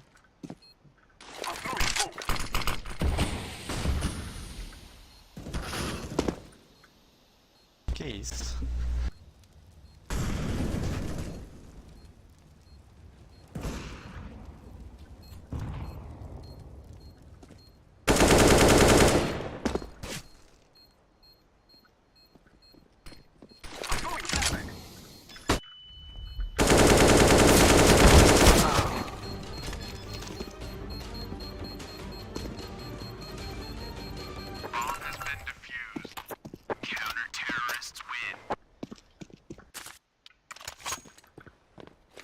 Tem smoke?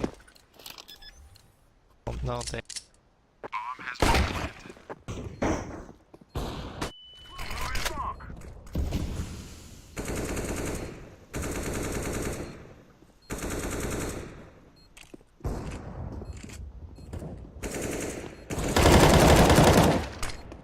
Mercado. Não, tapete.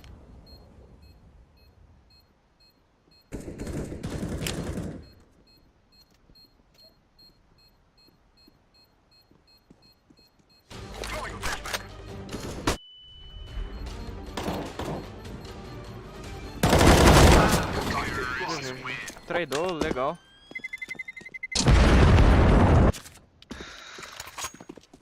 Dá melhor CT, eu tenho bang. Bora.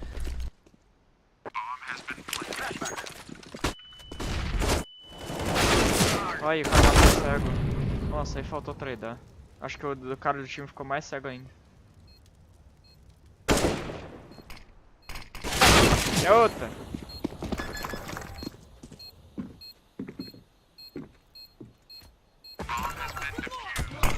Caralho, tá 4 vezes pra ele já. Tá louco. Tem smoke? Tô sem. Meu Pô, pai, já mano. veio uma ainda. Flashback. Smoke.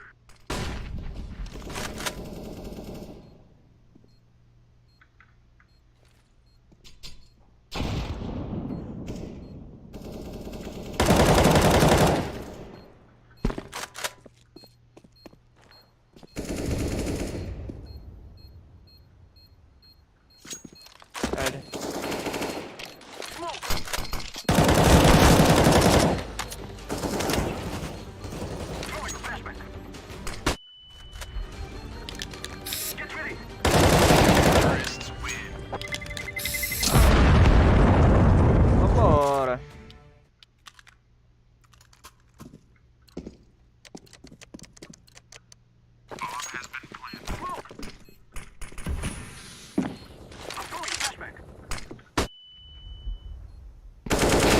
Olha. Essa ganha no meu pé machuca do bot, viu? Carai. A HE do bot tirou 50 Cara, de ficou dano. parado, velho. Na base.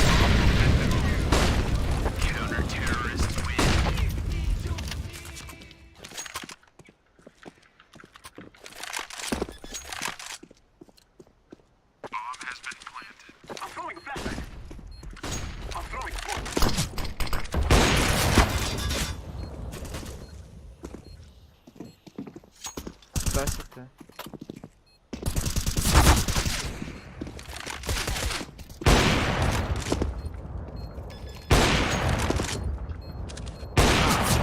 Que isso, não matou.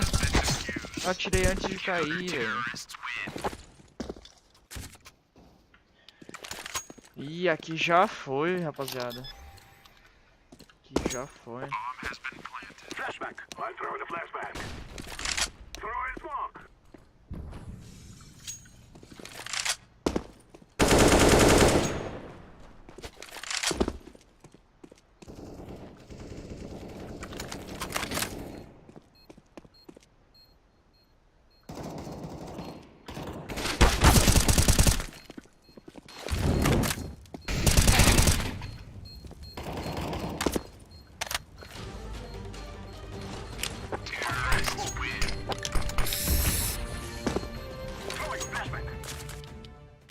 Vambora. Eu dei prefirezinho, sabia que o cara tava avançando por ele.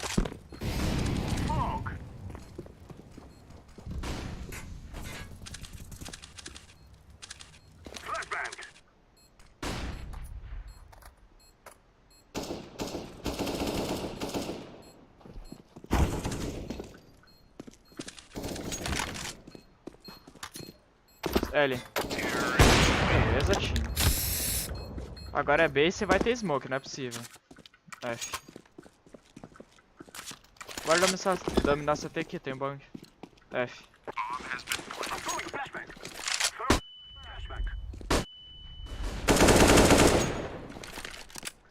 Caverna. Pergunta pra ele se ele tava cego.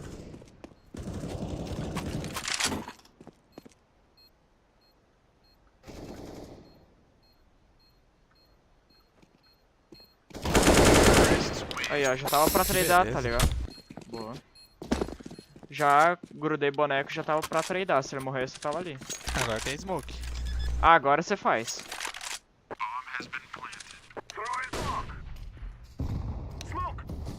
Ué, errei. F.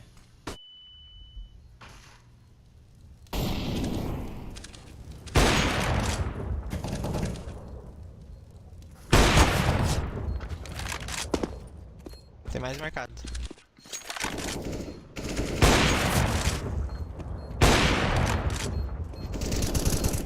É, tapete. Que beleza.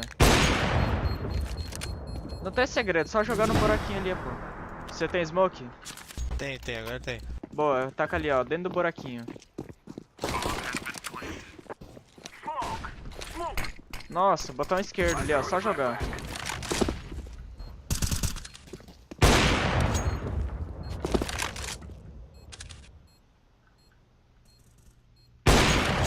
Tem mais um no mercado.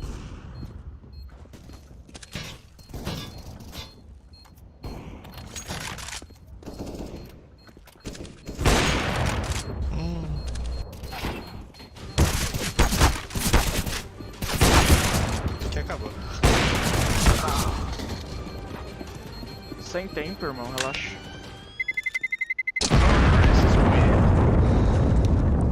God. Carai, que virada. Os caras ficaram muito preocupados comigo ali. Se acerta aquele no scope, rápido. Pertiguinho agora. Vixe. Ué. Vamos de Nuke, né? Mapa diferente. Vertiga no próximo. God. God.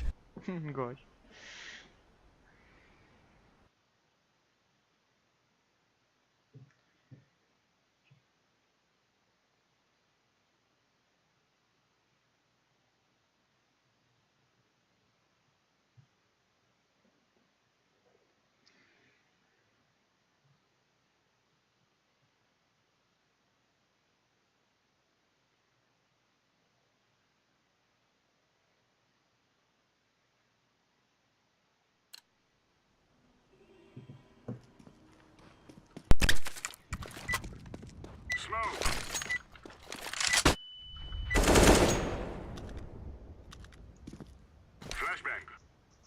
C4 is active at Bravo. Bomb has been planted.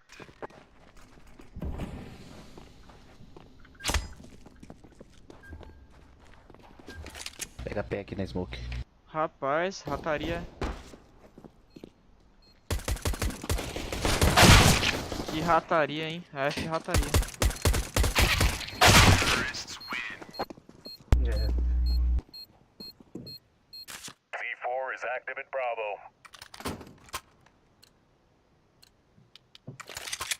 Bomb has been planted.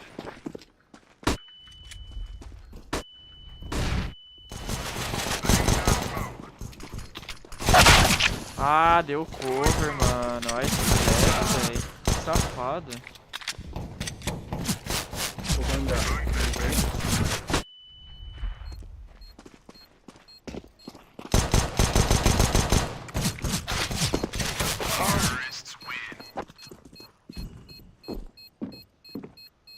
C4 is active at Alpha.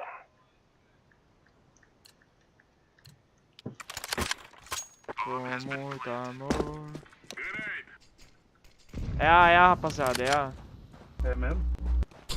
Ah, é que tem gente na B, pô, aí é foda. Oxe, aí é outro.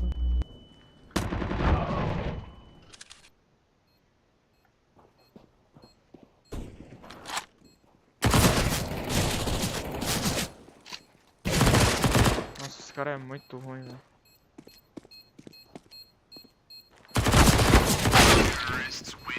Esse cara é muito ruim. Aparece em cima o bomb, pô. C4 is active at Bravo. Eu sou brasileiro com muito orgulho.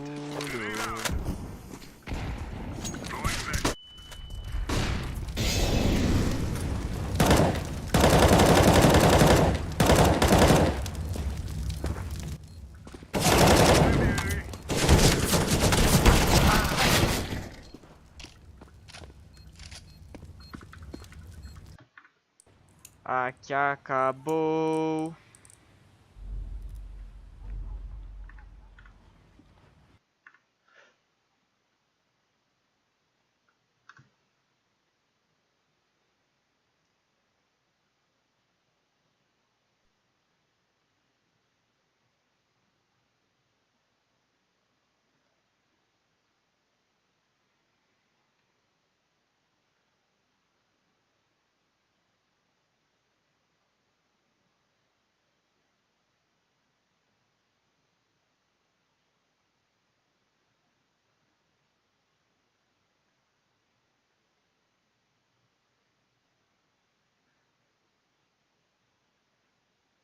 Cara, eu já vou gravar o vídeo do melhor Pick Challenge aqui, fazer dos desafiantes, ó.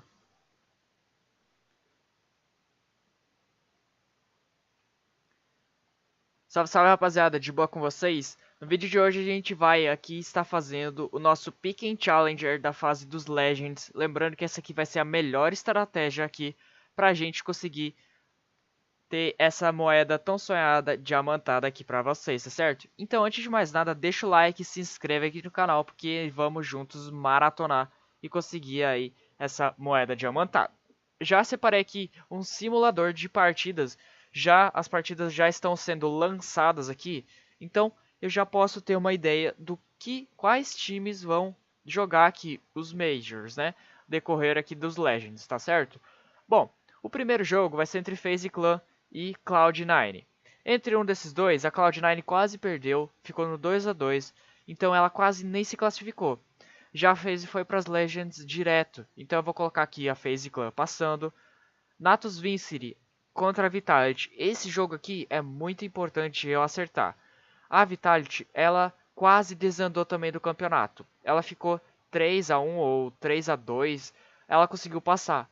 Porém, ela ficou 3 a 2. Porém, teve uma decadência. Então aqui eu vou colocar que a nave tá melhor. A Fnatic é a mesma coisa que a Vitality.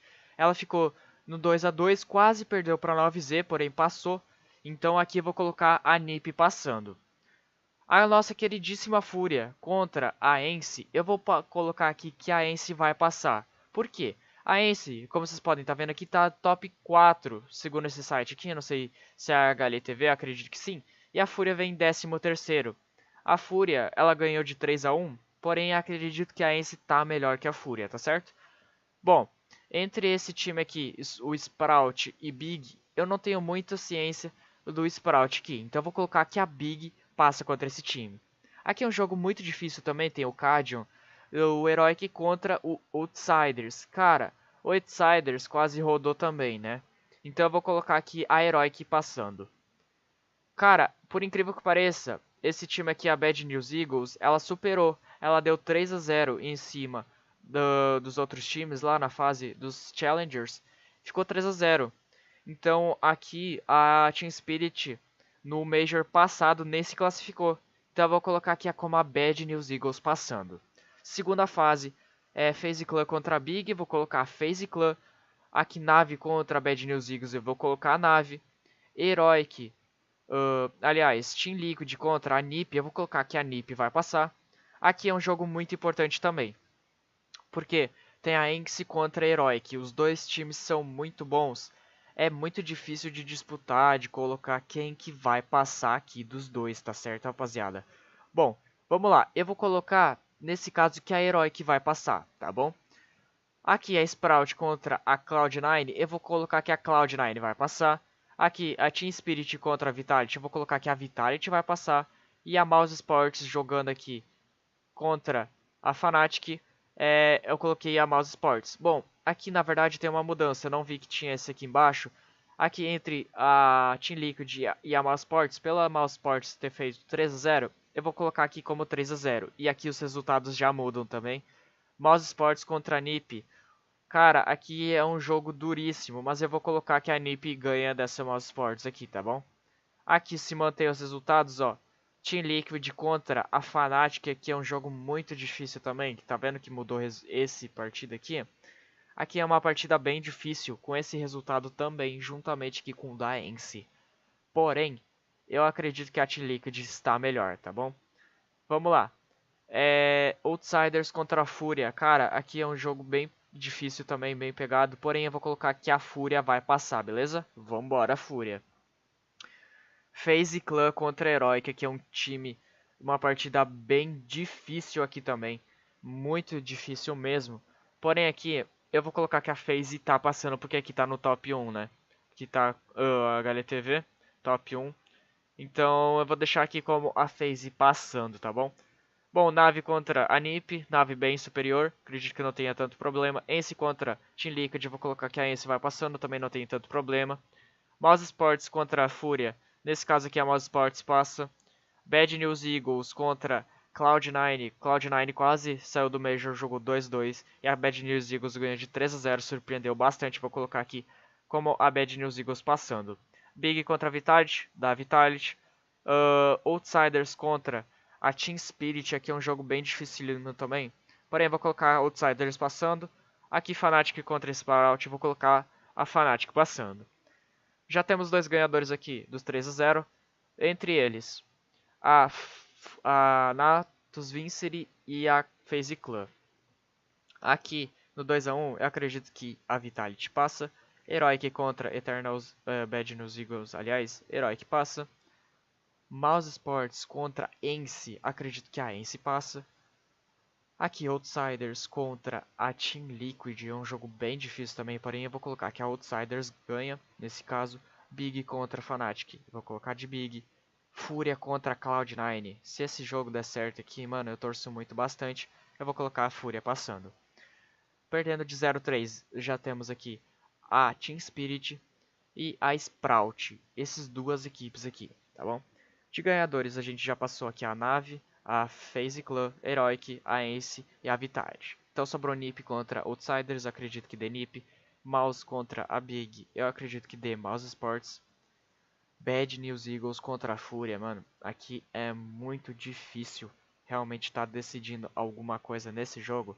Porém eu prefiro acreditar no Brasil, tá bom? Eu vou colocar de Fúria e vamos pra cima, beleza? Aqui a gente já tem os ganhadores, quem vai passar nessa fase. Sendo Fúria, Mouse Sports, NiP, Vitality, Heroic, Ence, FaZe Clan e Natus Vincere, tá bom? Isso aqui é a minha opinião, beleza? Isso aqui supondo que esses vão passar, beleza? Porém, aqui no 0-3, como não atualizou aqui dentro do jogo, eu vou colocar que a Sprout vai perder de 0-3, porque eu acredito que a Sprout é inferior aqui a Team Spirit, beleza? Então eu vou colocar no 3-0. Eu não sei qual time eu vou colocar no 3-0, eu tô bem curioso pra saber mesmo. Porém, eu acho que eu vou colocar esses times aqui, eu vou colocar embaixo. Porém, eu vou dar uma analisada no time que vai pra cima. Provavelmente eu vou colocar a Natus Vincere do 3-0, beleza? E a Sprout eu já garantido ali no 0-3, beleza? Mas esses aqui são os times que vão passar. Eu espero que você tenha gostado desse vídeo. Por favor, deixa o like, se inscreva aqui no canal. É muito importante, estamos aí na meta dos 700 inscritos. Quero muito lançar o especial 700 inscritos com as edições aí. Por favor, então se inscreva aqui embaixo. Não esqueça de compartilhar esse vídeo aqui pro seu amigo que queira diamantar essa moeda junto com você, tá certo? Então vamos lá. Foco no Major. Moeda diamantada aí do nosso queridíssimo Rio. Mas então é isso, eu vou ficando por aqui. Forte abraço e até o próximo vídeo. Valeu! Cê é louco, já posso vir aqui, ó. Vamos ver se o CS atualizou. Nada do CSGO atualizou até agora. Cara, eu acho que eu nem vou editar o vídeo, porque eu falei tudo bem mastigadinho, tá ligado? Não vou nem editar o videozão. Já vou logo enviar aqui, ó, tá ligado? Vocês concordam com o meu Picking Challenger? Ou não? Deixa aqui embaixo. Está lendo aí, ó. Mas, ó, vou colocar aqui. Beleza? Eu vou pegar aqui o meu último vídeo aqui como referência, beleza? Vou colocar aqui, ó, meu canal. Vou ver aqui, ó, cadê Picking Challenger, melhor estratégia. Exatamente aqui, ó. Melhor estratégia fase desafiantes. Exatamente, vou copiar esse mesmo título aqui. Só que aqui eu vou colocar fase Legends, beleza? Fase Legends, muito joia. Aqui vou copiar basicamente a descrição inteira. Não tem muito o que colocar aqui, beleza? Só vou tirar esse título aqui. Nesse vídeo, mas você melhor estratégia do Pequeno Challenge, a fase Legends. Aqui eu mudo, né? Legends. Beleza. Compartilhe esse vídeo, né? Colocar aqui o videozão. Outro vídeo que você vai gostar, vou colocar esse aqui mesmo, sei lá.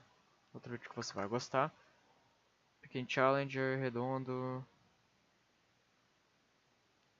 Hashtag Pequeno Challenge Lendas.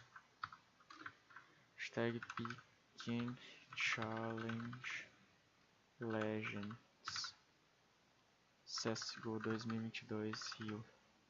Colocar isso mesmo.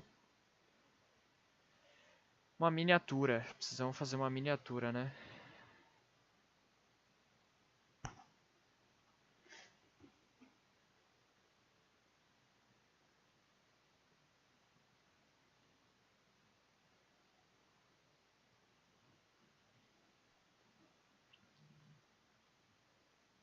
Beleza?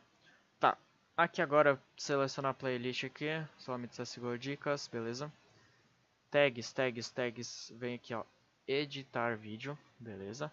Vou pegar as tags ali do último vídeo. Como o cara não é bolo nem nada. Tá ligado? Já vem aqui, ó. Pimba. Tá ligado? Já vem e coloca ali. Data de gravação, coloco hoje. Vem o título aqui, já coloco em CSGO, beleza? Seja bem-vindo aí todo mundo que tá entrando. Acabamos de gravar o pequenininho do Challenger. Pequeno Challenger ali da fase dos Legends, né? Se vocês querem saber tudo detalhado, vai sair o vídeo A Melhor Estratégia aqui em breve, beleza? Fiquem ligados. Elemento do vídeo, coloco uma tela final aqui, ó, mais pro finalzinho. Deu 7 minutinhos? Pô, da hora. Interessantíssimo. Vou colocar envio mais recente. Envio mais recente tá legal. Card interativo, coloco um vídeo. Melhores comandos de inicialização aqui, ó, beleza. Show de bola, sem estresse. Tranquilo e calmo. Ok, agora só falta a thumbnail, beleza? Vamos ver aqui, ó, no Canva mesmo. Vamos ver aqui uma thumbnail no Canva. Vou ver aqui por uploads. Senhor. Vem aqui, ó, coloco a imagenzinha inteira. Vem aqui elementos do texto, já digito. Opa, digito. Pequeno Legends. Beleza? Coloco aqui. Vou colocar uma letra com espaçamento um pouco maior, né? Sei lá, colocar um 100 aqui. Beleza? Só que as linhas tá muito distante uma da outra. Eu não gosto disso. Então, ó, entre letras aqui também. Entre linhas, beleza? Pequeno Challenger. Pequeno Legends. Pequeno Challenge. Pequeno Challenger, beleza? Vamos lá, aqui assim, ó, colocado a tela inteira. Vamos ver, diminuir aqui o espaçamento, talvez, ó. Aqui não ficou legal não. Deixa eu ver.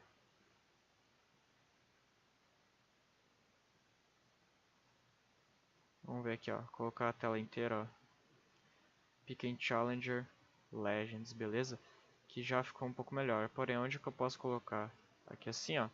Só esse Legends eu não gostei aqui. Então, ó. Vem aqui, mais centralizadinho. Tá ligado? Coloco um vermelho para destacar um pouco mais. O Pequeno Challenger Legends. Aqui acho que eu coloco um pouco mais pra cima, destacando os Legends aqui embaixo. Show de bola. Aqui eu venho, eu copio igual, só que aqui eu coloco um preto, né? Uma cor preta. Pra mim dar uma destacada melhor. Aí eu faço tipo uma espécie de sombra. Vamos imaginar assim, ó. Movo o preto pra trás, ó. E já deixo um aspecto assim, ó. Um pouco mais diferenciado, eu diria. Vou colocar aqui. E aqui assim, ó. Já dá uma transparência melhor pra imagem, beleza? Posso até deixar um pouco mais extrovertido assim, ó. Perfeito, rapaziada. Aí vem aqui.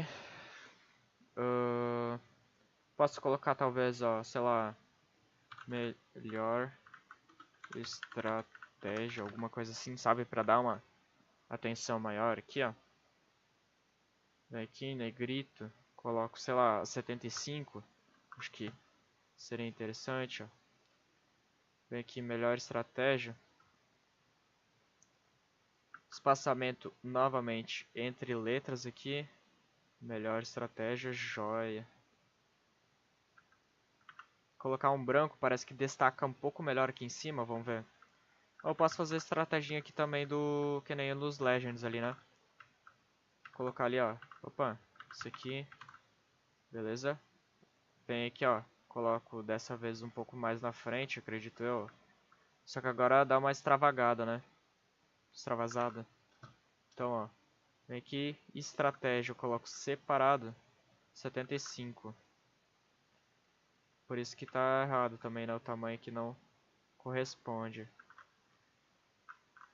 Colocar aqui 75. Melhor estratégia. Deixa eu ver. Não gostei. Assim dá muita coisa. Tá, vai assim mesmo. Melhor. Vem aqui. Colo. De preto agora. Ah, verdade. O preto tem que ser embaixo, né? Ó. Por isso que tava... Não tava daquele jeito, né? Aqui já fica um pouco mais interessante, ó. Vou ver pra trás, ó. Melhor. Beleza. Melhor estratégia. Aí eu coloco, sei lá, uma setinha, né, ó. Vira aqui assim, ó. Melhor estratégia, papum. Deixo o tamanho menor. Ou, aliás, aumento um pouquinho aqui, ó. Viradinho um pouco mais. Pick and Challenger. Mudo a cor aqui para um amarelo, né, ó. Deixar um pouco mais, ó. Tchau, ó. Melhor estratégia, Pick and Challenger. Legends acabou. Já posso baixar aqui a thumbnail. Aqui tá. Fase Legends, ó.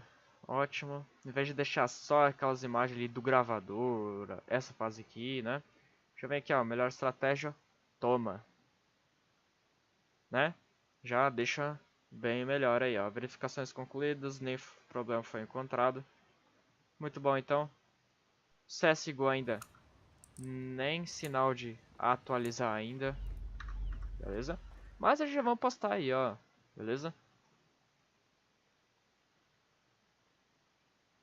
Melhor estratégia, 7 e pouco.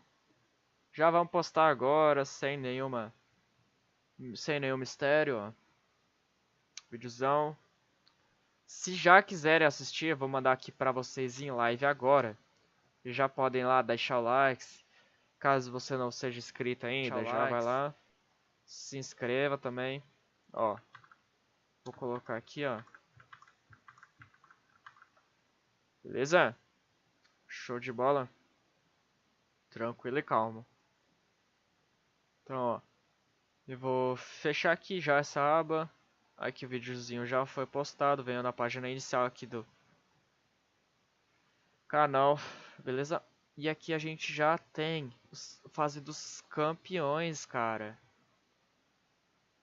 Com base no que eu coloquei, né?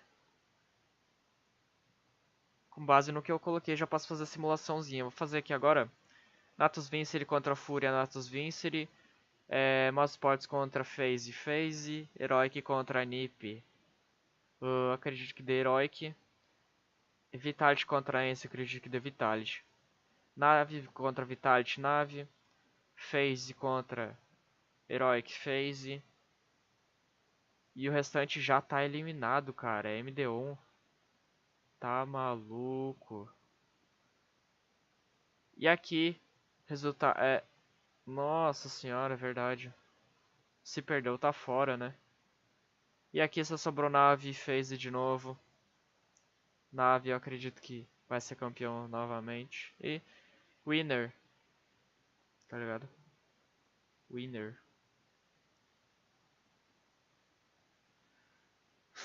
Sem mistério, rapaziada. Sem mistério.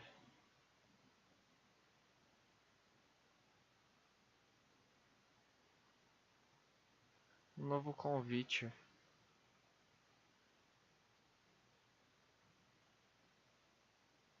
Certeza que o cara não é privado, né? Tinha que ser. 3.000 horas de CS. Beleza, tem Instagram, Faceit. 100% games with 100% win rate. Tá bom. Acredito. Mas ó, acho que é isso, rapaziada. A live vai ficando por aqui. Obrigado aí todo mundo que acompanhou, beleza? Tamo junto de verdade. Vocês são muito incríveis, ó. Não esqueça de assistir o videozão do Picking Challenger aqui, ó. Acabei de postar pra vocês. Tá ligado? Ó, já tá pegando view lá. Passem lá, rapaziada. É muito importante. Beleza? Assista até o final, porque eu tenho certeza que você vai gostar, beleza? Então já tem gente pesquisando, já tem gente por cima aí do conteúdo, beleza? Assista lá, tenho certeza que você vai gostar, beleza? Vou ficando por aqui. Forte abraço e até a próxima live. Quem sabe amanhã ou quando chegar a fase dos Legends eu volto com vocês, beleza? Tamo junto, amo vocês. Forte abraço. Beijinhos.